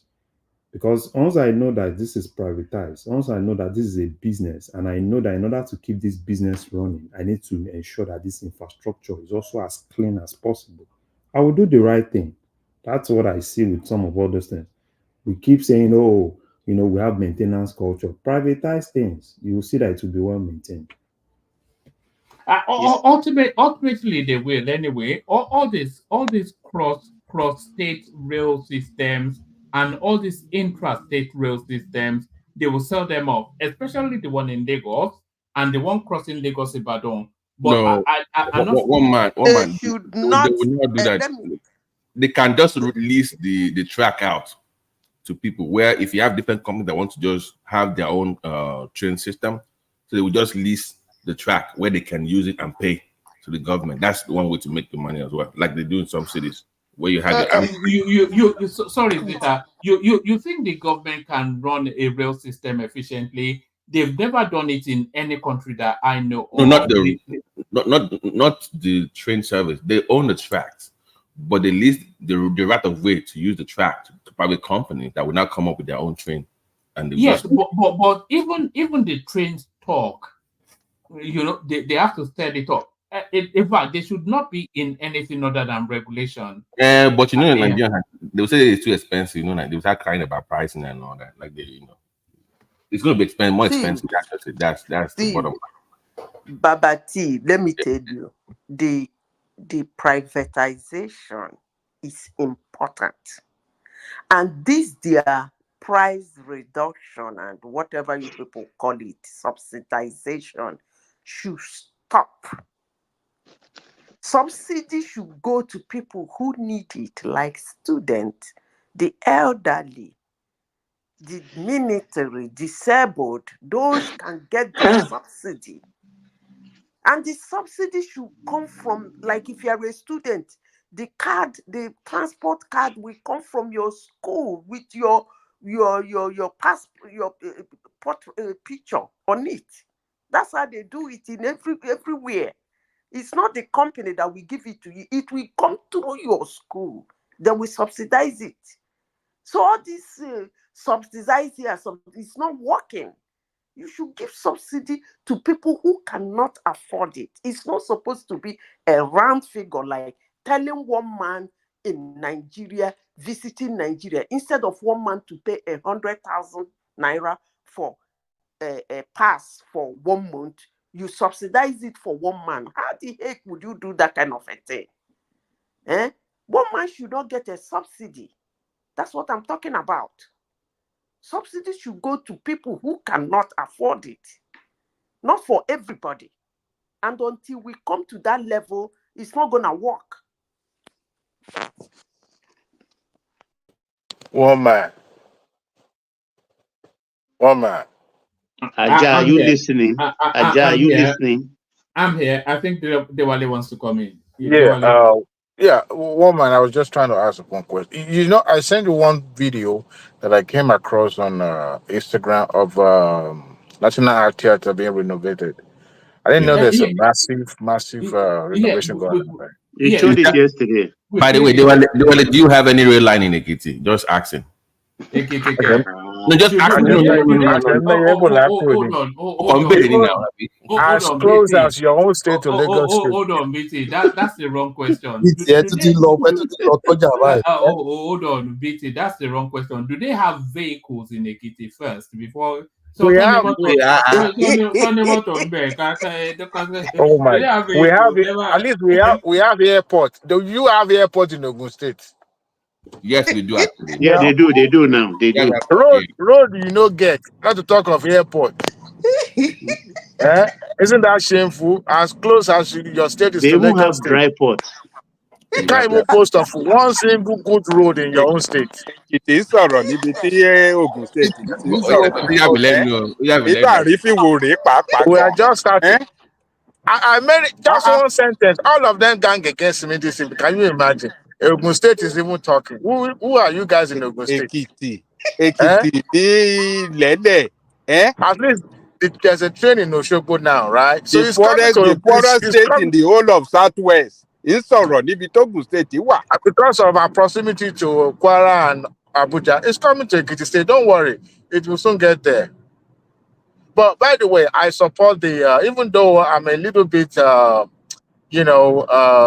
it comes to the economic impact of Kake Napep, I think it's because of that employment aspect of it. But to be honest with you, that's the sight of seeing them kind of constitute nuisance to me. It doesn't befit that city. It's like a sign of a failed state when you have. I don't blame people riding it. I blame the government that allowed it to be imported.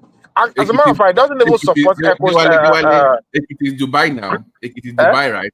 Ekiti is Dubai, so you need to be driving. No. We are look. Even though it took a long time before regular motorbike get to Ekiti State, because it wasn't at the point people weren't using it because apart from that fact that we don't really have that population, people were not so keen in riding a bike, something that could easily, get you on the ground. But the thing is this. Don't try. Don't use that Ogun State. You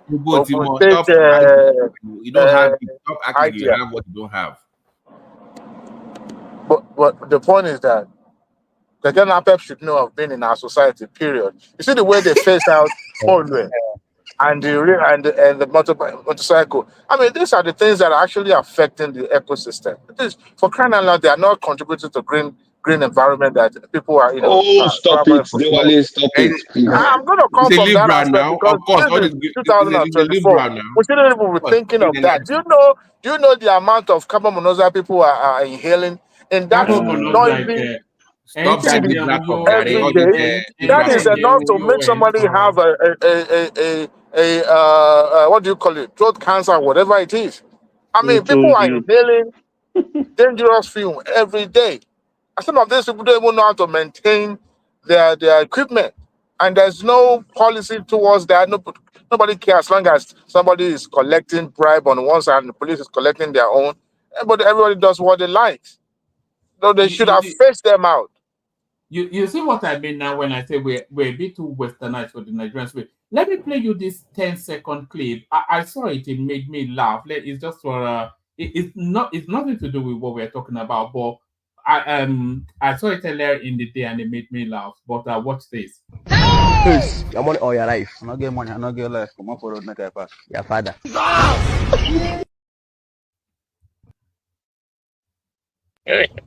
Yes, your money or your life. I no get money, I no get life. Come on for road, make I pass. Your father. That is where we are now. Money where no dey, no fit collect. I don't get money, I don't get life. I have nothing to offer you. I have no money, I have no life. Yeah, we got to a state. I'm robber will come to your house. They will have nothing to take. You just look at them. We better drink garri and go home. There's nothing here. You know, if we get to this stage, the armed robber will come and you will rob the armed robber. You will rob the armed robber. Honestly, guys, I don't think that means of transportation should be left in the hands of private individual alone. The government is for regulation, but at the same time, they have to provide an enabling environment for private investors to come in. Even indigenous investors have to come in. And I like what Lagos State is doing because they're trying to utilize every available means to be able to, provide efficient transportation modes of system. But the thing is that like what I heard you guys discussing the fact that people are not using it in Lagos, not utilizing it to the maximum capacity, and maybe because of awareness or people are being, I don't know. You see that solid what Kulata mentioned in Oshogo or somewhere in Osun State where people prefer taking, hitchhiking than just taking. Lagos State or Osun State is too It's for in Lagos State because we're people too prefer. modern. They believe that they can negotiate their price. So they believe that will be much faster than waiting for just a train to come and then start calculating how long it's going to take them. So they don't see that instead of them arriving on time and take something that is more cheaper.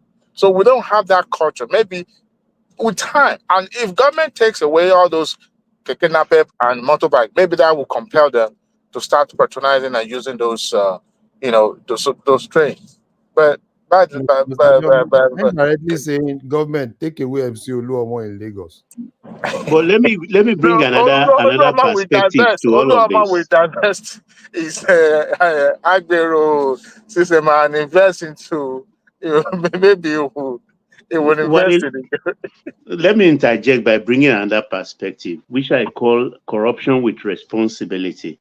There is corruption in Lagos, but I'm amazed that they still get money for all these projects. We discussed it, I think, with Rational Mind and Kulata some couple of weeks back when he was talking about corruption.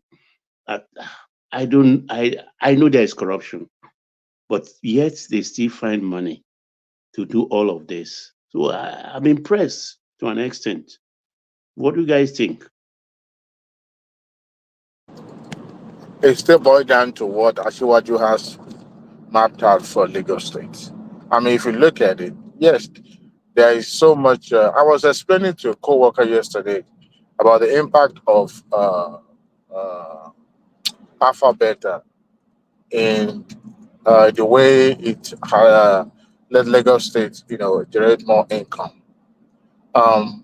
What they've done is that some of these capital project has been earmarked and they are pursuing it rigorously because they have a vision to transform that city to compete with other cities across the globe. And what you're saying happening is that there's no free meal anywhere. So what they're trying to do is that Owa Abula Finchi Abula Leju. They will provide the service, but people will pay for it. As long as that service is provided, people wouldn't mind. But at the same time, road, what do you call it, the Lekki Korodu Road now will also be built. Even if they borrow money, but people will pay and that will shift. Uh, uh, People will migrate to that area, and that will open up that area as well, economic development, and people will start. So, to me, I think Lagos State has a good vision by embarking on these huge, massive projects. Uh, you know, can I say something on this platform one day that when you are borrowing money and you are utilizing it, there will be no noise. People will not, even ask questions. But when you are borrowing money and they could not even see the impact of that money you are borrowing, that's when people will start asking questions. So I think what Lagos State is doing, I think other states should emulate it as well. Like Kulata's state, and even your state governor, Babati, should emulate that and transform that state. At least he has 3 years left now. So Just leave him alone. Just focus on Lagos. And they take part of the 13% derivation fund to Ogun State and Lagos too. But Baba, let me show you something that actually speaks to what Zita was saying earlier, that she wanted Lagos sanitized and cleaned up. So this is something. It says world's best cities for nightlife 2024. So the best cities globally that you can have a good time. So this is who actually did this? Oh, sorry, I need to mute somebody. There's a background. So can what's that? What's that? Oh, that's Baba. Yeah. All right. Okay. So yes, it says world's best cities for nightlife 2024. So this is coming out of Time Out magazine. I'm not quite sure if it's a global magazine, but it's a well-referenced magazine within the UK. It says that Time Out compiled a list of the best nightlife cities for 2024 by surveying thousands of locals in top cities worldwide. Cities were evaluated based on the quality and affordability of nightlife, excluding those with lower scores. I don't know what that quite what that means, but this is really what I wanted to show you. So world's best cities for nightlife, and this is the list. So Rio de Janeiro is the best city for nightlife globally. So that, let me push that back. Hold on. Yes. So Rio de Janeiro is the best city for wildlife, for nightlife, maybe wildlife as well. Some of the girls there. Rio de Janeiro is the best city in the world for nightlife globally. Manila in the Philippines comes second. Berlin, Germany, and this is Guadalajara or whatever that is. Then Houston, Texas. Then Lagos. Guadalajara, that's Mexico. That's in Mexico. So Lagos is the 6th top 10 global cities for nightlife, for the grumpiness and the dirtiness of it all. So that's what the data is showing. Baba. Yeah. Baba. So you belong to the era of 60s and 70s. Now, compared to this, what we have now in society, would you say we've improved when it comes to nightlife, or things are not the way it used to be, or can never be compared to those eras?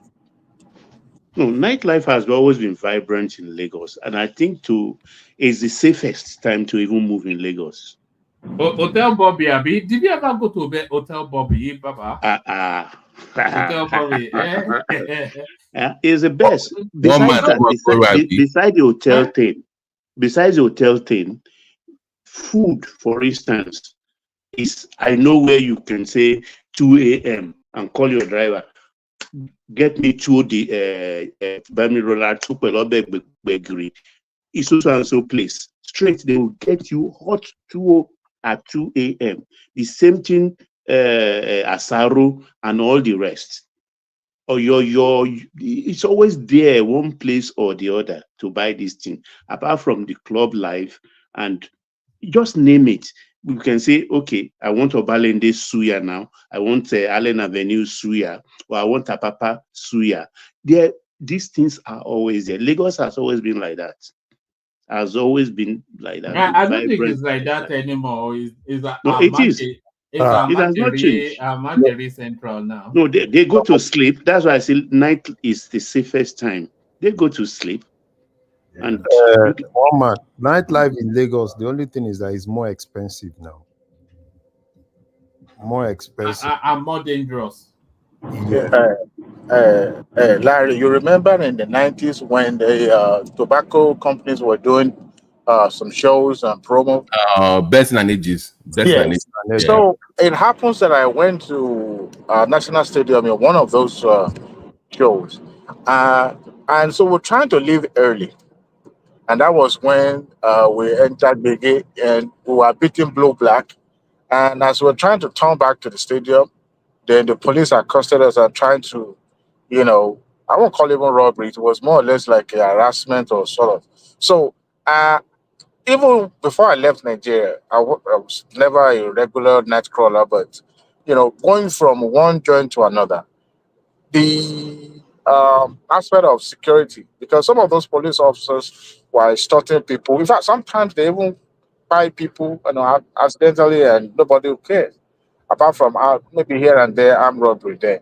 But compared to what is now available in Lagos, now we have a lot of nightclubs, virtually every corner you turn in Lagos State. So I was asking Baba that question because it seems that when I see those, advanced people regaling those era of 70s and 60s with some form of nostalgia, I'm kind of like, trying to put them side by side. Maybe that era was more, more enjoyable, or it's now that there's more nightclubs and new things around. I bet there was no strip club then, Baba. No, there was in Phoenicia. Phoenicia is Oh, right. Martin Street. Yeah, How street. come you know these things so readily, Baba? Yeah, you confessing to something here. Small man. Baba was a Rolling Stone too.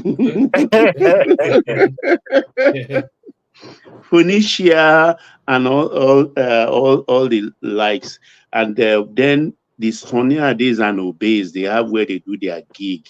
You understand? Sonny Ade in Aria Sports, Obey in Miliki Sports at in Olonode Street in Yaba, Fela in Shrine at Ujuelegba area, and a whole lot of sports here and there. In Apapa, we have Club 21 and Club 22. And in Abibu in Lagos, we have hotspot for disco. A lot of it was vibrant everywhere. The nightlife and Sonia Day Obey, they play Daybreak. And if you want to hear some high life, you go to Hotel Bobby. Attached to Hotel Bobby is Kabam Bamboo. Is Kabam Bamboo, which is a nightclub actually of the hotel itself at Onipanu, close to Bangrove. And that Kabam Bamboo, it lasted for a while. It's a name that resonates. I think I've heard it before. Is it still going on? No, it's attached. It's a club attached to Hotel Bobby. That's Kabam Bamboo.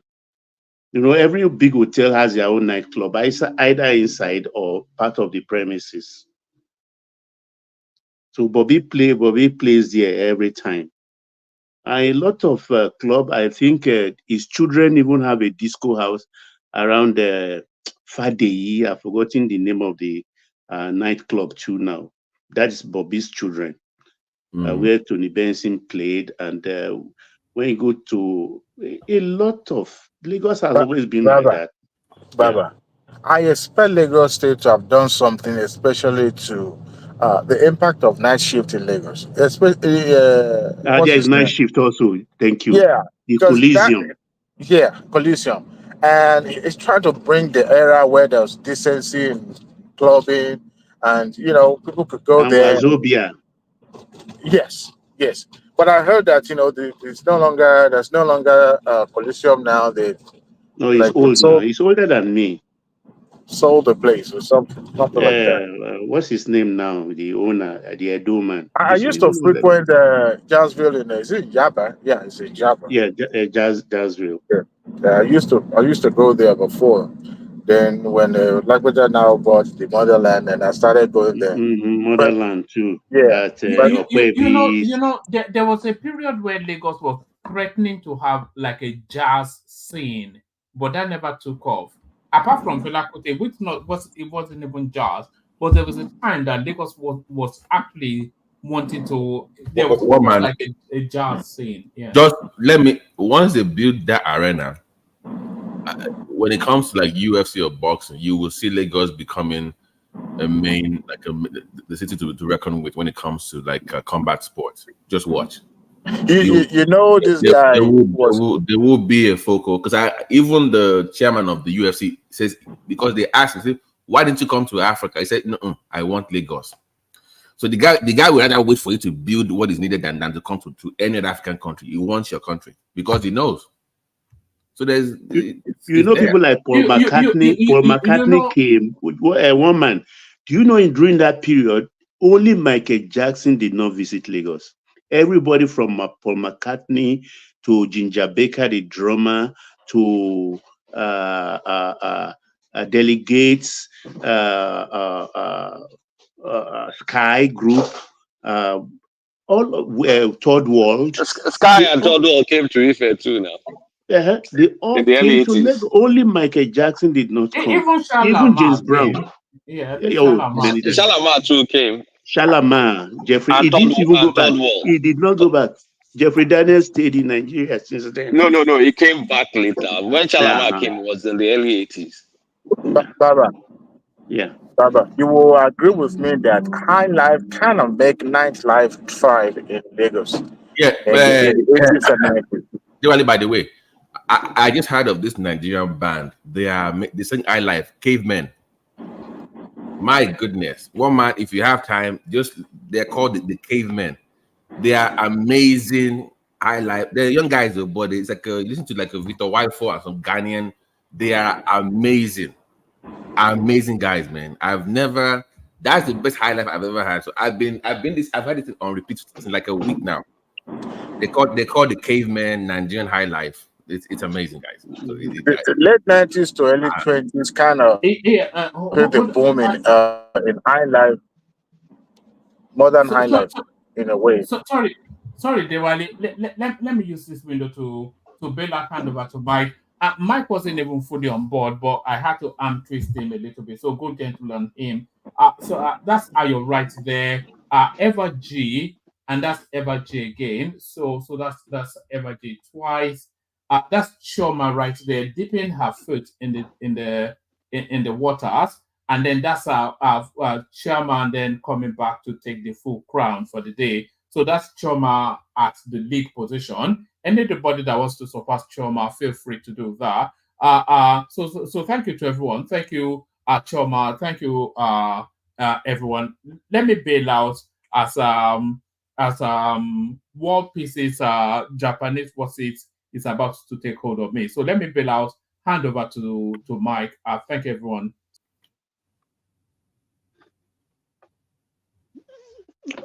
Okay, well, as we are saying, it's really nostalgic. But do you think high life was big compared to the way Afrobeat is now? I think Afrobeat is bigger than high life ever was in Nigeria. I have a prediction for Afrobeat. Yeah, it won't last long.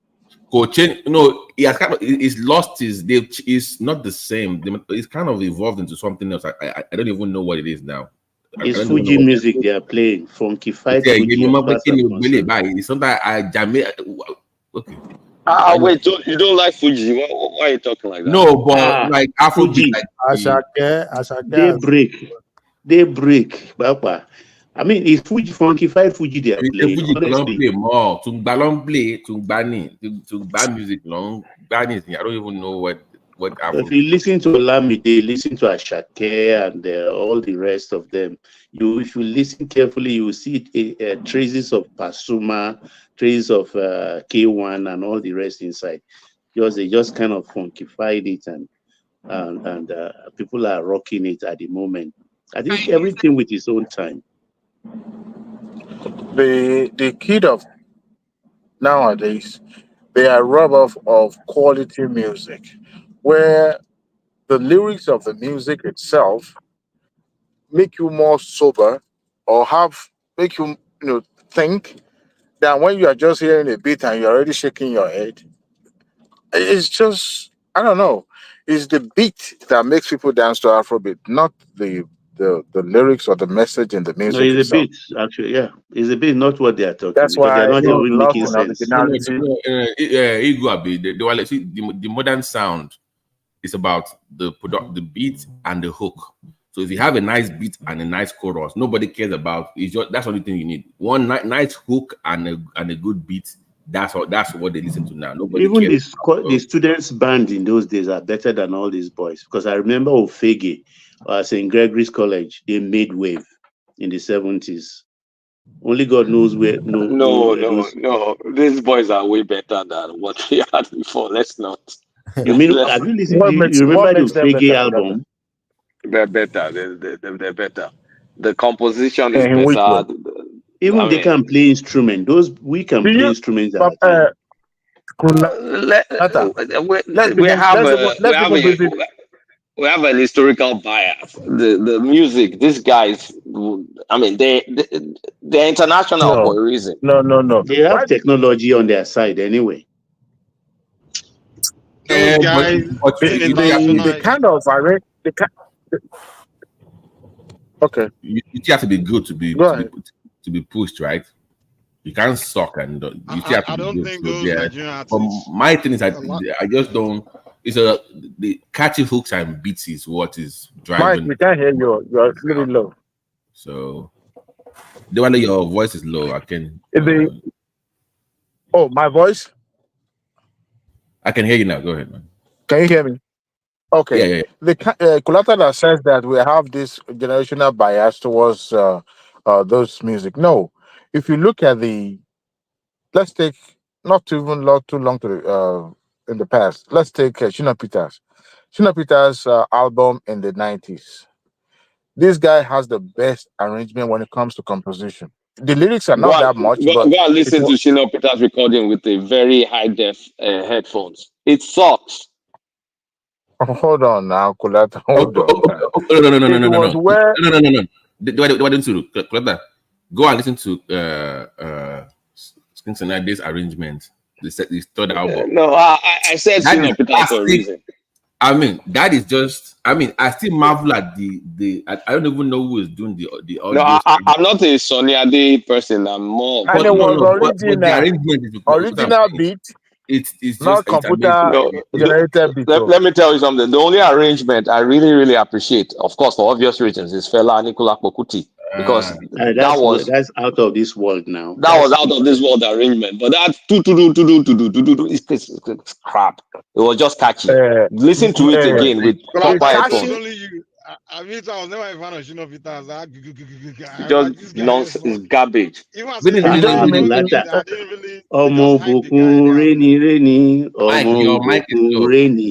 your mic is low.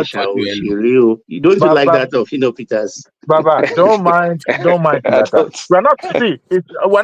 I just said something now. The music itself, there's no message in the music. But when you look at the arrangement, they will leave music get music now. They're music for messages and they're music for vibes.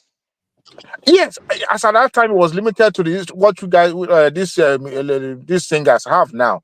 Then there was just what you call electric beats. That's it. Let me do it this way. Back then, even if you were good, you had to be selected. You had to go to A&R. Now. I can go to I can go online and with $400 I can buy. Is my mic still low? Or is it better I can now? just produce on my own. You don't need. It's better now. Yeah, it's better now. Yeah. So now I can go to bars and with $400 I can set up a studio in my house and produce world-class music. Yeah.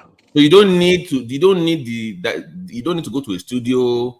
Guest sessions, get producer, you can do it yourself now. So of course you're going to have more people doing it. So they were needed to some. They had some kind of machine back in the days, right?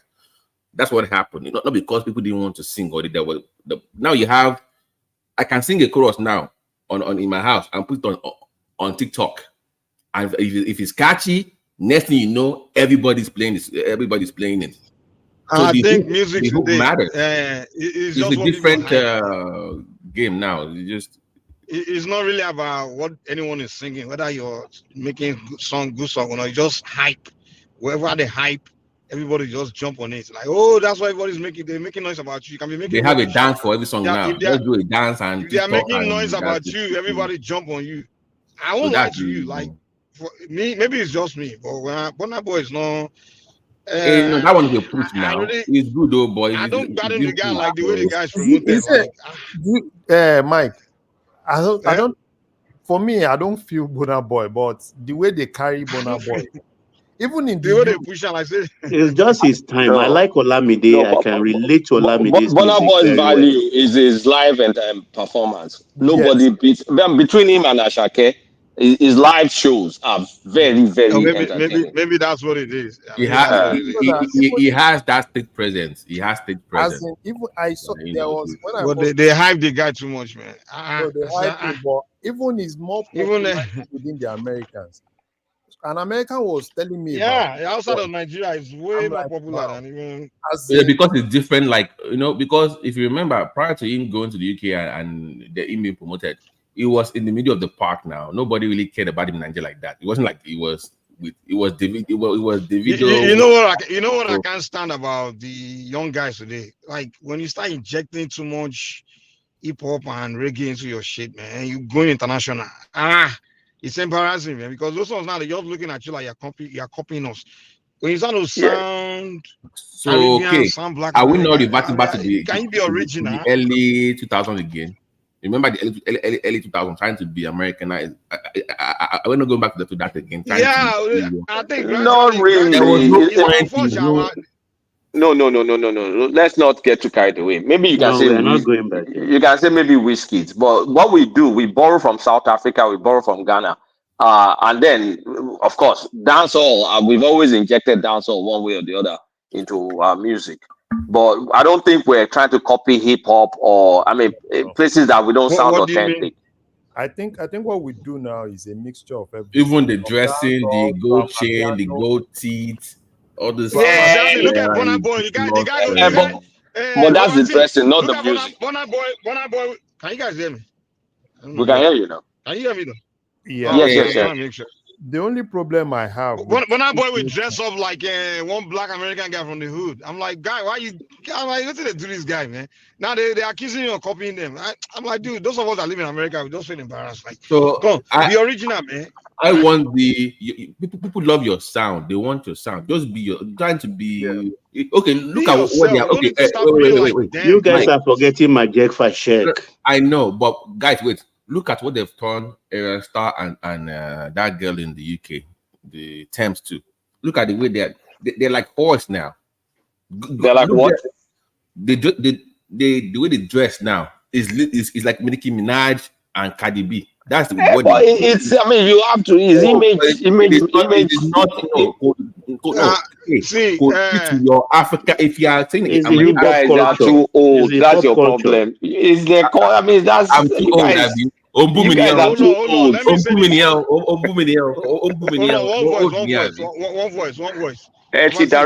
One voice. Kulata, you need to understand something. The reason why the world is turning to Africa, you understand, is because they want to know Africa. You understand? They want to know Africa, and also they are kind of, especially the American fan base, they're trying to turn away from the Western blacks because those ones they feel that those ones are just toxic.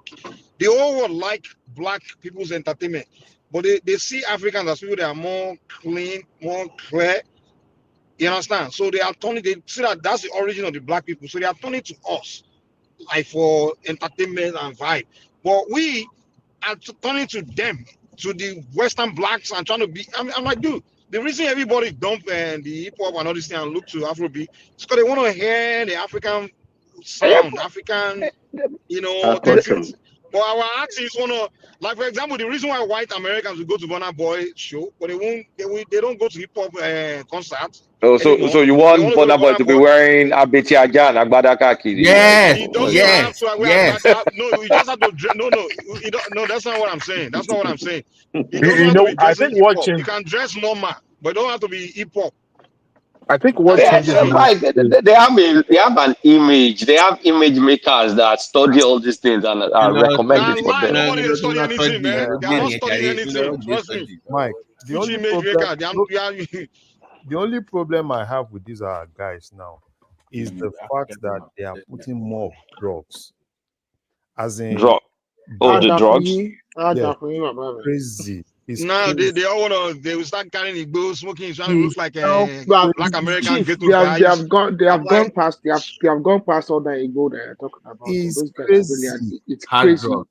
Yes. That's my worry, though. You know, I worry that Fashek. You know, each time I see Burna Boy, it's like what Burna Boy needs to be careful. Is he only Burna? Babati. Yeah. Do you need know to the warn the guy, problem? man. Do you know the problem now? It's really not about just them. It's about the influence they have on the young. If you go to the, if you know what's happening with the young people in Nigeria, yeah. That thing It's Babati. small Babati, can boys. you hear me? All the small boys. See Rema, Charlie Poppy, all these small boys. See they smoke Igbo, okay. No be Igbo, Baba. Me, they forget Thames moved era past star. that. They've It's moved past all everything now. that. See this, And they've casualized. They have casualized it as well. See that boy that is with Naira Marley.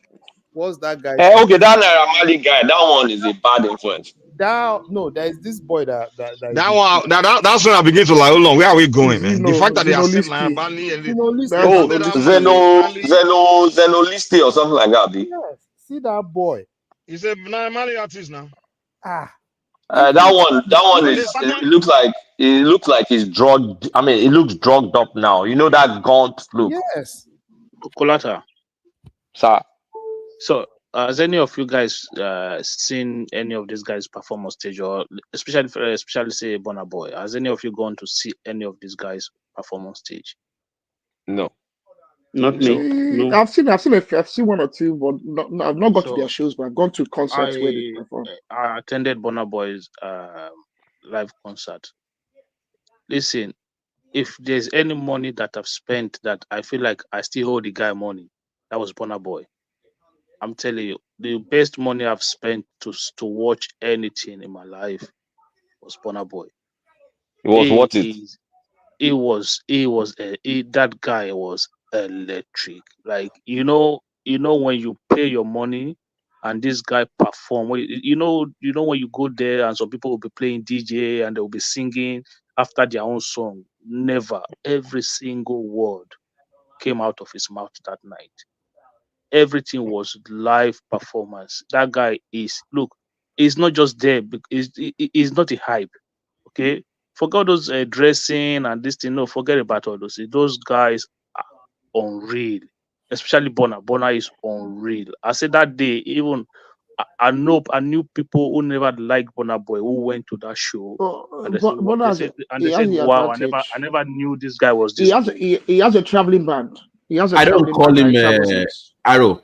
I don't call Burna Boy Afrobeat artist anymore. At some point, it's like because if it does hip hop, it could do any. It can sing R&B, it can sing hip hop, it can sing reggae. Yeah, he's quite talented. He's not even Afrobeat. You can't even call him an Afrobeat. Technically, it's not really an Afrobeat. He calls himself Afrofusion. Yeah, so it's not really Afrobeat apparently. He can sing anything. He's just that's just pride, John. He's just talking nonsense. He's just taking a lot of fella and just mixed it with other stuff, really. Yeah, it's a grandfather promoted fella now, Odion Iroje. That's the father of the mother. If by any chance you can see, but you can go and watch Burna perform in your very close to where you live. Just try and just try it and see. I'm telling you, man, that guy is fire. That guy is crazy. Like I don't do crowds. And I think Asake is kind of like taking that. Wait. Why don't you do crowds? Why don't you do crowds? I just no, I just eat crowds. I'm still considering if I should go and see it because like one artist I thought was kind of original was The Branch, honestly. That one no come for the Feel it. No, the guy is finished now, but back then he was original. He wasn't trying to be hip hop kind of. He was just singing. His style was very original, very Afrobeat. I was like, this guy. Nobody can look at The Branch reggae artist and say, oh, you copied me. Or Black Americans say you copied me. The guy was just himself, just straight up performer, his songs was But very it's original, only good Whiskey beats. that is copying Black Americans. The rest copy South Africans Yeah. and other African influence. No, Whiskey and Burna Boy kind of Whiskey. Sometimes like this guy, why are you doing this? Like Whiskey when Burna he made Boy that is song about still like not the song. copying. You're missing No, hold on. Let me tell you. It's not. Wait now, calm down. Let me say this. When he make that song of Bala, like the first verse, second verse, but then when he gets to the third verse, he decides to inject Beenie Man lyrics. I'm like, come on, why do you have to inject Jamaican shit into this, man? I'm like, come on, the Jamaicans now say, oh, you copying us. It's just annoying. Stop. Look, I know you guys grew up listening to all Jamaicans and Black Americans. Well, be yourself so they don't start looking at you like these Nigerians are You know just the copying problem. our swag. Flavor, which would they talk flavor for that one? You know, Flavor some for used to them. get it. Guy, He's actually you very can't talented. stop. He's You very know, talented. Artist Arrow. Flavor is Like, actually talented, but the guy don't lose gratitude. I beg. The guy is doing too I, much. I like Flavor. you can't The challenge.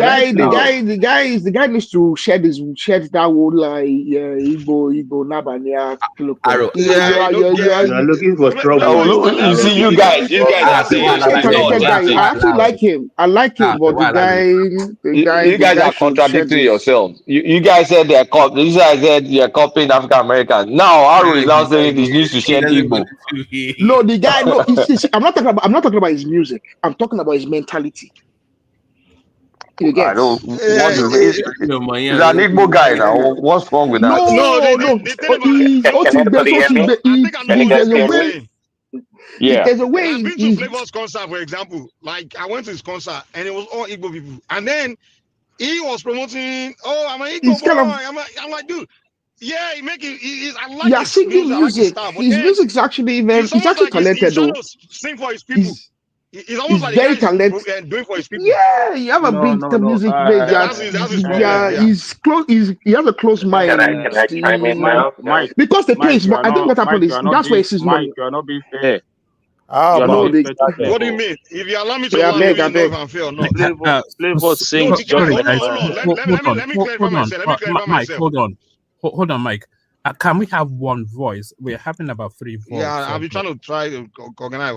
It's because I run somewhere real quick. Once I get back my computer, I'll start regulating. Jackie You guys Prince are Daddy, let's have sorrow. one voice, man. Prince Daddy. But anyway, one voice. Let's do one at a time. Mike, you're But not hold being on. fair. You're not being fair to Flavor. You're not being fair to him. Look, Flavor is just okay. What's it's just done the same thing like what Ashake does. Put a lot of Yoruba in his. We are not talking about the use of hold Igbo. on, guy, hold on. We like his music. Hold on. Give me. It's his mentality we are talking about. What is Exactly mentality? Now, hold on. Let me explain to you. I love it. In fact, it's my favorite song is that one, and I feature that woman, Teresa. This complete Igbo song, 100%. That's in fact, it's one of my favorite Nigerian songs. You understand? So it's not in fact, I like it when he even do more Igbo sound and everything. But what I'm saying is his mentality is so. You guys not trying to go national. He's trying to make him more of my people. Like exactly. It's almost like singing for Igbo people. Yeah. Like even when you go to his concert, it's just Flavor is I'm like, yo, international. are you singing for Nigerians or are you doing Southeastern movement? It's almost like Listen, when you go to his concert, it's like you go to international. IPOP. The guys Flavor just does. so Within that Nigeria, the guy is not. Flavor has a lot. No. Flavor has no. It's not about 2000. So let me explain. He just sold out O2 Arena in London. I know. Wait, even at that, let me shock you. It took him that long to do that. Flavor is actually a very talented artist, and remember that Flavor is a musician and an artist. The other ones are just Flavor understands music. The guy was playing like live music before he ever came to Lagos, and he was playing live music for years before he ever came to Lagos. So he's very talented. The guy has limited himself. What he does is he tries to do, I play music for big boy, like Igbo big boys. No, his music is high life music, brother. It's high life. Exactly. Is their life is in Yoruba, right? We're not talking about his music. Wait, I'm talking about his mentality. He needs to his music. You don't want about music. He has a lot of sexual appeal, and he has a lot of female. Well, guys, there's nothing. I think Flavor is actually perfect. Actually, it's actually a very perfect artist. It doesn't have to be like everybody else. It's nature No, that you're it trying to cover shouldn't. up. It's perfectly okay. Be It I evil, really shouldn't. don't whatever, it don't matter. understand what you guys mean by his mentality. What do you He shouldn't mean? limit himself. I don't understand It's either. not. I think it's a I think Actually, it's actually a flavor music. is more. It's actually. Oh, hold on, guys. Let me chime in. Honestly, Every, when I went to his concert, man, the guy he lost me, man. I was like, You know what, the guy just say, Go and watch some of his interviews. I think it's not because of his music; it's because of his interviews, his perspective. If you watch his interviews, you see his perspective. He go and watch his interview. He did an interview with this guy. Guy, He just did an enjoy interview. music, man. Forget interview. Try and enjoy No, music. no, And no. I forget, know me. No, forget me. the Frank, guy. you know what? okay. I just The listen to guy his talking music. to. Let I me enjoy chime his in. music. I See, just listen to his flavor. music. That's it. Flavor is actually appealing. Actually, I don't know about the interview or what he does at his concert. Seeing the guy in his music video, his songs, it looks kind of accepting to me in every respect. I don't even see him as an Igbo or sectional musician or artist. I don't see that. And by the way, one of my favorite artists also is this guy, Final. Final speaks, he sings in Igbo and does whatever he does. I don't. They don't all have to be the same. I mean, it's okay. It's okay for I think Burna Boy to I just hold think the on. guy just doesn't have It's that okay for Burna Boy the to guy. infuse He doesn't African have a. American flavor in his song. See, if you go into, I'm not the one to talk about music, but if you go into the history of music around the world, there's so much fusion from everywhere. Okay, so if Nigerian artists are infusing African American way of life, dressing, it's part of the culture. There's no big deal to it. Nah, that's And by the way, rubbish, man. No, no, no. Yeah, it's part, it's part of the Let me culture. clarify. let Let me me land. clarify. Let me land. And also, see, there was this Afrobeat we talked about. There's always a transition in music over time. This Davido and these guys, Wizkid and them guys, they also they change the music somewhat. Okay, but at the end of the day, it's kind of still Afrobeat in a different version, or but in the same genre. So, Prince Daddy. but music should be left to the artist to be creative and do whatever they think is okay. You can like the music or you don't. Well, don't be a culture vulture. Let me clarify something. I think I'm biased against Flavor because I've listened to his interviews and I've seen his mentality. But beyond that, Flavor is still doing shake your waist. That guy is talented. What's wrong with that now? He's talented beyond that limit. I mean, he's limited himself. So musically, for me, the way I see it is number one, he has limited himself. Are you an artist? No, I just told honestly, you this guy hold on, sold hold on. Arena Let me say something. 2 weeks ago. I think flavor occupies a niche area in the whole Afrobeat thing, and that niche Yeah, is just like kind I of like said. high life Igbo, which is authentic. I love him for that. Flavor does not. Yeah, He does. I like him You actually. pump, Did you hear the song he sang in come on. Yoruba What's from A to Z? You heard that song? But it's not about the language of the song. You people are fixated on the language of the song. We are talking about the quality of the song. One voice, I beg. The quality is fine. All his songs are not hits. You don't expect all his songs to be, a hit. But I think the guy is fine. Flavor is to me is perfect. Actually, one of my favorite artists. I like him. Praise Daddy. A lot of his songs are hits. A lot of Flavor songs are hits. Oh, there you go. There you go. And I believe that. A lot of his songs are very, very good. They are listen, the guy, you have to even credit him. He is the only guy that when you listen to his song, it's like imagine taking high life into the Afrobeat culture. That is what he's done, and he's so successful with it. The guy is selling out around us. I agree. The guy does well. He's doing well for himself, to be frank. I mean, he does a lot of shows. He gets paid very well. Flavor song is original. He's still the pompo, shake your waist, wind your waist. I mean, come on. It's good, man. It's good. It's original, man. We can't look at him and say it's copying American or anybody. Yeah, he is original. He is original, but should have gone past that. Flavor is the kind of Flavor should be inheriting. Flavor should be inheriting the things that the likes of Sonny Ade and the likes are, because if the guy is talented, please do not. Flavor is talented beyond what.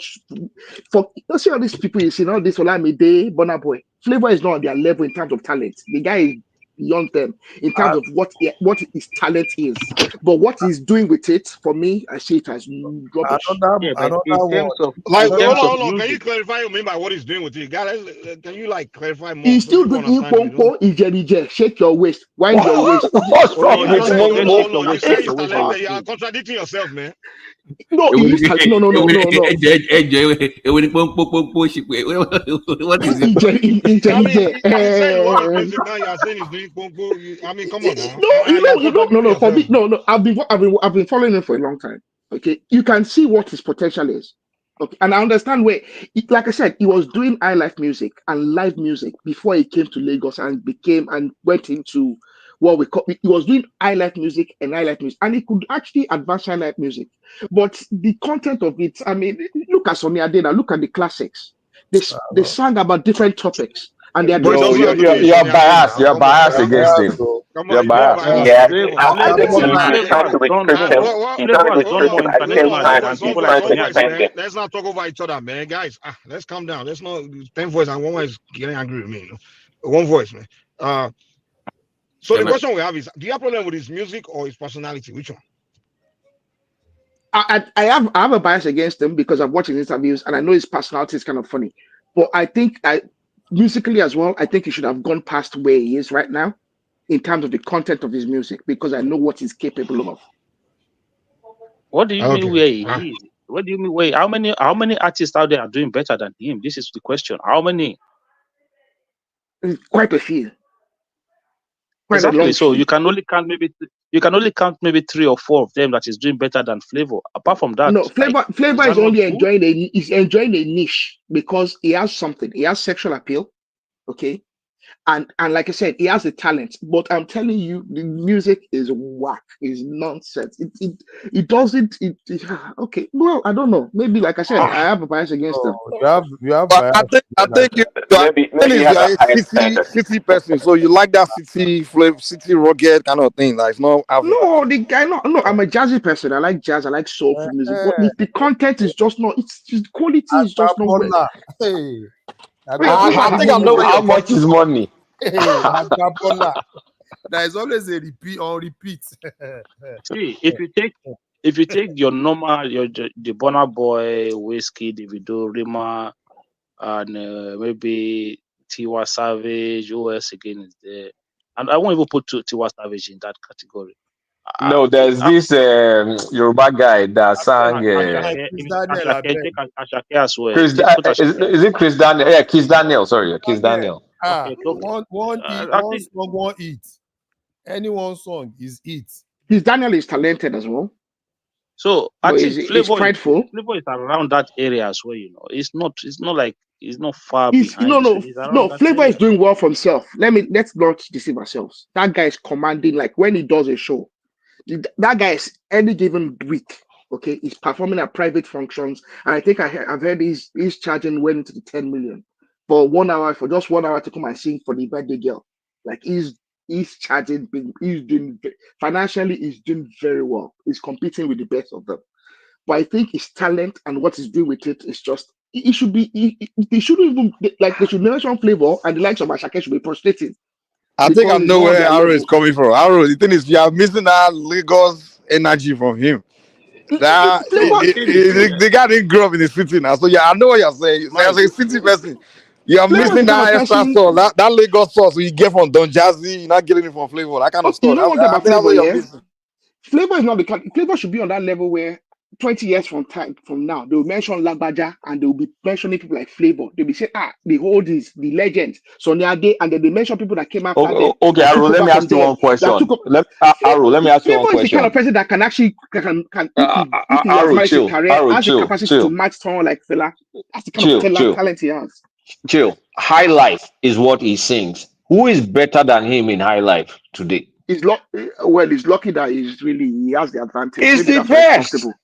That's why it's comfortable because there's not really who else is singing High Life really. Exactly. So that's why that is why you have to credit him as well. Like it's not easy to take High Life music to the international stage.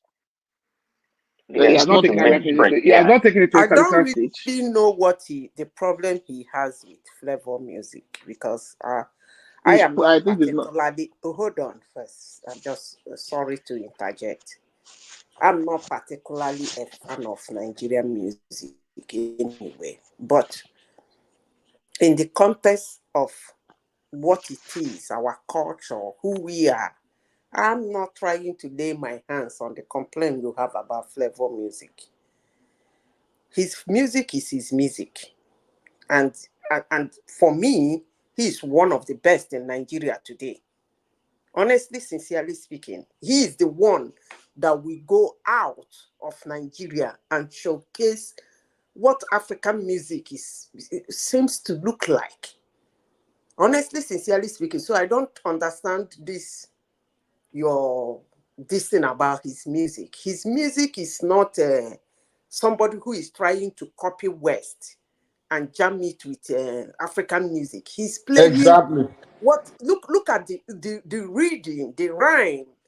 When you look at it, you will understand that he's trying, in as much as he's trying to showcase what African music look like. He's trying to put a kind of vibe so that even those who don't understand it will move their body. Even those who don't really try to make out what it is all about, we find themselves moving their body. But I don't understand the problem you have with such music, because if you keep flavor as an African and keep Davido, I will rather dance flavor music outside of Nigeria than that Davido's music. So I don't know the problem you have with his music. Like I said, I Maybe think you one can thing is expatiate. yes. I think I've actually made it very clear that he's not someone that is new to me. But I've actually followed him from when he and MC Loaf came up. I don't know if you understand. So him and MC Loaf, they were partnering, okay, before MC Loaf passed away, okay, in an accident. So what I'm trying to get about flavor is this. Okpebholo, how much is money? Is not African music. That is one of Flavor's main Okpebholo, hits what in the language last. is that? It is What not about kind of? language. You are Okay, fixated let's do about this. language. Let's do this. Don't Hold let on, us fixate hold about on. language. He can Let me explain sing what I'm talking in about. Who among you here drive Mercedes? If you drive Mercedes, there is one song of Flavor he calls levels. Put it in your music, in your this thing. Use the speaker in your latest Mercedes, and then go drive to a club. You feel good as an African. Try it. You might say he said $1, how much is money? That just little slang musicians put here and there in the music. It doesn't really make sense, but it just to coin it into the music. After all, what is it doesn't really mean anything. But they have to hum it somewhere to get out the vibe. So if you are looking at, by the way, what does Davido sing? those ones can't sing Can music. you Like make out what he's saying? yeah, I mean, Madam I Dita. don't understand what you mean by Madam $1, how Dita. much is money? Madam Dita, I've I don't understand the already problem established you have that with that. Flavor is more talented than all these Davido and Kilokwe. They are not in his level in terms of talent. Those ones are small boys. Flavor has the talents that these people can never. If they start running, they Okay, can't wait. match it. Is it his songwriting that is missing in your opinion? Because I don't Yeah, get it. the quality, yes, the quality of the No, no, content no. of the See, song should pass you are superior. stretching again. You are stretching. You can't say they're not in the same category. David Doe and Whiskey. No, no, no. In talent, they're not. It's The all Flavor is relative. It's talented all relative. musically. No, David as Doe. a Hold musical, on. David Doe is very talented. Very talented. You don't even go there on the same Davido is level. Yes, talented with Flavor. yes. David Doe is talented. Can Davido do 1 hour of live music? That I don't know. I don't know his ability. His He stamina. can't. I He don't know can't. that. Flavor is a proper musician, the full musician. Forget No, listen. I think correct you're talent. getting yourself mixed up. Okay, Davido is very talented. Look, the whole point is not about No, it's not. comparing. The whole It's point not. is not about It's not comparing talented. Davido to David, Flavor or no, no, comparing. no. David I is not don't look, talented. Babati, hold on. And this is what I never do But when it that's comes to video. when it Video is comes to our talented. music, right? I don't compare them with each other. I carry all of them the same way. You understand? But I'm not going to lie to you. When it comes to stage presence, I Good point. prefer Burna Boy. I prefer Burna Boy all day long. I'm not going to pay my money to go and watch Davido, but do I listen to Davido Davido music doesn't have all talent. day That long? frog voice, Jare. That All day frog voice. long. I listen to No, Davido's I music. disagree, Babati. He has I listen talent. to He's Whiskey's talented. music. I listen to Flavor's music. I listen to all of them equally. You Can I understand? I come don't in? really have. Can I come Yeah, in? go Sorry on, to go on, interject madam. you. There is one slogan my father used to tell us. He says, you don't really need to be smart or brilliant or intelligent. All you need is a little luck here and there. True. You see, whenever I sit down to listen to Davido's music, that's what comes to my mind. Among all of them, he is the one that doesn't have a fantastic voice. Among all of them. But he has a luck here and there. And he's soaring high. Among all, even this guy that, what's this Beanie boy? What's this boy that sang song that is bigger than him? What's that boy? Rema. Rema. Is it Rema? That one song that boy sang hit down all this thing. He couldn't even make anything better than, because his first song was bigger than him. Too bad for an artist. So whenever I sit down to listen to Davido, his what do they call it again? Videos and music, audios, I like. What comes to my mind is you don't really need to have all the smartness, all the brilliance, all the intellect in the world. All you need is a little luck here and there. You fly. Because even if you keep him with Whiskey, I prefer Whiskey's music. Honestly, sincerely speaking. But I don't think that Whiskey is noisy as Davido is. But that's me. Before now start to cost me.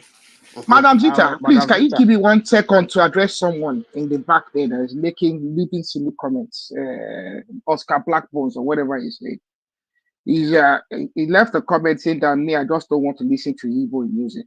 I mean, that's just being silly. Me personally, I wake up in the morning and sometimes I just feel like, this ogene, this Igbo traditional kind of I just don't know You're why I gonna just be like it. responding to everybody on the. You're gonna be responding to But everybody on the I'm comment just section. no, I'm just addressing them. So all that nonsense, I just don't want to listen to Igbo. I listen to traditional Igbo music because I just like the sound. They play with this kind of like a bell. They hold this bell, and there's usually a guy in the front leading, and there's a few guys. I just, for whatever reason, I cannot explain why I just like it. And some mornings I just wake up, I want to listen to it. So please stop that nonsense. My opinion about flavors, and Do you know Dennis Osadebe? Let's test your. Do I know Dennis Hold on. Osadebe? Let's test Listen, let's your. forget. Do I know Dennis Mike. Osadebe? Yes, to some Mike. extent, yes. Mike, Mike, Mike, let's forget Dennis Osadebe, okay? Progressive. This is Do you know where One this man, guy let went? one man talk, man. Two words at the same Do time. you know where Arogidigba went wrong? He's trying to say that Flavor is the most talented musician of the lot. The guy called Techno. That's the best. One man, go to bed. one man, please go back to You sleep.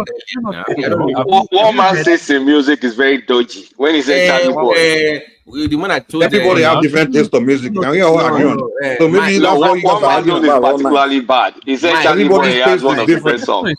Mike, you can't allow one man to do it because one man said Charlie Boy is top 10 in Nigeria history. How is he allowed to talk about Nigerian music?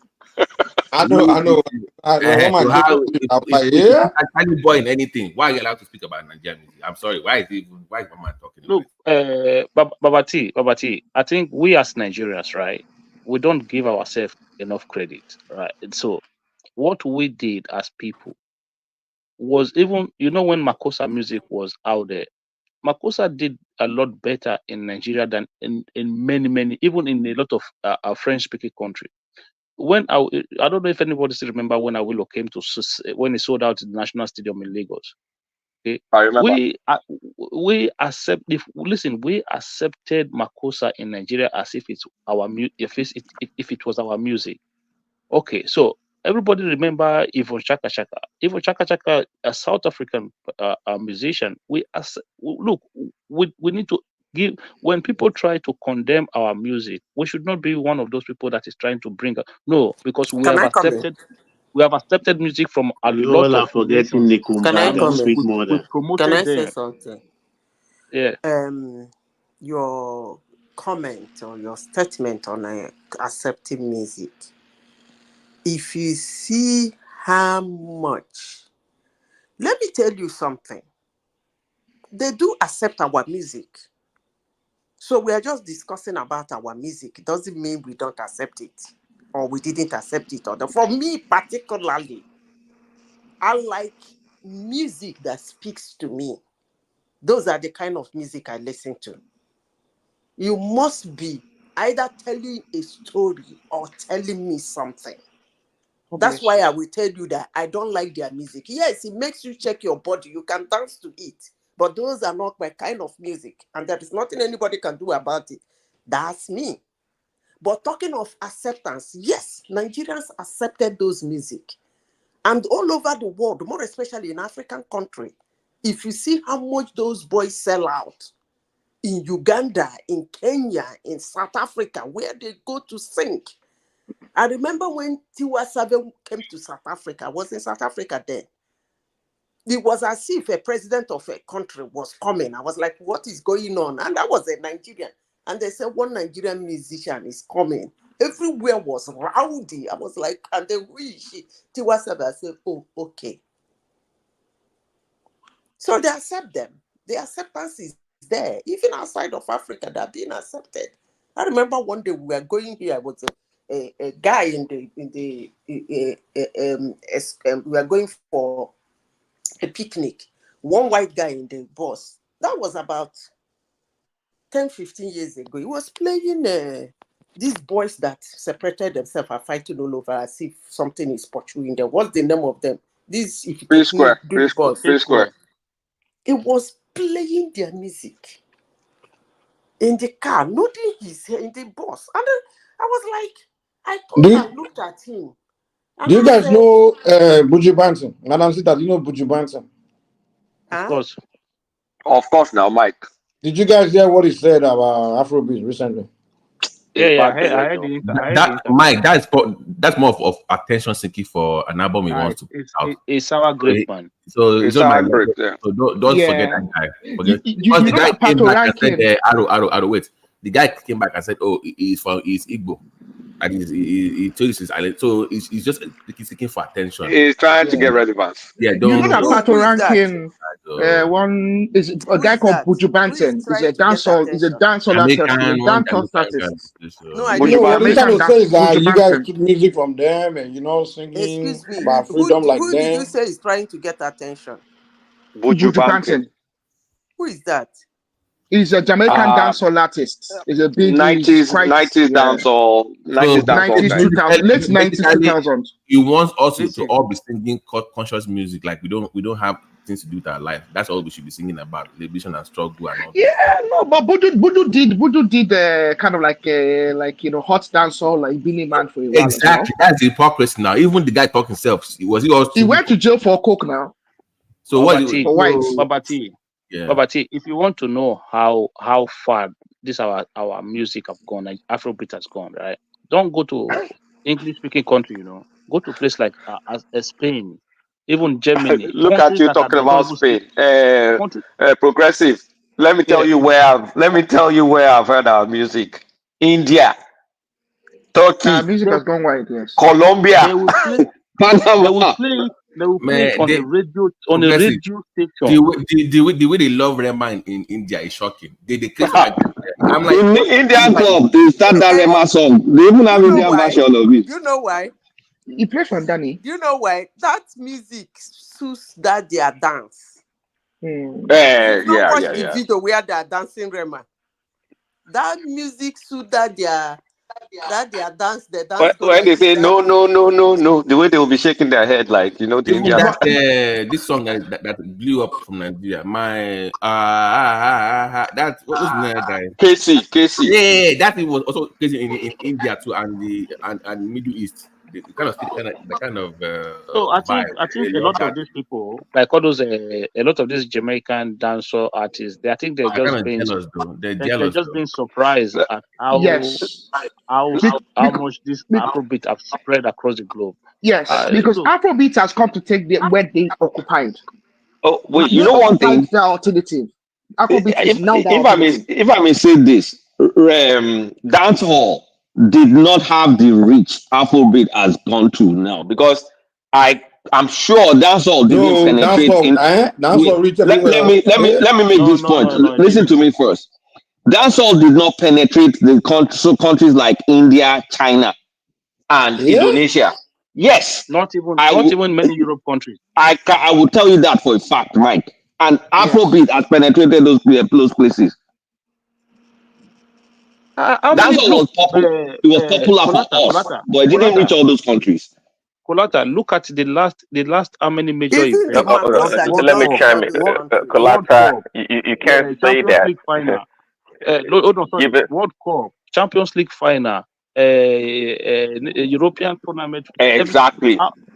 Just look at this big tournament. How many did Did you see dancehall Billy artists? Man do World Cup, or did okay, you see let me chime in, guys. Pato Ranking do? Even the NBA All-Star, it was all Afrobeat now. The Yes. NBA All-Star, Okay, Yes, now. let me Let's hear chime Prince in. Daddy, Okay, guy. He's trying to one at a comment, man. time. God damn it, guys. Thanks, Mike. Yeah, go ahead. wow. Like I won't let me talk. I'll Let me report it to talk. your pastor for And now continuation. you have sinned, man. Did they say that? I Sunday. repent. I repent. Yeah, I ask go for ahead, Prince forgiveness. Daddy. Yeah. Colata, what you said. You said the dance all. So you have to look at the today's environment and the way it's much easier for music to be transmitted, True, propagated around the world. You can true. use that in today's world, whereby people can drop their own songs on iTunes. The reason why Afrobeat is so prevalent than dance all because of the internet, because of Spotify, because of YouTube. Back then, Agreed. we didn't have that opportunity. So I Agreed. don't. Agreed. I'm not sure. Huh? Agreed. Agreed. Agreed. Yeah, so I'm not sure it's a fair comparison. Dance all was big time. I mean, but it's for the people, the But party I was people, so to happy speak, or the people that when they came to their that were senses to in realize that. that music is the bridge that's gonna connect us. But what I was disappointed in, they didn't try to connect with Jamaica the roots. They connect with everyone else except us. And you talking about Afrobeats? Yes. Okay, continue. Sorry. So they connected with everyone else except us. But when we look at what they're doing, their music is not free in Africa. It's for crazy. So they ignored him. What I he's didn't know what to The say. music needs to free Africa. If I am all the way in Jamaica and my country and my people fight for free your continent with word, sound, and power, and you have the ability now, and all you're singing is fuckery. You don't sing a song to free Africa all now. Well, need them bringing this to the forefront of your mind, but we desire more from them. You want the money? He's actually Go get saying the it. truth. But what's going to be said about you later on and your posterity? You didn't make any impact. So reggae music still stands predominant. It is still the king's music. No. I was. What he said makes absolute sense. So it sounds like what he's saying No, is that it's not we are true. singing reggae music It's that we are not singing relative. it well. That's what it sounds like We he's saying. cannot, Arrow. We cannot all sing conscious music. Like there's Drake, Freedom music, there is exactly. Kenny Lamar. Everybody has their own lane, so you can't say it's because But they we didn't don't. talk about reggae music. We talked about dancehall. Dancehall was completely Forget this guy. different from Forget this reggae. guy. Hold on, guy. Hold on. I don't think you guys get it. Why that message? What he's saying is, later in that time, you say you accuse us of being culture vulture. What he's saying is, you're doing their music, like he's saying what these African Nigerian artists are doing. They are doing their music. They got music from them, and we are not singing it properly. That's what he's trying to tell you guys. He can say whatever he We're not likes. selling it I don't. properly. What So does it maybe our matter? artists need to stop doing boombo clad, all that shit, man. When it's You not know your that's thing. what I was trying to say about Flavor. About let's 50 years, 60 years from now, Mike, what be said about the music itself. Hold on, please. So, Mike, when they were singing all this dancehall and stuff in AJ City in the early 2000s, why didn't they complain then? They've been doing it in the AJ Jamaica City. didn't know you guys were doing that. That's They a didn't good know. point. So now that they became popular, now it's not an issue now. But back then they didn't complain about it. Well, I'm not But they sure. didn't know you guys now. I'm not sure how Who conscious that you now? One Shaba first Ranks now. was. Let's not talk at the same time. Calm down. Babati. But you don't think in Jamaica they know anything about your daddy showing on those people? They don't know them. So what are you talking about? To make it look like we just hop on it. No, we've been doing Afrobeat, reggae, even Fashek and all those guys, Askimono. We've been for a long time now. But they didn't know. They don't. It was only in Nigeria we consuming that. They didn't know outside. We didn't go outside like that. Now. They're making it look like we just hop on like last week. That's like, oh, you just on it. No, we've been doing it for a long time.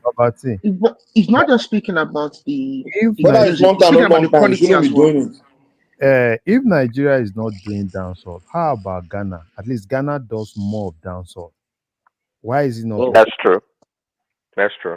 Either we should be doing their music, man. Their music alone. This guy, most of the Ghanaians, most of the songs they sing is more of dancehall. So why is it not blowing? So we should be like Ghanaians. So it's the thing. Can I come in? You see, when you talk about music is part of people's culture. And when you listen to people who have struggles in their country, in their nation, in their tribe, you see some of them, they use their song to tell their story. Like Jamaicans, from time immemorial, their reggae music is, you listen carefully, is a story that trying to tell you who they hate and who that hated them and what happened and whatever that didn't happen.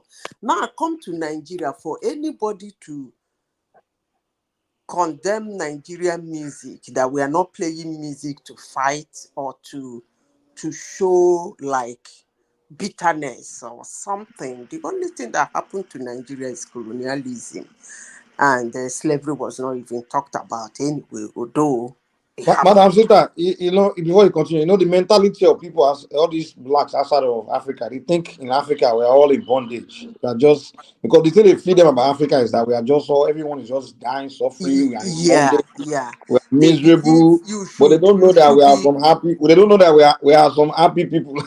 Yes. So in Nigeria, looking at Nigeria is a country that, yes, they colonized us. Yes, maybe they did one or two things we didn't like looking back.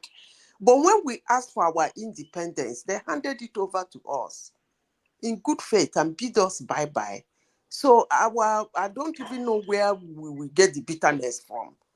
We have It's to not. nail Look, it. let me. If I may interject, us to be singing a song, trying to show anger and bitterness of something that happened. If I may interject, born. I'm sick and tired of all those Nigerians sing conscious music, but conscious music doesn't sell. Fowls tries to sing conscious music. Idris, whatever that loser guy is. What happened to him? He was singing all that thing before. He was singing conscious music. He had to switch. It's not popular. Kolata, imagine doing concerts in Europe and you're singing about Free Africa, free Africa, Ibin power. Who gives a shit?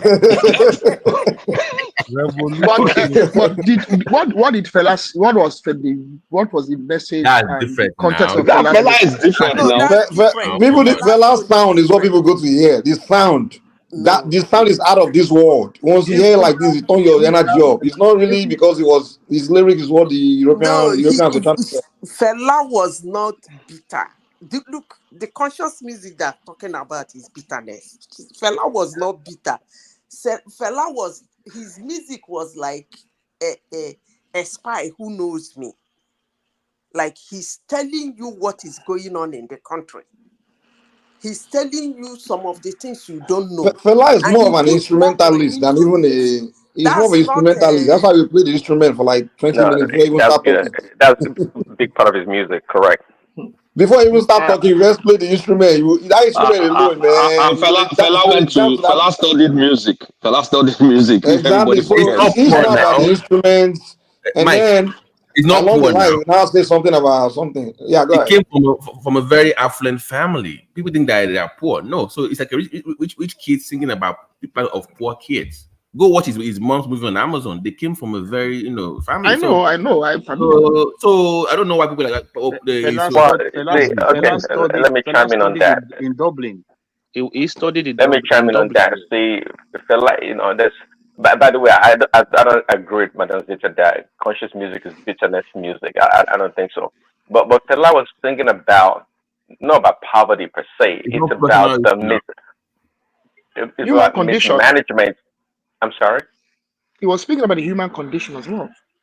Well, it's saying a lot against the government, how the misrule of the country and how the He corruption. wasn't bitter about it.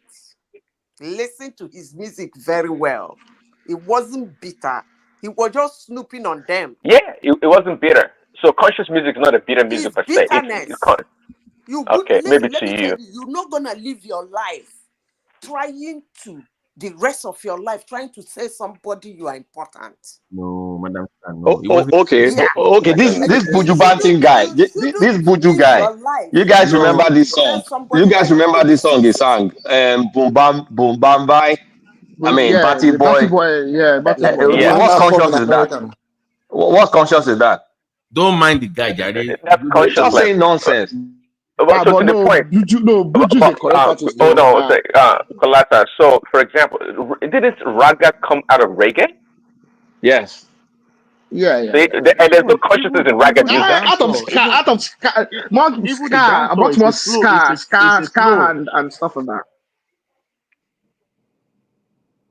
Even the dancehall is a flow. It's a flow from that Kulata, ragas this culture. comment you make here, I'm sorry. I was in Japan. No.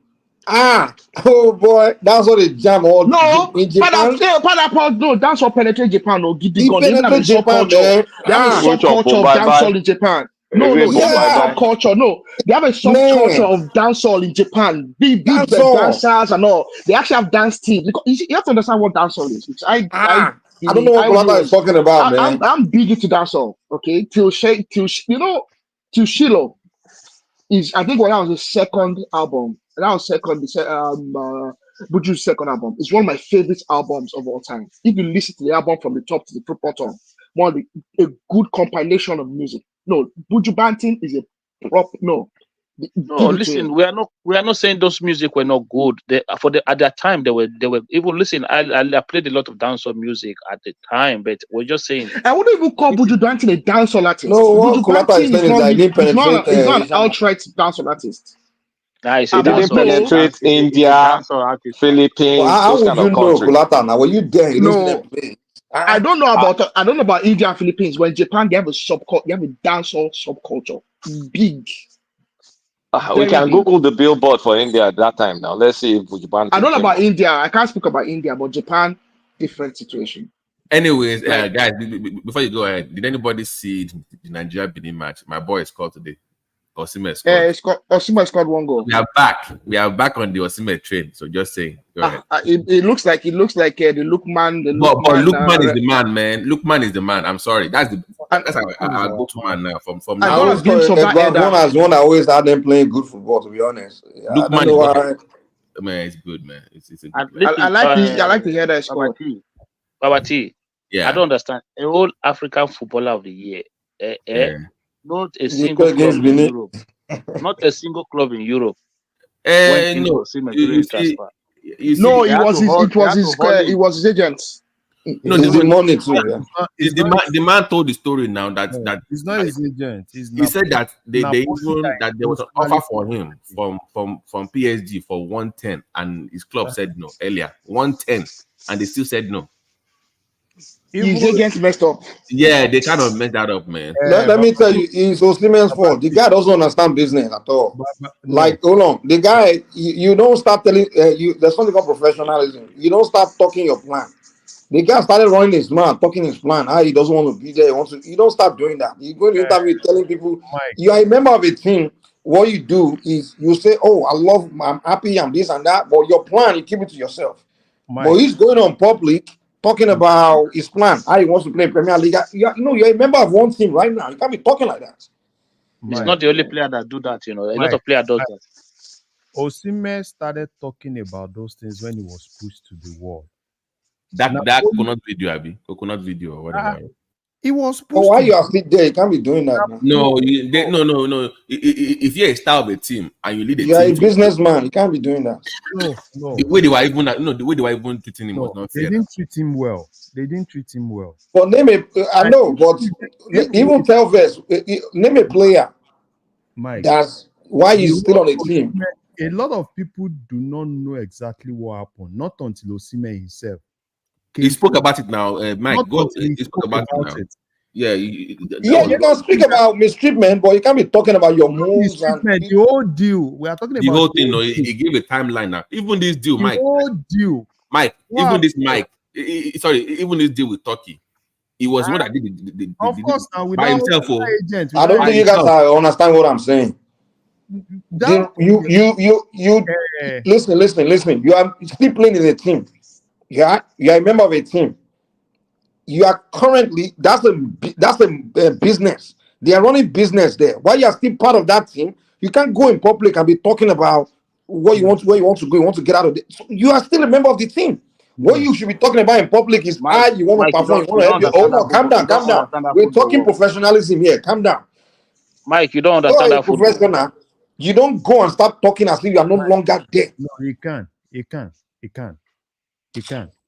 Mike, okay, then screw him now. Okay, now he can look at his consequence now. Okay, now he's still better. He took your advice, I guess. Maybe he knows you. No. So why are you blaming the club or screwing over? You screwing them, they screw you back. No. What we're saying is that the where that began was that when you win a championship and you even though it wasn't, I said on the show, it wasn't the best player on the team, but he was the top scorer. But they kind of sidelined him. They were pushing somebody else. It wasn't that angry that even the media was pushing it. But because the guy missed a penalty during a match, the club, not opponent, though, the club now put on their TikTok that the man is a coconut. They were making fun of their own staff. We get all that. The own star player now. We get all that. We can't get mock all your that. own player now on TikTok now. I don't think you are listening, man. We get all that. No one is saying the club didn't do something of that. Hold on one second. Let me explain something. You see, I'm going to explain certain things to you. Footballers, right? When they are playing for football club, they have, in some cases, they get a lot of love from the fans, and then they start having a little bit of attachment. So if you look at somebody like Declan Rice, I want to use two transfers that happened not long ago. So when Jack Grealish wanted to leave Aston Villa, so it was just more like a gentleman agreement. Listen, you've done a lot for us. If any club pay out of certain amount, we will accept it and you can go. That's good. You've been a loyal servant to this football club. So when Man City went in there with 100 million, they didn't want to over push it. They said, okay, guy, you can go and pursue your goal. Same thing happened with Declan Rice at West Ham. Listen, you're being a good boy to us. If anybody come with certain amount, so boundary, we're going to accept it and you can go. So they've given Osimhen certain assurances in Napoli to say, look, sign a new contract with us. And then if a club comes in with certain region of amount, we're going to accept it. But Napoli, according to what, started moving. Let him land. Because it's not getting the facts right. Let him finish that. We're trying to see where it's going. Let him finish. Napoli started moving the goalpost, and the guy wants to leave. He wants to go and pursue a bigger opportunity. So, and he didn't like it. So that was all I heard happen. Okay. So Mike. Can I just debunk? No, yeah. Please. That part. The deal is signed with them. It was doing them a favor. That was the agreement. It was a gentleman agreement. It wasn't doing them. It was a gentleman agreement. Hold on. Yes, now hold on now. I will sign the deal. It was like the way to overinflate his value, so they can make money off of him. For that way, they will let him go to where he wants to go, which is the Premiership. That was the deal. But when Chelsea that they've been negotiating with, that deal, before that, they've been negotiating deal. According to what Osimhen said, even when Saudi came with their deal and they already agreed, they changed their mind and said, "Oh, add 5 more million to it." Yeah, but is that not what I just said? When PSG came, that gave them 110. This was done behind his back, is what he's saying. They never told him that they were doing this behind his back. Yeah, but is that not what I just said now? But you guys said the same thing now. Yeah, Babati. But if I make a deal with you to let me go so that you can make money, you don't then go behind my back and start making other deals now. But that's what they said now. That's what they said as well, man. You guys are saying the same thing. Babati, that's exactly what he said. But the major thing is the whole deal from Saudi to PSG to Chelsea, Napoli flopped. And I think at the points, Napoli was doing everything to frustrate him. Look at the deal with Saudi. Not this one. You know, Saudi came last year. When 80 million. Saudi came. You know, there was a point Napoli was asking for 500 million. No. Napoli was asking for 500 million. Even when Saudi now came. Rivalry, where did you hear this one? Where did you hear this 500 million one? That one never existed. And even over Messi or Neymar, that kind of money. Simba, Mike, can you remove Simba on the show? This Saudi guy, can you remove Saudi? He's from Saudi and you think I lie about Saudi. For a man that live in Saudi, you want to tell us? They remove him. Saudi bias is there. Saudi bias is good. I can even bring something to validate that. Now they came with two attempts. Ali, because there are two clubs in Saudi Arabia. We have Ali and Ali Hilal. The Ali that came with two offer. They came last year with 110. The last one that they came with, in fact, it was only 5 million pounds. I mean, is it million euro or pounds that extra that they're asking for? And he was saying that he asked them that out of the 30 million, they will give you my own money. I will give them that Saudi Al should pay Napoli. But Napoli refused. They shifted the goalpost. The man then when Chelsea came, the man even said, I will give you my own money, my own 5 million. Exactly, yes. You can leave this place. Then when Chelsea came, Chelsea wanted to take the advantage of the problem he was having. They offered him £130,000 per week. But out of that one, he looked at it as, okay, you are going to remove 43% tax.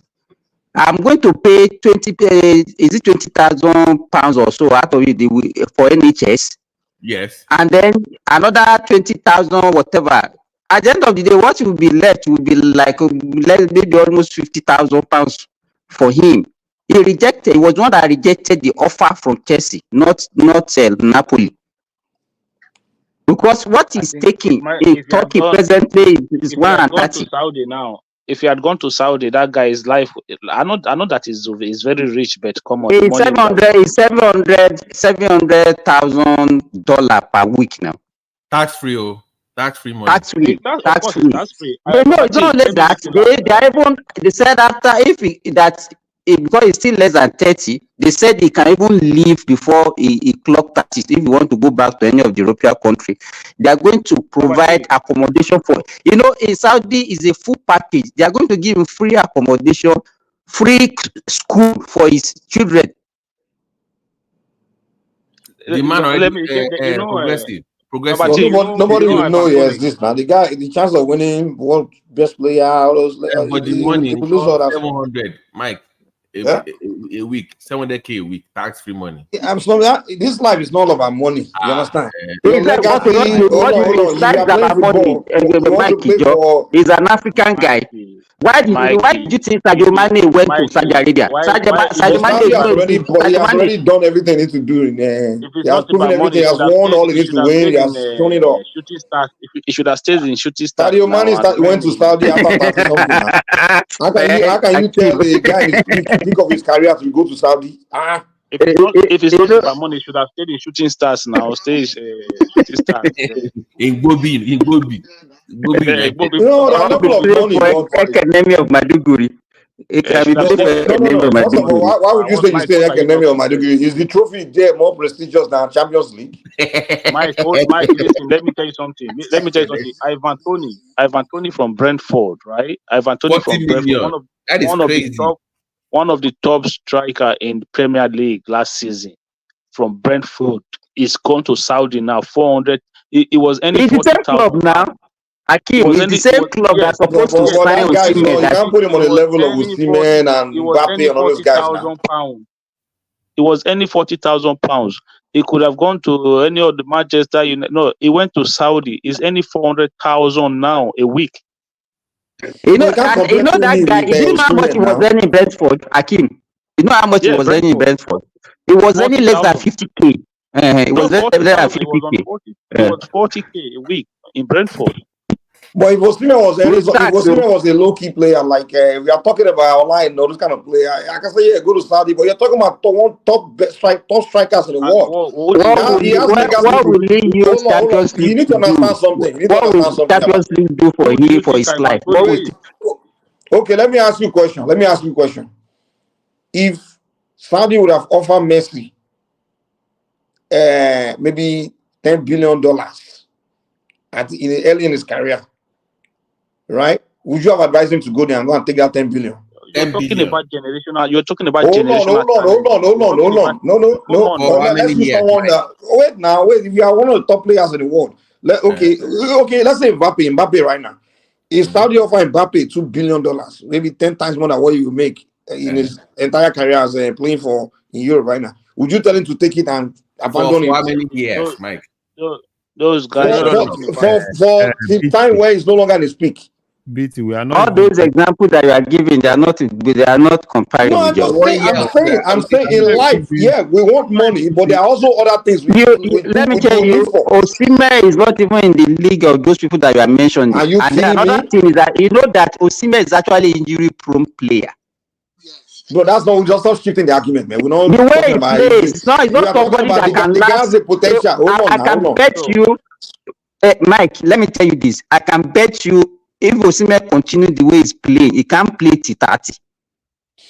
Dude, forget all that you are talking about, man. You are not God. You can't predict. So just He stop. has to secure. Let's not It's shift not the about argument God. How to are you talking what about injury God and that now? You stuff. believe in God And today. stop wishing someone that kind of stuff. Let's not go there, man. Let's not even go there. Mike, hold on 1 second. The Mike, let point me we are ask you making, something. hold on, guy, one voice, man. Let's not jump in. The base point we are making here is the guy, he has potential. The way he's playing, literally if he was in his top, like a real top league or something like that, or top team, he has a potential to contest for Ballon d'Or and even build strong legacy I as agree with Mike. a player that, But Mike, you know. here's So the what I'm problem. saying is, why will you, knowing that level you are, you popular, the whole world knows you, you will throw away playing for legacy and only go and play for money? But Come where on was now. the offer coming from? You see, you can say, okay, he should not go to Saudi, but you said Mbappe. Okay, he did not go to Saudi because Real Madrid came calling for him. So he was like, okay, it's Real Madrid. I can go there and make my legacy and still be like Benzema and go later on when I'm done, maybe 30. But the offers were drying up for Osimhen because that one, I was even shocked. Like, man, top 8 in Ballon d'Or. Everybody should be on the floor trying to get this guy, but the Exactly. offer was not coming. It was only That PSG was and my Chelsea, point.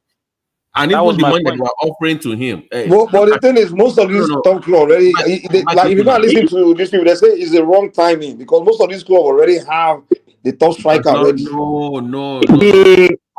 City already have Alan. Madrid have Mbappe. Let me draw you people attention to something.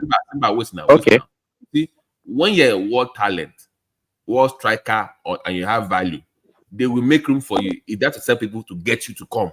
Look at Mbappe in Real Madrid now. They are loaded now. They won without him, but they still got him. Babati, That's my 1 point. second. Like, so don't say because they don't need it. No, if you are really that world class talent, they will make room for you in that club. Babati, look, you see what Mike don't understand is this. When Mbappe wanted to leave PSG last season, he was supposed to leave PSG last season, right? Real Madrid bidded certain amount for him. And when PSG refused that bid, guess what? Madrid pulled out because what you have to understand is that a lot of European clubs are now constrained by financial fair play rules. That's where I'm going in, Akim. That's what I want to tell them. No club want to be paid huge amount of money for any player again. You won't see that one again. Because once you pay Osimhen, any European team now that pay Osimhen say £300,000 or euros a week, they have to factor it into their financial fair play rule. That means it's going to constrain them. But Saudis don't have these things. They So can it should have spend gone like last. So Akim, it should have gone last year then.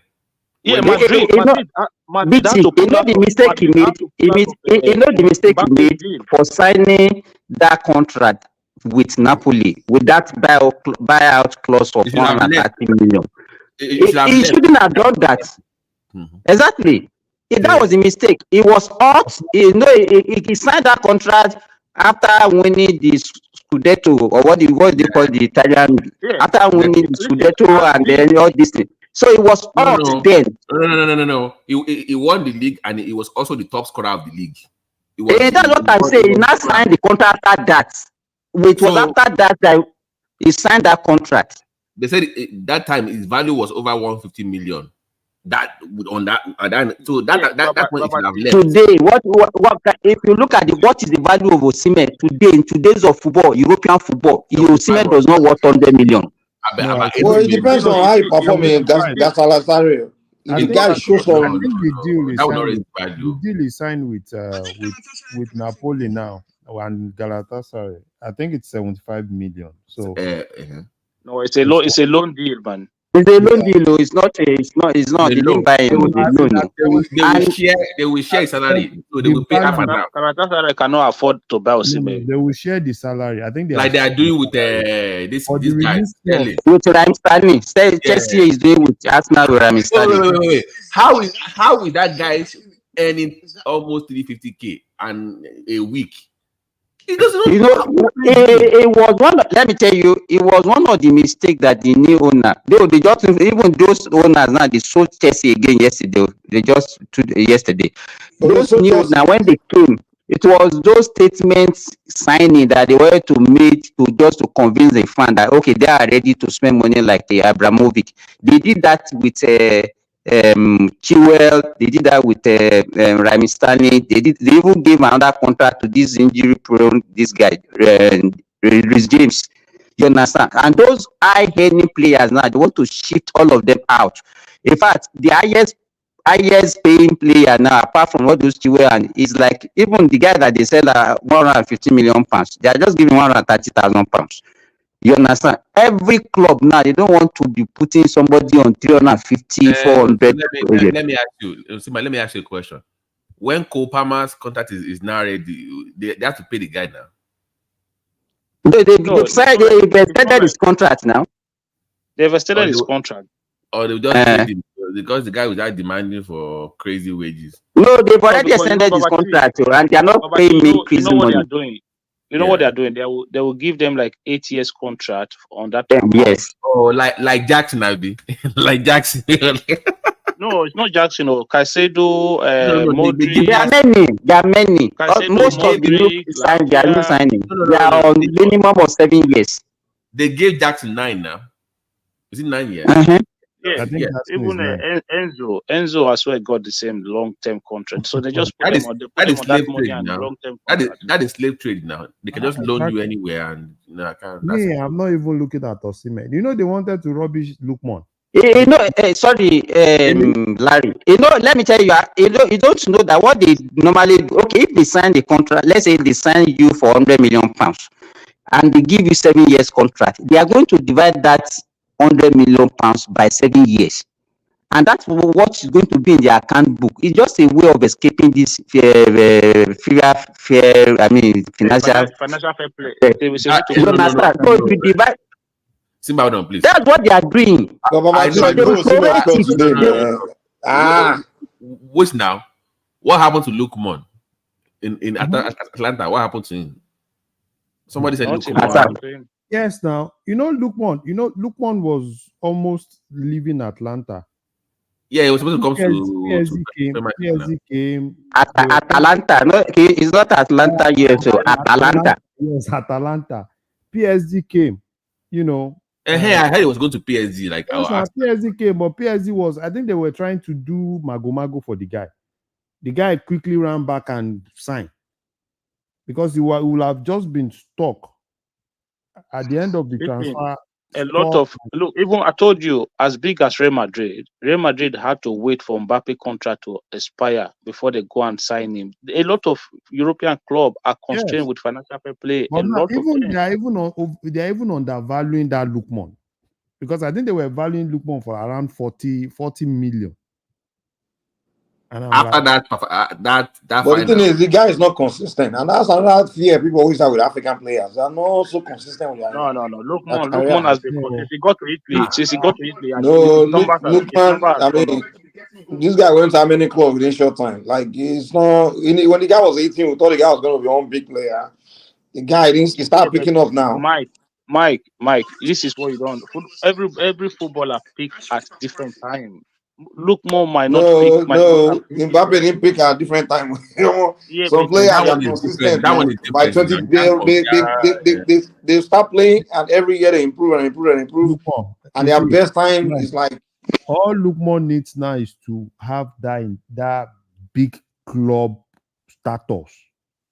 That guy is going to score anything. But they will not give him that chance where he has to leave to. That's why he wants to leave.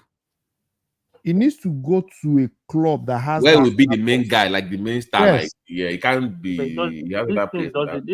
This thing don't really work like that all the time. He might leave this Atalanta and go to a bigger club and flop. These things, like they don't work exactly. like that guy will not flop, because for that guy he will be in Atlanta, he will score.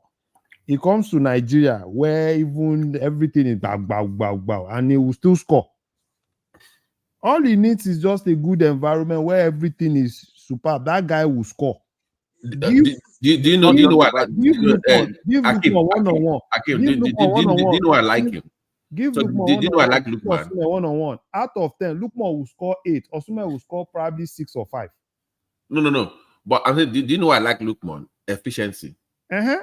Just maybe in a whole match, so just give him one or two. Just give me one. That's it. Just need that much. I won't like the most important player on that Super Eagles today is probably Lookman. Lookman, that guy, man, just one shot, one goal. How many opportunities did he get in the Nations Cup? But Boniface, the guy looks like he's not. Boniface, the guy don't like Messi can play today. Of course, Oribi Lukaku. No, Boniface is. The guy came like a team good Super Eagles player. They will call. They will not serious. Lookman should just. You know those Nigerian players always annoy me. They will come to Super Eagles. They won't take the game serious. Mike, they play hard for their club, but when they show up for the Super Eagles, they show up Super Eagles. They are like, okay, I don't really want to be here today. You know, flex expensive for Nigeria now. You know, when you come to Nigeria, big boy flex. I beg more do. But in their club, they will put on fire when they show the Super Eagles. I'm like, this guy, what's wrong with you now? It's like the guy is not. It's like I don't feel like being here today. Watch Boniface in Leverkusen. He's always like running up and down. I'm like, yes, he's walking like machine. If you watch Boniface in Leverkusen, he's walking like machine. Why would he not walk like machine? And you know, the guy today, man. As soon as they took him out, bro, see me banging go quick. The guy just the whole first time. I was like, Boniface, what's wrong with this guy, man? One time the guy even lago one time. And I think Osimhen and Lookman, that pairing. That combo, they work. Yeah, that combination, man. The two of them, they work hard, attacking. That's why I was my posterior, whatever that coach was. Yeah. I think that the Super Eagles need a proper new generation coach. And they need one thing to progressive. They need a solid midfielder that can give them balls. You can get like a correct midfielder that can supply them. You know, the three players that work very high in that Super Eagles attack is Victor Osimhen, Lookman, and what's that guy? Simon. No. Osimhen, yes. Osimhen, sometimes he just runs like a headless chicken when he plays for Super Eagles. I'm telling you, like I watch him. I watch him when I watch Osimhen play for Super Eagles, I'm just like, what the hell is he doing? He's It's almost working like hard now. That's what strikers do now. It's pressing now. It's always pressing. See this guy, you want striker that be standing around like Mumu. When you're a striker, you're constantly moving. You're putting defenders on terror. Hold on, Mike. Hold on. This is what Osimhen does when he plays for Super Eagles, right? It's almost like they play 10 man behind him and just kick the ball long for him to chase every time. There's no team playing when Osimhen play for Eagles. It's just like, give me the ball, kick it long, let me run after the ball. No. Watch him when he play for Napoli. He plays as a team. But when he goes to Nigeria, now. You can't blame the striker now. Kicking this long ball towards him. The striker is not the one that created the place now. He's not the one that built the place. That's the reason why I said Nigeria needs like a coach that can supply, that can pass. No, they need a new. No, you don't need a coach. I mean, coach with a dribble. We need what we need is like we need a George or somebody, at least a kind of player. We don't get if we can get like Mike. Babati, watch South Africa play football. Go and watch South Africa play football. You see they play football like a European team, a proper composed. That's why they are not super giant house in Africa. Watch South Africa. What is South Africa they play? We don't start. I agree with Hakim. South Africa they pay better flow. It's only that they don't have the talent. Believe me. Better football than Nigeria. You don't is talent that they are lacking. Believe me. They pay even anytime they play us, they play better than us. Did they play Nigeria? Did they play Nigeria in this thing? Nigeria what's it called? They take play as Nigeria they take play. We get how they take play our own ball. Come on, let me Arrow. Let me give an example. Let's say hold on. Let's say Nigeria has just one team in that team. I give you Prelo in Super Eagles. Just Prelo. That changes that can pass from anywhere. It changes the dynamic now. That's my point. You need a Prelo on your team. That is not the whole point. Did you watch the Nations Cup final and tell me that is how you play football? Did you watch the Nations Cup final? That was rubbish. I don't know what happened. Exactly. No, that was what we did. He took Moses Simon off and played Chukwueze. That's one of the biggest mistakes he made in Nations Cup final. He played Chukwueze instead of Moses Simon. Exactly, that was the key. That was the moment we took Moses Simon out. That combination. Okay, even watch the semi-final we played against South Africa as well. They played better football than us. We outperformed South Africa. Let me say about South Africa. The reason the South African team are very efficient when it comes to moving the ball around, passing the ball, and reading each other's football is about 7 or 8 of their starting 11. They not only play at home, they play for the same team. So they train together, they play together, work, and they also start for the other team as well. No, you can't say that's not the point. Look, we need to hire a new generation coach, a coach that will let the team. You are talking about players that play together. They already know each other's movements now. You can't compare to players that just come. They come late for camp, and then they do camp for like a week. And then we don't have a good coach. Do we have coach? No, sorry. By the way, guys, who is the coach now? Who is the coach now? Is one second class guy. He's interim coach. Oh, that foreign coach has not started yet. They employ one Ubo and he ran away. They employ one Ubo and he ran away. He's the foreign coach. Our journalists chasing me away. They ask me stupid questions. We don't even want foreign coach. We don't want foreign coach. Don't want. Arrow, guess what? It's because you are winning. Once you start losing, you start hearing, look at this terrible. Get us a foreigner. You start foreigner be better. No, be Nigeria BUB. Once you start losing, you start calling for European. We don't even get money to spend. Go and watch the Nations Cup, right? The one we won under Steve Kechi, right? If you see, look, me, I'm a lover. Those days we had midfield now. Obi Mikel was there now. Which midfield? Obi Mikel was fantastic in that competition. You mean 13 or 13? 2013, no, Babati, listen. You see me, I'm a lover of good football. I love I love when you play good football. Like the Bros, day South Africa everybody know play if you play Nigeria, like that we Brazil. play. Everybody know if you play like Argentina. The major Listen, thing about football is win. Now, it's not about win. No, it's not. This is where you're getting it wrong. It's not win. You have to. Okay, First of all, football, you know win. That one are football. No, first of all, you have to play. You have to play the right way for you to be able to get results. If you just try to buy results, it will not take you far. And that was what we did at the Nations Cup. We just tried to buy the result here and there. Buy results. That Nations Cup, that final was a deficiency from the coach. Everybody cannot be playing tournament. How many goals did we score in that tournament? See, bros, everybody cannot be playing like Brazil. Everybody cannot be playing like Barcelona. The major thing is play and win. That's the major thing. Nigeria does not play easy to win. Nigeria does not even play that kind of football that you are expecting. You can't play. You have to play good football before you can win. You can't just say go and win. No, that's what you guys want. You want them to play like entertainment. We don't play that kind of football. This is your. You see, this is where you are getting it wrong. This is where you are getting it wrong. A lot of your players already play that kind of football. You dribble, you play everything, you entertain. At the end of the day, you play draw.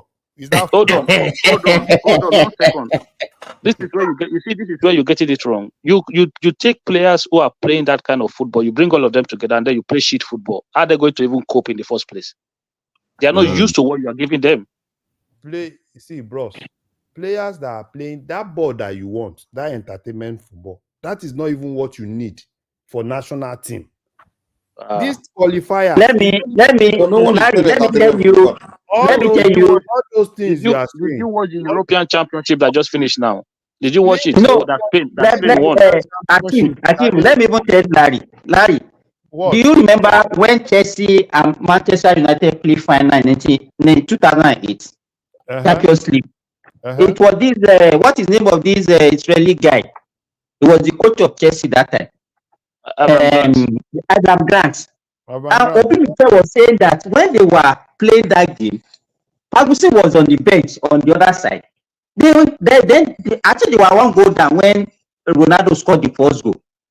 And Okpebholo said they were looking at their coach for inspiration, for something, to even input something for them. They said the guy was just looking dumb. You understand?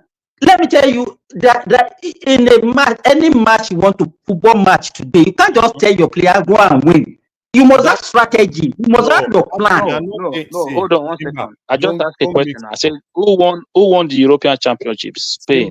Simba. Who played the better football in that tournament? Don't mix it up. Exactly. What he's saying is not just. I'm not saying just go and win. What I'm saying is that every nation have their own pattern, and that pattern he wants is this Samba pattern. No, you are talking about we are playing outdated football. You're saying it's a pattern. It's not a pattern. Our football is archaic. Bro, we don't even have a pattern. Let's not deceive ourselves. You want that? Oh, let them play nice football, entertainment. Oh, this one to this one, this one to this one. That is not our. Have you ever seen Nigeria play like that? What are we known for? Are we known for entertaining football? Are we known for? You are talking as if we have not been watching Nigerians play before. Look at our Olympic team. Look at the 1994 World Cup team and all those teams. That 94, check 94, check 96, check all those guys. Have they been playing like all those Brazilians? Of course. It's power. Our football is power. There's energy in our football, but we play a lot of our football. If you are looking at power football, can we play power football better than the Cameroonians? Which even but Cameroon Jambody football. But Mike, even they have even abandoned that kind of. They abandoned it. Yes.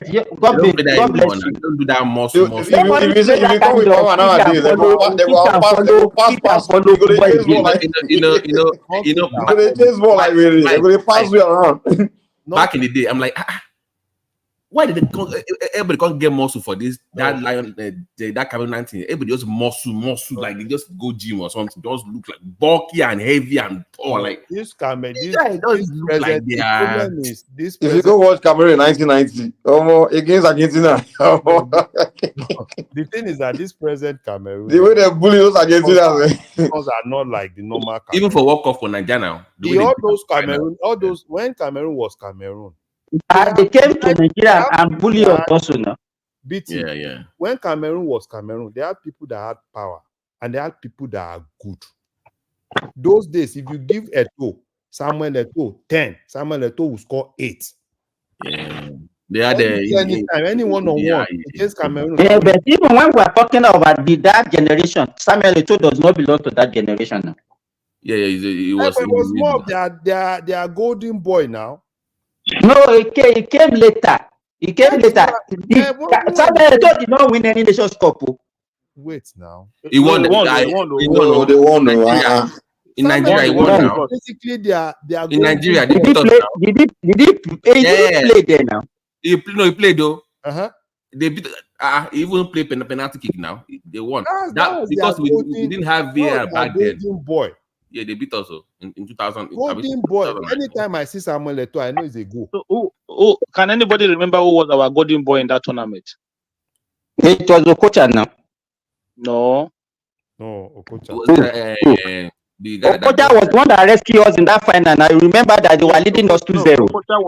Okocha was already established at the time. Agawa. Is that Agawa? Agawa.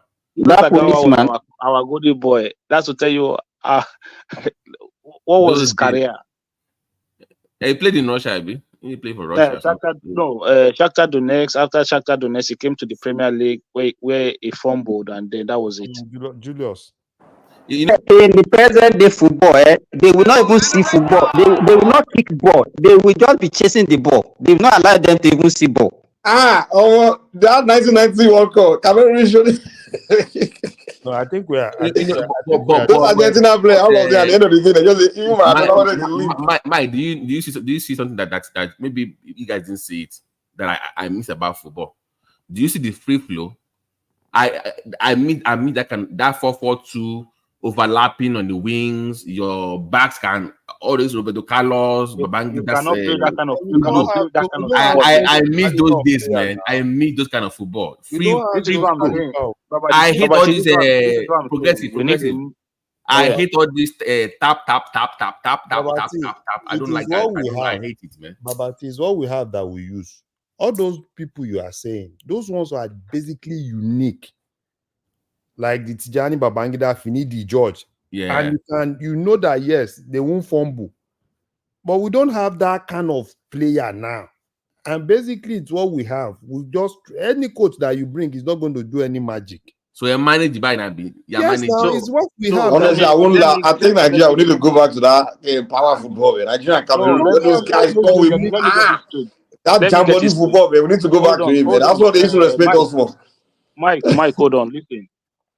We have a team today that half of them were born outside Nigeria and live outside Nigeria, grew up outside Nigeria. They learn Western football. So we are saying we should go back to our power football that we picked player from insurance, from stationary stores, from Rangers and all those. Even those that play Jambodi football again now. They look like Rangers, they all look skinny. They look like those days. Lukman was born in the UK. He grew up, lived his all his life. I'm talking about the local league now. We don't get people with the strong people they play football again. All this work, they watch now. I'm like, this. When are they watch local league back then? People like the size of those guys, Yakini, all those guys, they were huge, man. And Jambodi, those guys, those ones they kick leg. Today I watch Nigeria local league. I'm like, what am I watching here? They play football like if you know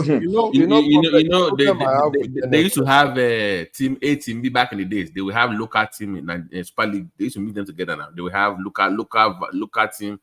Back then they would just have a backup team that will play some matches. But now I don't even think we have any local reserve And in that Nigeria time there anymore. was no flex. Now those guys were not flexing. Those guys were all about do or die. We must do or we must. So they want to push something, Abi. They will come and want to push something. Look at that walk up. That walk up that this guy was injured. Taribo. Was it walk up that Taribo was injured? That he had bandage all over his head. In 98, Abi. That was 98. Yeah, 98. was it walk It up? was 2002 that I had bandage in his head. I had bandage that he wanted to, as in Sydney, Abi. Is it Sydney? Yeah, Sydney. I know it was. I think it was a walk up. No, Korea. I mean, it wasn't Korea. No, it wasn't Korea. Yeah, Korea walk up in 2002. He had bandage in his head. Yeah. So those other guys, but most of the guys now big boys now. There is money in football now. It's not like it's not. They'll say they move out more. You don't get the concussion. There is money. That time those guys want to die there. We die. Those guys, I used to enjoy them. They play their hand, even though European, those European, they fear them, man. When they enter feel like this, man, now fear they make them even defeat those European teams. That World Cup that will play Nigeria versus Spain. Is it World Cup that Olise came in? Yeah, it's World Cup now. Wasn't really doing good. That World Cup, you see, they shouldn't have taken Rashidi Yakidi. He was already past his prime in France. That was a mistake. They could have gone with somebody else. So and it showed. In 98, it was already past his prime now. They shouldn't have taken Rashidi Yakini to 98 World Cup. So because don't you guys observe something? To me, it's like maybe the players that we have these days, one, they are very, very fragile, not strong. Two, most of them are academic players. They are not natural talent that we used to have those days. They went to it's like they didn't pick from it's like the standard is falling. Believe me, the standard you can't. I don't. What are the players that we have today? What do you mean the standard is falling? I don't understand. What do you mean the standard is falling? Akim, let me tell you. If I ask you now, tell me in all those big clubs that we have in Europe, before you can mention 5 players. Can you tell me 5 big players that you have in AC Milan, Chelsea, Manchester United? All of them are just average player, any big money. Okay, tell me one star that you can identify in Man U today, Manchester United. No, even Manchester United, performance-wise, is not a top. Even Man City. What are if they say okay, this is a star in Man City? Just tell me. So Erling Haaland is not a star. I mean, forget when you want to compare Haaland with those. Let me break it down to what Simba is saying, Akim. Do you remember when Gerrard was playing? You had Gerrard, you had Lampard. That people, the average player was just amazing. Now the distance between the people that are good and bad is just so it's not. No, it's always so good. The average players of those days. The average players of those days, they are the star of today. Ronaldo, Messi. You had Madini. In the time of Madini, when you talk about Madini, you talk about what's the name of the former coach of Real Madrid? This Zidane. You understand? You talk about Chechenko. Forget about it. I give you a task. Tell me, take the leading club side in each of the league and tell me give me two players that you can say these are world stars. They are just good. They are not world, like they're not like world star like the Ronaldo. No, now come on, Baba. Hold on. Let's before we make cases, we have to look at the numbers. Okay, so I pick Erling Haaland from Man City. Look at his record, and then we go back. Hold on. Then let's go back to any generation of striker and compare his records today to anybody. Because the other ones are weak. So you are like one of these. No, Akim, wait. You are one of these nerds. See, football is more than numbers. This number that we have now, they can't go one-on-one with any defender. Even Osimhen. Back in the days, the guy from Brazil, Ronaldo, can take on any defender. Now you have none. One-on-one, they don't burn you well. Rivaldo. One-on-one, exactly. Any day one-on-one guy. I think you guys. Let me explain. No. Give me wait. forget a 2-9, not +9. Hold on. But see, defending has changed now. They don't defend one-on-one anymore. Now they defend a two. Now if you get ball at two defenders, they tackle you. Impressive. You are no Simba. Simba is Simba in my. I think that's Simba. Simba can't hear you. Have to. Who's that? It's Simba. Simba, just mute him. Simba, we are not hearing you. Well, I'm saying you that are rough. they are good, but in terms of quality, like they start hard. They fed that the defense we have for them when they are on the pitch. Imagine having a Ronaldinho or Rivaldo or even a Figo or Shevchenko, Crespo, Inzaghi. The level is just different back then. They didn't score a lot of goals. No, It wasn't about scoring 10 goals. you are getting it all mixed up. Let me explain something to you, right? So when you look at football, you're going from one club to the other. You're picking one players out. So what did you get from these players then? Numbers as well. The same start. They were scoring good goals. They were very good technically. No, Akim, not one player. You can take Barcelona that time. You can name five good players. You can take Madrid. You look at even there was a time Ronaldo was in Real Madrid. Figo was there. Roberto Carlos. You know, it's just you pick a similar. You pick Juventus. You pick Ajax. You can mention players like that. Today, who are the players there? That's true. There were a lot of stars back then. Man. Hold on now. Roberto Carlos. I'm going to hold on. It's plenty. Do you remember, Akim? Do you remember in 05 when AC Milan faced Liverpool in the finals? Look, all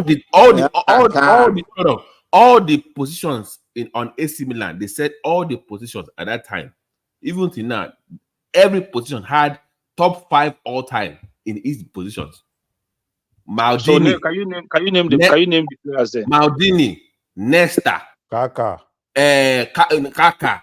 This guy from Holland that used to have Shevchenko was there that time. Shevchenko was there. This guy now. Sidorf. Prilo was even on the team. Prilo was there. You know, Prilo was there. I mean, come on, it was loaded. And even on the Liverpool side, they had this guy, the coach for Leverkusen now. They are coach for Leverkusen. Sabio Alonso.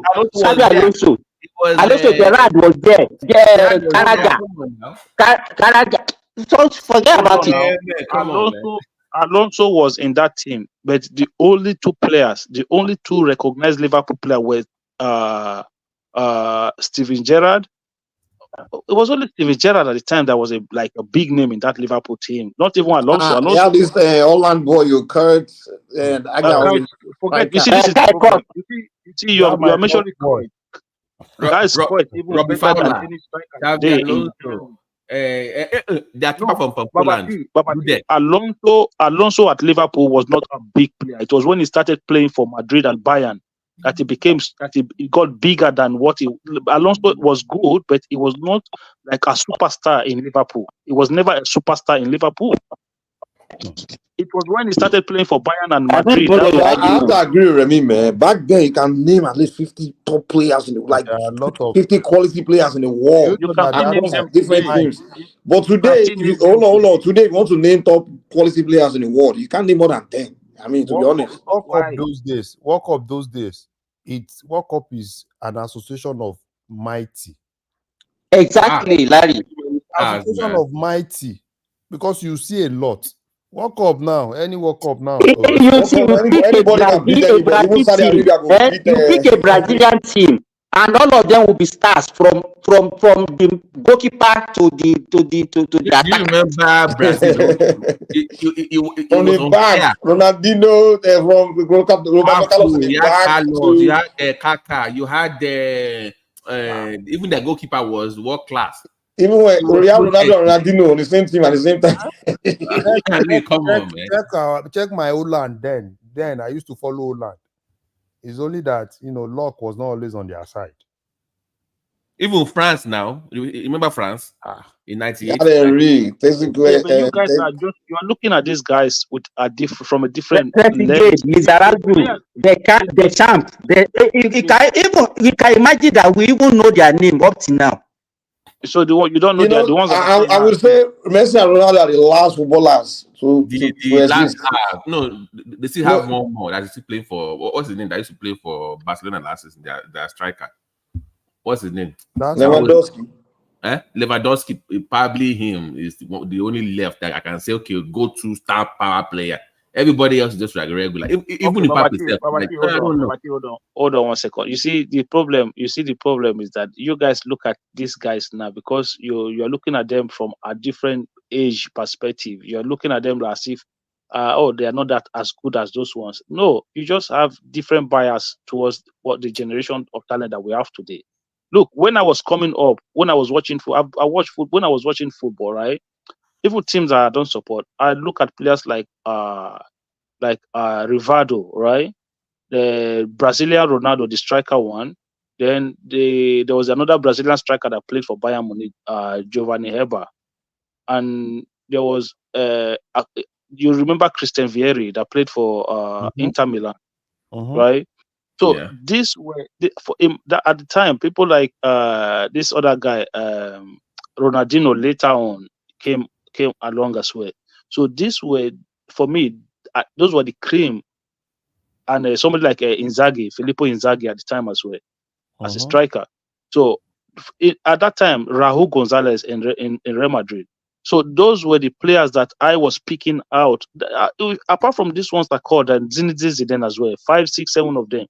All this Seedorf and all, they're just like workaholic. You can put Gattuso in that means as well. Gattuso as well.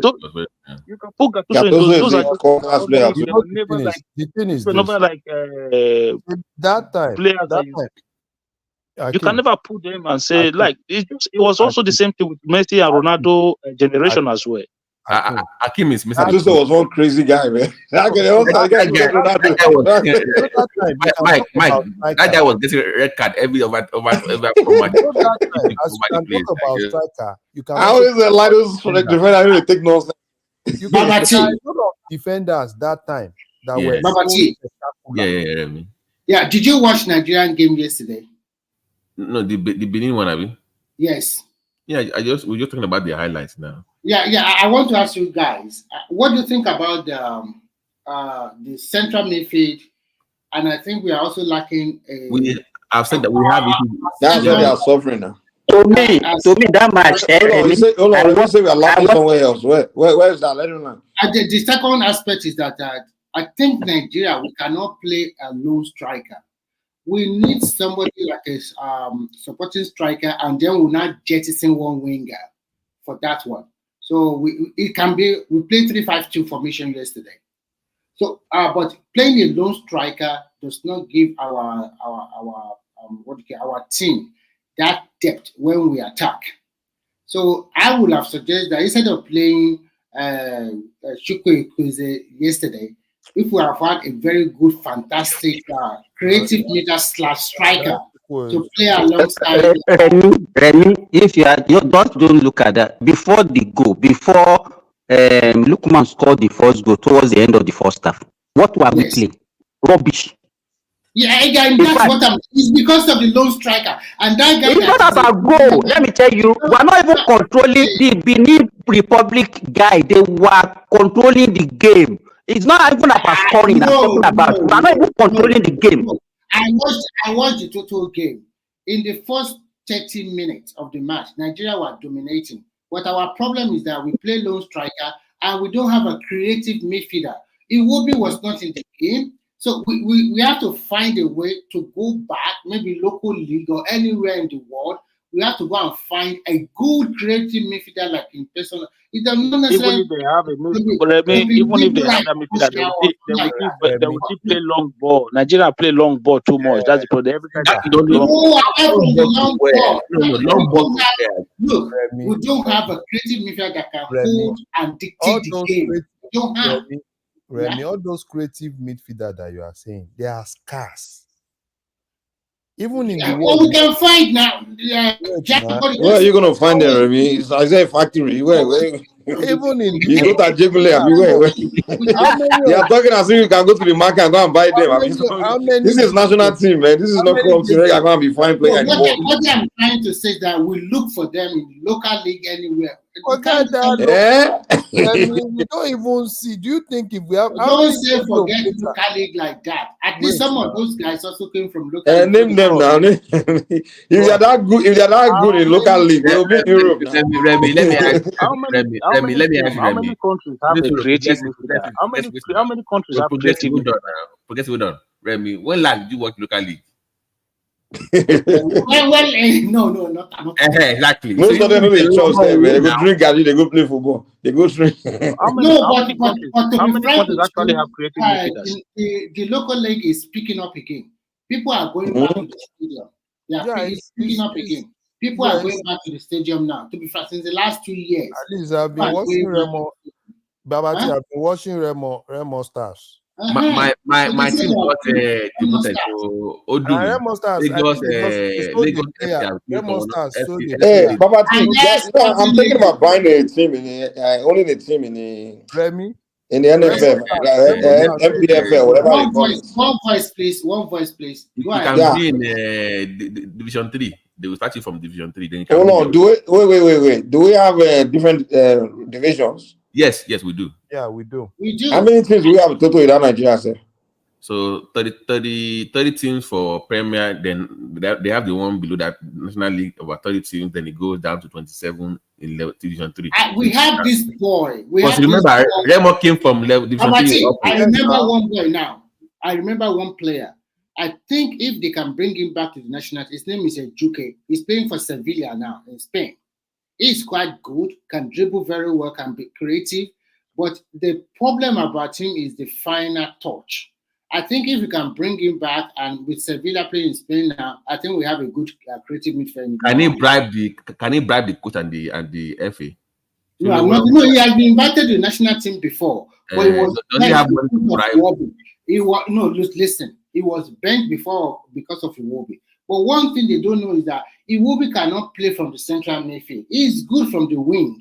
So we have to look for a creative midfielder. That is the linking part one. And then part two is to find a supporting striker. Maybe a creative midfielder / supporting striker and jettison one wing. Because we need people who can create that space in the middle.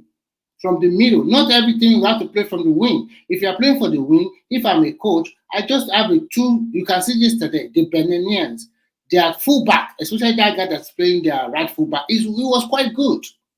It was good. So if they lose the ball, they use their jam body to block them, commit foul or whatever. So we need somebody that can create that chances from the midfield. And I think there are some players that I think is a substitute a little bit. This guy tried a little bit yesterday in GD, but we need and then we have problem in our left full back. We still have problem in our left full back. I know it's okay from the so many little one or two or three things there we can think out together. And most importantly, the boys really want to win that game yesterday. They put in their best. Yes. So that is one thing. Remy, what do you think about Victor Boniface? What do you think about him? I think he's not totally complete striker, and I think he's so early, maybe because of the media sensation around him last year. He needs to calm himself down, and you cannot just be fluffing chances like that. You are in the you are about to score a goal, you just flop it with your two legs. That is not the way. That's the problem of most African players. When they get into the position of goal scoring, it's like either they are too excited or they don't know what to do at that particular moment. Look at the goal that Osimhen scored yesterday. That is a fantastic goal. Instant in thinking, hit the ball one, and luckily for him, hit another player and goes into the net. You see how Osimhen always puts himself in a position to finish, to strike. Like that's why I like that guy, man. That's what makes him a top striker. Boniface should have scored 2 goals yesterday or 1 goal in the first half, but he flopped it because he was too excited. Well, Boniface was just walking around. I'm like, what is this guy doing? Are you here to play? When does Osimhen enter? The guy's in movement. Yes. Come on, man. That guy's a striker. Osimhen is that he has that fighting spirit. And when you have a player playing you against that has the fighting spirit, as a defender, you are not playing him alone. You are playing him and the old fans in the stadium. That is the most difficult person to match. So do you think anything against him? Yeah, should we guys? Should we go back to our 4-4-2 or because they are now playing No. all this? We can continue to play. It depends. 3-5-2 or 3-5-3 or whatever. I like the 3-5-2 they played yesterday. 4-4-2 is also good. So we can, but 4-3-3, forget it. It does not fit that team. You see that we play 3-5-2 or 4-4-2. When we have a good creative midfielder that can also score goals, then we can go back to our 4-4-2. And when we meet a team that are very good in the midfield, we can play 3-5-2. So, because if you like Benin, they can hold the ball. They are good. They can hold the ball very well. But I think yesterday, because Nigerian really want to play them, anytime our boys really want to play, especially in Africa, then we will win. Because the group of us, our group in the World Cup, it's just, I don't know what's wrong. This is a very easy group for us to win. And we are fluffing the chances. But with the new things in this team, the only prayer is that we hope that they don't have any injury. I think we are still good to go because still a lot of matches to play. We are good to go. But the coaching aspect, I don't know. What do you think? Should we leave Iguavon or look for foreign? Remy, we shouldn't just make any mistake. Let Iguavon continue because NFL will go and bring. Yeah, even if we qualify or no qualify, just let him continue. Let him continue. You see all this It's because Iguavon wants to do. Don't mind them. Don't mind them. You know Nigerians, man. Whenever they win, when local coach win, let's get local coach. Don't need worry coach. When the guy start to lose now, we need worry coach. What if you see all this foreign coach? To be frank, all this foreign coach. We don't win here now. You think you can coach where they go correct training, where they get different, where they get staff.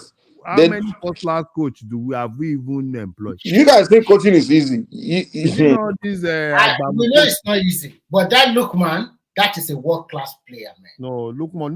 You can see the way he controls himself in that box, hold 3 or 4 defender before he slot it home. That's what I'm talking about. That is. Remy is so proud today. Remy, if Lookman doesn't play well next game, don't come here and be saying that Lookman. Let's be candid, though. Lookman has always been playing well, though. That guy, even when we did doing Nations Cup, most times I don't even look for Osimhen, I look for Lookman. Because everybody will be putting attention on Osimhen. Lookman will one way or the other just find one slight opportunity and score. So that Lookman, I think what he just needs is a big club, not all these Atalanta. He should just that place. He should look for a big club. I think our celebrity need to start promoting Super Eagles, make it look sexy. So all these our foreign-born players, like people like this guy play for Germany now, Musiala. So many of those guys, man. That's when we play for Super Eagles, man. Not for Germany. They will not play for them. Look at Olise now. Olise is now playing for France. Eze is playing for England. Those are Nigerians. You know what's funny? We have the best, most beautiful jersey. We have, I mean, I don't even understand why those kids are playing for those European countries. I don't know. I don't see it. How are they raised to think about it? It's the Nigerian brain and I always bash that country now. When that useless country. Your children are growing up watching you talk like that. You think they'll be proud to be from there? So Mike, if your children play football, you let them to go and play for Nigeria. What the heck? Who else would I let them play for? So if they are top players, you let them to go and play for Nigeria. Yeah. So I will let them be playing for America or who? For Nigeria. Where they are not from? Look, see, Larry, what you are doing is not good, though. It is Atalanta that actually gave Lookman the platform for you to be saying what you are saying today. So why are you relegating Atalanta like that? Simba. I'm not saying Atlanta will make money. They should let them start. It can't be the. Hold on, who asked me that question? Say, will I let my children play for Nigeria? Where would you let your own kids play for? Turkey. The country where they were born. So if you born your pikin for Hakim children now they play for Ireland now. They play for Ireland. hold on. So if you born your pikin for Turkey, they will play for Turkey. Of course. Hey, is this the problem? Now Nigeria they Oh go. my God, the My boy, country, na country I Nigeria don't they give go. Turkey. All these countries I don't care about you. Like, come on now. You know they won't give. They don't see them as Turkish or the only reason they will let them play for their national team is they are superstars. That's the only Yeah. reason. So And the So problem with you just let them play for and that's why these children are so depressed. I see many of our children born in these countries because they are confused. They don't know their identity because their parents just why are they confused? Why do you think they don't know why their you go identity? What are you why you go confused about? born? Akim, No, because go and some watch. Nigerian parents be telling them they will born to picking for Turkey or all this country and they tell them Akim, you're Turkish, Akim, you're Greek, Akim, go when and you watch. don't stay in that society, they don't see them as one of their own. Go and watch the Nigerian basketball team, and when they interview them, they like them even playing with Nigeria gave them that confidence as women. Confident as black Young people. team.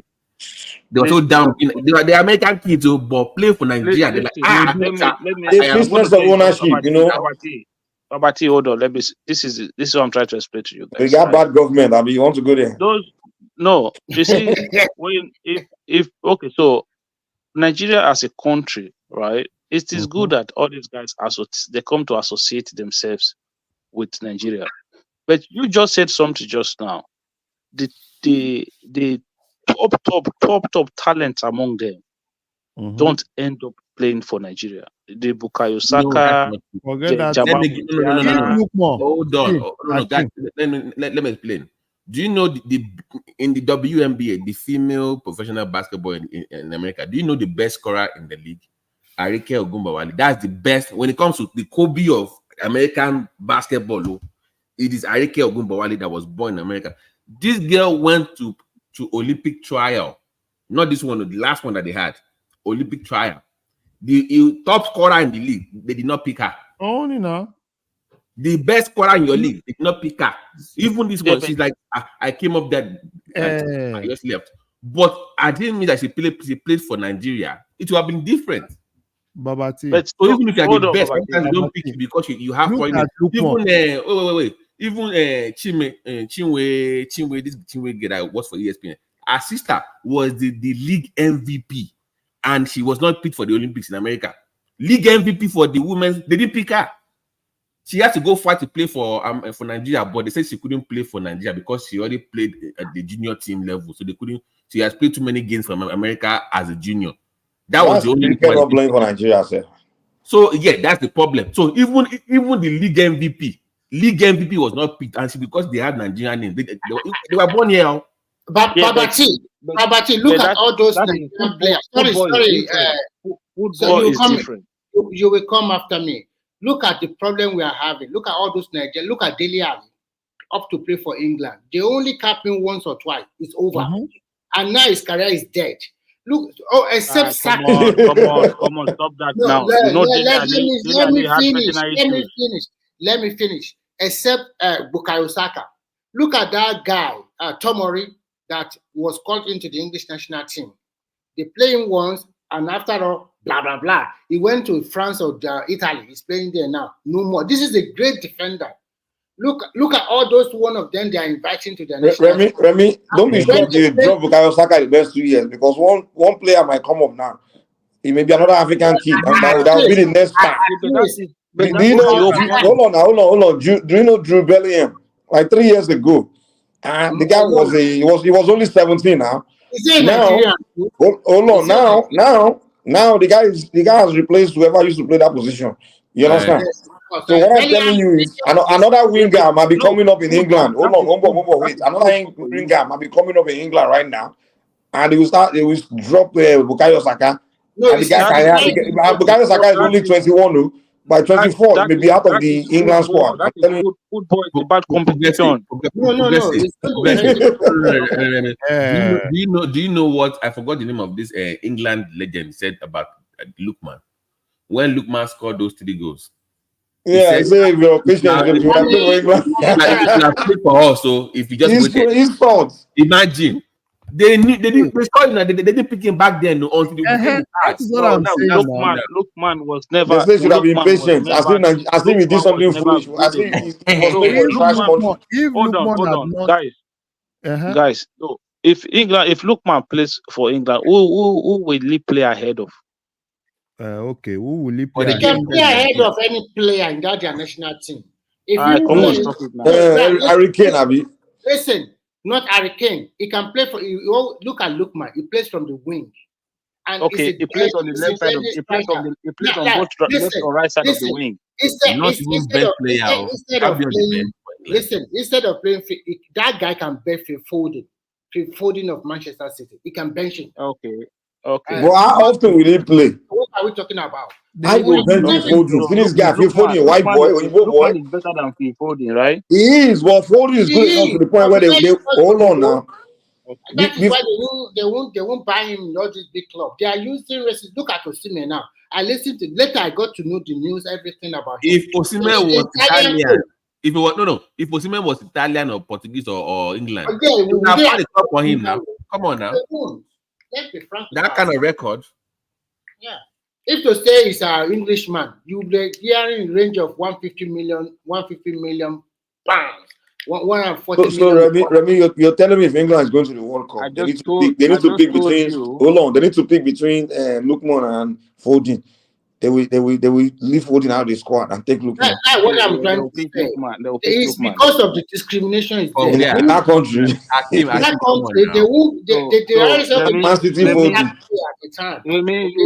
you actually believe that Lookman is better than Phil Foden. You actually believe it. I'm telling you, it's better than Foden. You're just biased. Because that's why Lookman is not playing for Man City.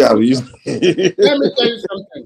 In terms of scoring goal in a match, Lookman have a slight ahead of Foden.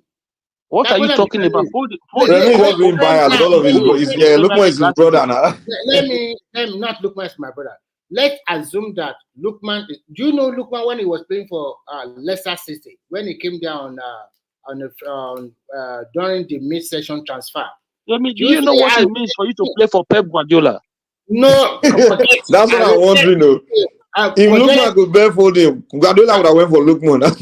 No, the point is this. You should remember that Manchester City, all the team that Guardiola have coached, they are big team, and all this Oyinbo too. They have preferences for their color first. What are you talking about now? That's the qualities of the game. Forget that frequency. Whatever you put in is what they're going for. How come that the Premiership are not buying Akanji, listen to the name Akanji, right? I know now. Yes, he plays every single game for Man City. So what are you talking about? We are not talking about central. We are talking about attacking. Come on, man. Player is player, man. What is attacking? Come on, what are you talking about, man? If it's about race, they don't. So they only discriminate against strikers. Remember, Akanji is playing for Switzerland. National. He's supposed to be playing for Nigeria. We are not serious in that country, man. But I won't say it's the country. I think it's the parents, man. Also on a more serious note, it's also we don't recruit very well. If you look at the way Nigerian basketball recruits the females, even their coach is Nigerian American, so it's easier for them to get. Do you think it's corruption in NFF? Because I don't know. I think it's just massive corruption. Because for basketball, money now. They do very well to get these girls in because they can relate to the coach. They know the coach, so they bring them in very easy, straight from college. They already training. Very soon, that basketball team now, so Nigeria will take over now. They will put corruption inside that place. They will, everything will go rubbish. I hope not, though. That coach, that's not Super Eagles started like that now. Very good, everything organized. It was Pepsi that was sponsoring, running the whole thing. The moment the success came, some people had entered there.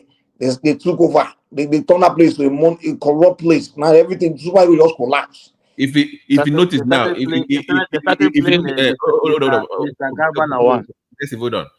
you notice now, the Nigerian basketball team, you never hear any issues about them because their sponsorship, everything is Nike handled. They don't have anything. Was it not Pepsi that was sponsoring Super Eagles back then? So they have exclusive talk with the they would chase Nike away the same way they chase Pepsi away. Even their coach is Nigerian. So no link with the NF whatever in Nigeria. It's just them, and she gets to pick whoever she wants. So they run autopilot. They don't need Nigeria kind of. So, but the girls, I like the way they are so happy to be part of Nigerian, be Nigerian, their heritage.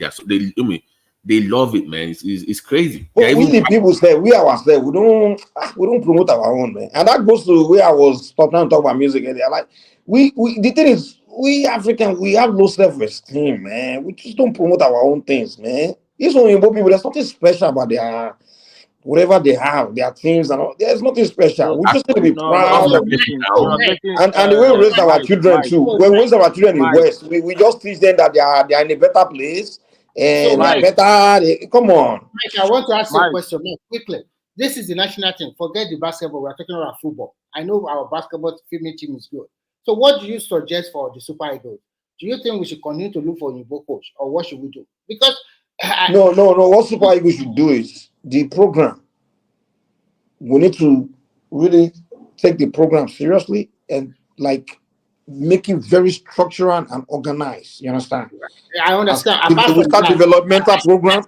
Hold on. Developmental program is not only with players, so coaching development program. You understand? Sending young, talented people that have coaching skills, sending to coaching schools all over the world. You have to put money into it. You have coaching developmental program and player developmental program. So you have to develop from immediate now. What should we do? Because we must have that coaching. For now, just find whoever is the best coach that can perform well. That's all. Me, I don't believe coach as foreign or local. I don't think coach. I don't think how you. Oh no, I don't think how you. A good coach has to do where you come from or what your color. Remy, can we be honest? You see, it's not the coach. It's not the problem with Nigeria. You see, it is the NFF interference with your list. You see, all those players that you see, not because they pick everybody. They interfere in who they pick. That is the problem. Coach, they don't give them free hand to operate. So when somebody comes in, they want, don't play that one. We don't want this one. That's the issue. Even I don't even think they put that. The pool to pick from is not even that much anymore. So I don't think. Remember the only good days now. For equity and fairness, you must have some people from some part of the country for equity and fairness. You are in Super Eagles, so that was being done in Super Eagles. Equity and fairness. So that's I don't know why we do pick the best players if they are all from Bayelsa. So be it. Why must we have spread? But that was the period. Well, that's what they are doing right now. Equity and fairness. They don't do it anymore. But the problem is that we just don't have enough. That was the way it was before now. I think the problem is just the same problem we have in every other institution in Nigeria. They are not organized.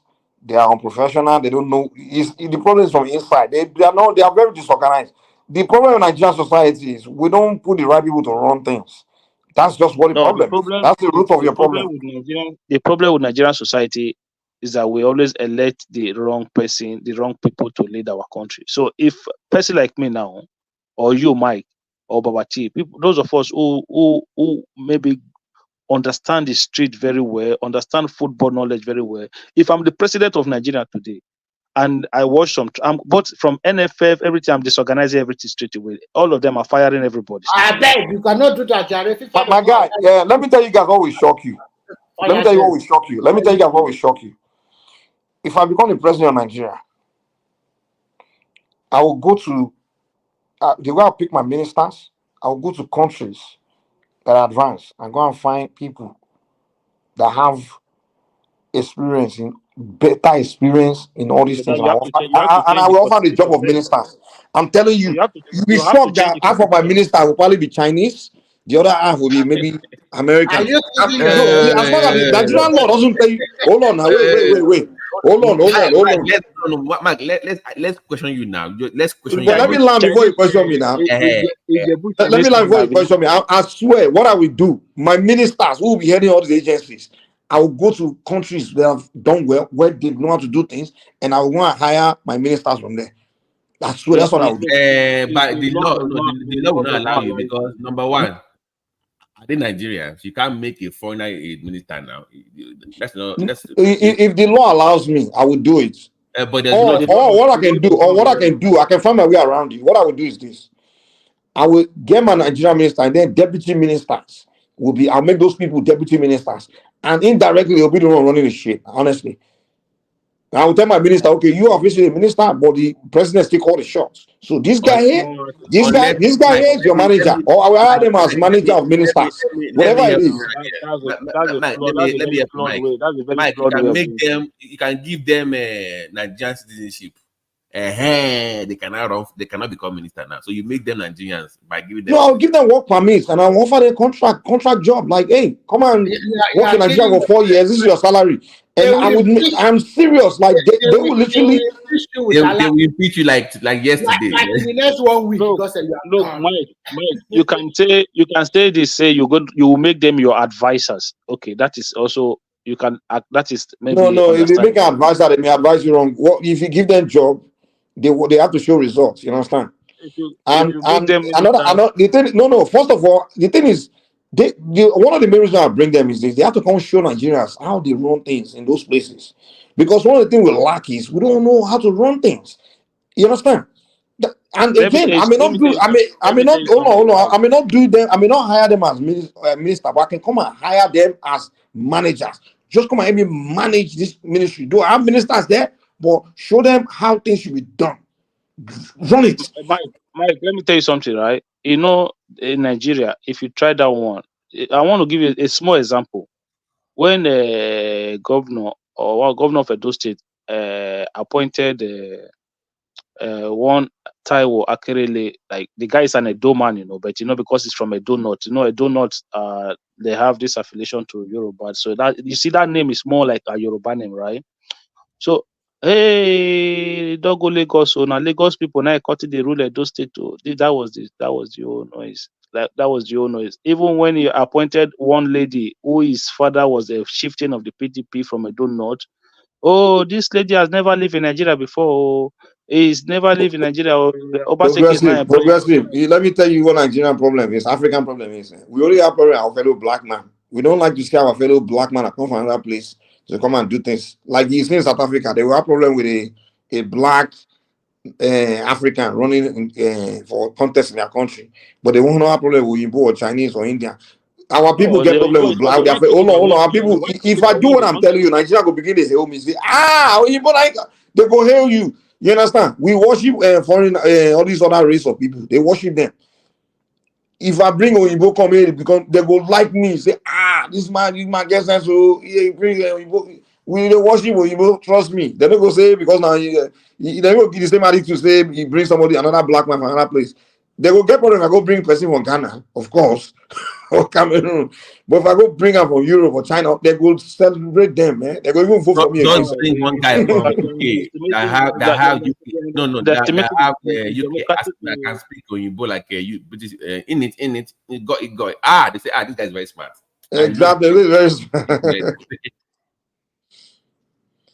So the attitude will be different from say go hire somebody from another tribe. That one's different. You are underestimating the political cabals in Nigeria. But my guy, I'll be honest with you guys. If you want something to change, take it from every country advance. America, foreigners, like people from another society, immigration, Nigeria, bro. I'm telling you, to make things. Bro, I'm not saying to put the power in the hands to decide everything, but I'm telling you, like if I have my way in Nigeria, I will start an immigration program. I will start importing quality people from other countries into Nigeria. I'm telling you. Are you Donald Trump now? You're bringing. Let me tell you. The thing is this: what Nigeria is lacking is we are used to doing things our way. And it would take somebody from outside to show you do something different way where you can look and say, that's the way you do it.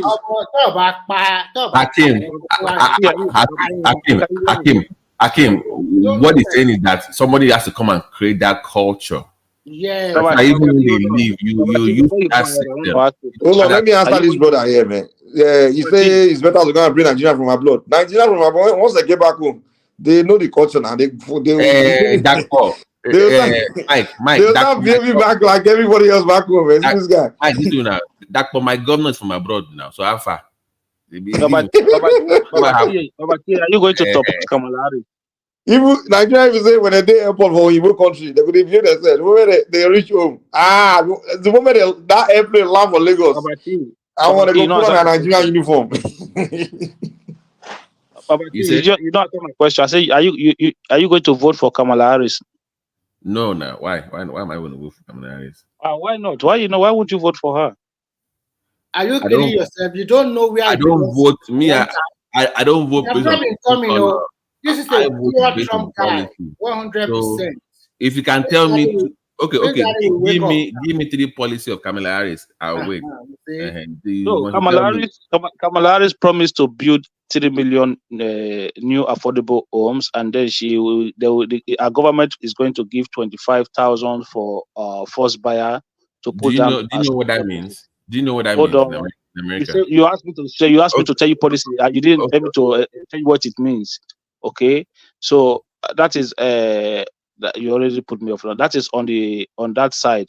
So she promised to give to extend the what's it called, small business tax tax deduction to $50,000, right? Is that not part of her policy as well? Mm-hmm. So that is true. So she what else?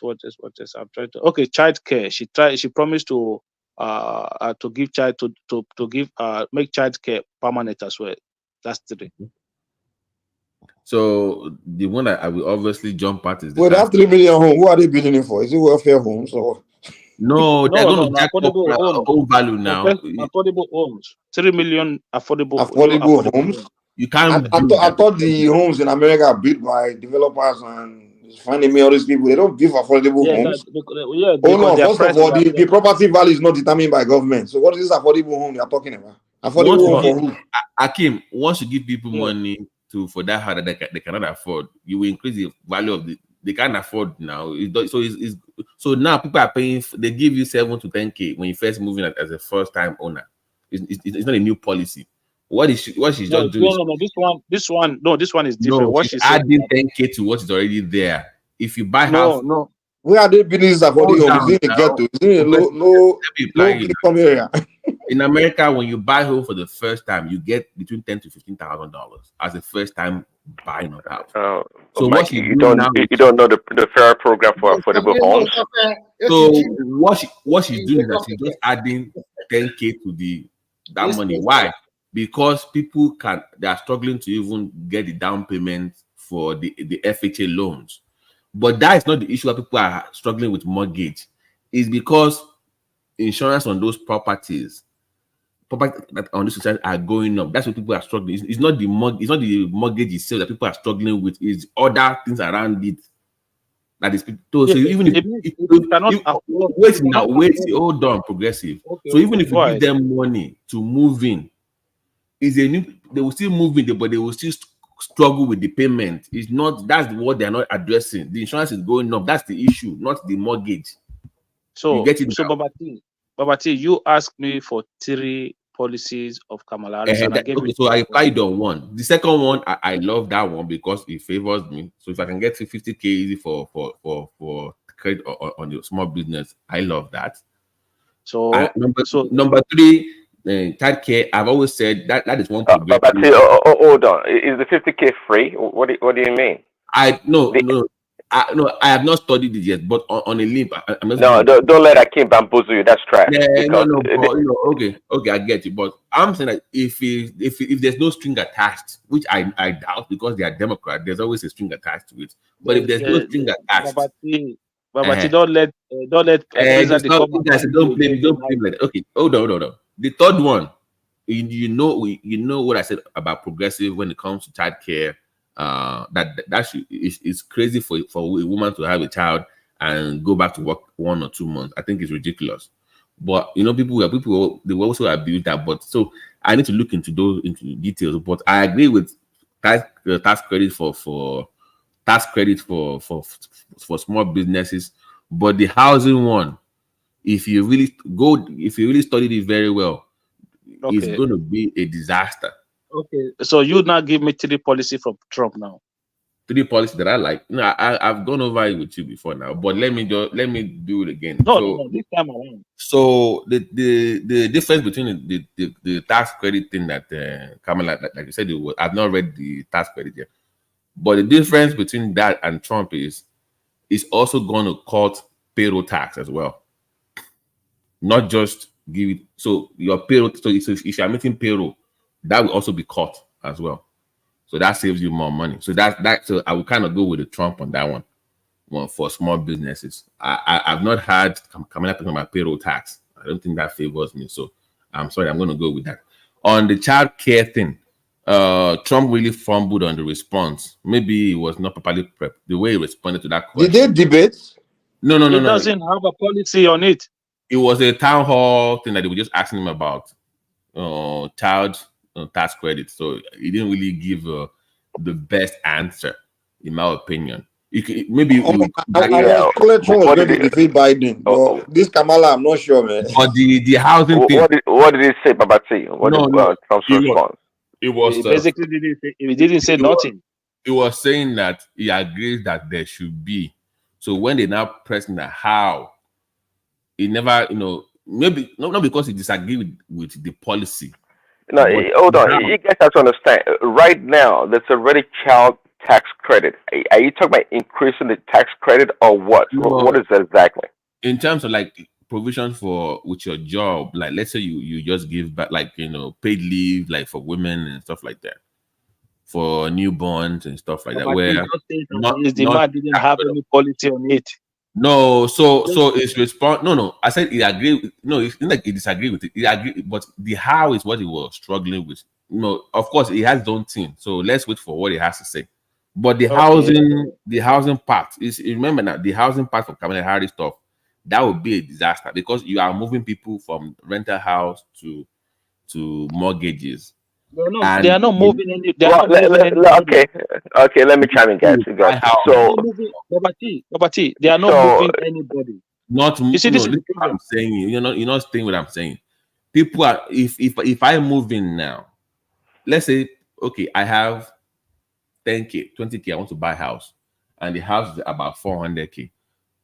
They will say, okay, go bring about $30,000. I will say, okay, I will do FHA loans, right? And before I have, let's say 20K, they will give me 10K more or about 15K more. That means the requirements, right? The threshold, right? What they're now doing is now they now say, okay, go and bring 10K now because we cannot give you 25K. So you now have people that they could not afford to even do 20 before that will now come with that 10K to move in. So when I say they're going to move more people in from rental, that's the meaning of that. So they're moving. Okay, guys. Okay, let me chime in. 1 second, please. 1 second. 1 second. Just 1 second, please. Babati, if I'm working, right, and I get salary, I know how much I earn, right? At the end of the month, I know how much my outgoings are. Look, I'm not going to go and buy a house that is going to consume more than what I earn. You are talking as if government is just going to force people to go and buy houses. No, you still have to pay. That is not the way Americans think. You are missing the point with Americans. Americans don't think that way. Not because they couldn't afford. Okay, Americans are stupid. I won't use. Okay, Babatil, let me chime in because you're not putting the historical context to it. What Akim is talking about exactly is what happened in 2008, the subprime mortgage debacle that ruined the economy. So that's exactly what they were doing. People that could not afford homes under the government program, they gave them houses. They were able to buy homes with 0 down payments. And exactly to your point, these people that they didn't have sustainable income to be able to pay those mortgages over time.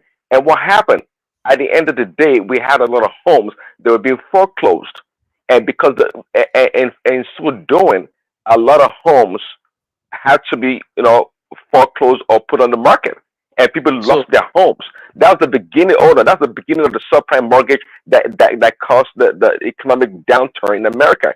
Now, exactly to your point, that's exactly what Kamala Harris has repackaged somewhat.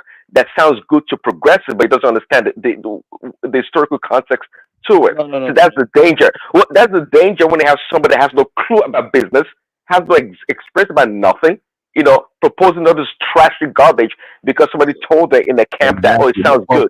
Progressive. America. She's not a business person. She's not a business person. Please hold on.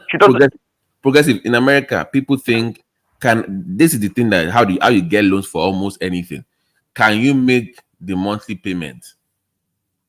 That is how it is structured. So they are thinking, if I can pay the monthly payment, what we are saying is that when you give more money for people to come in, the lower class will move in more. But the struggle in the housing market is not necessarily even the mortgage, it's the other costs around the house that they don't know about. You're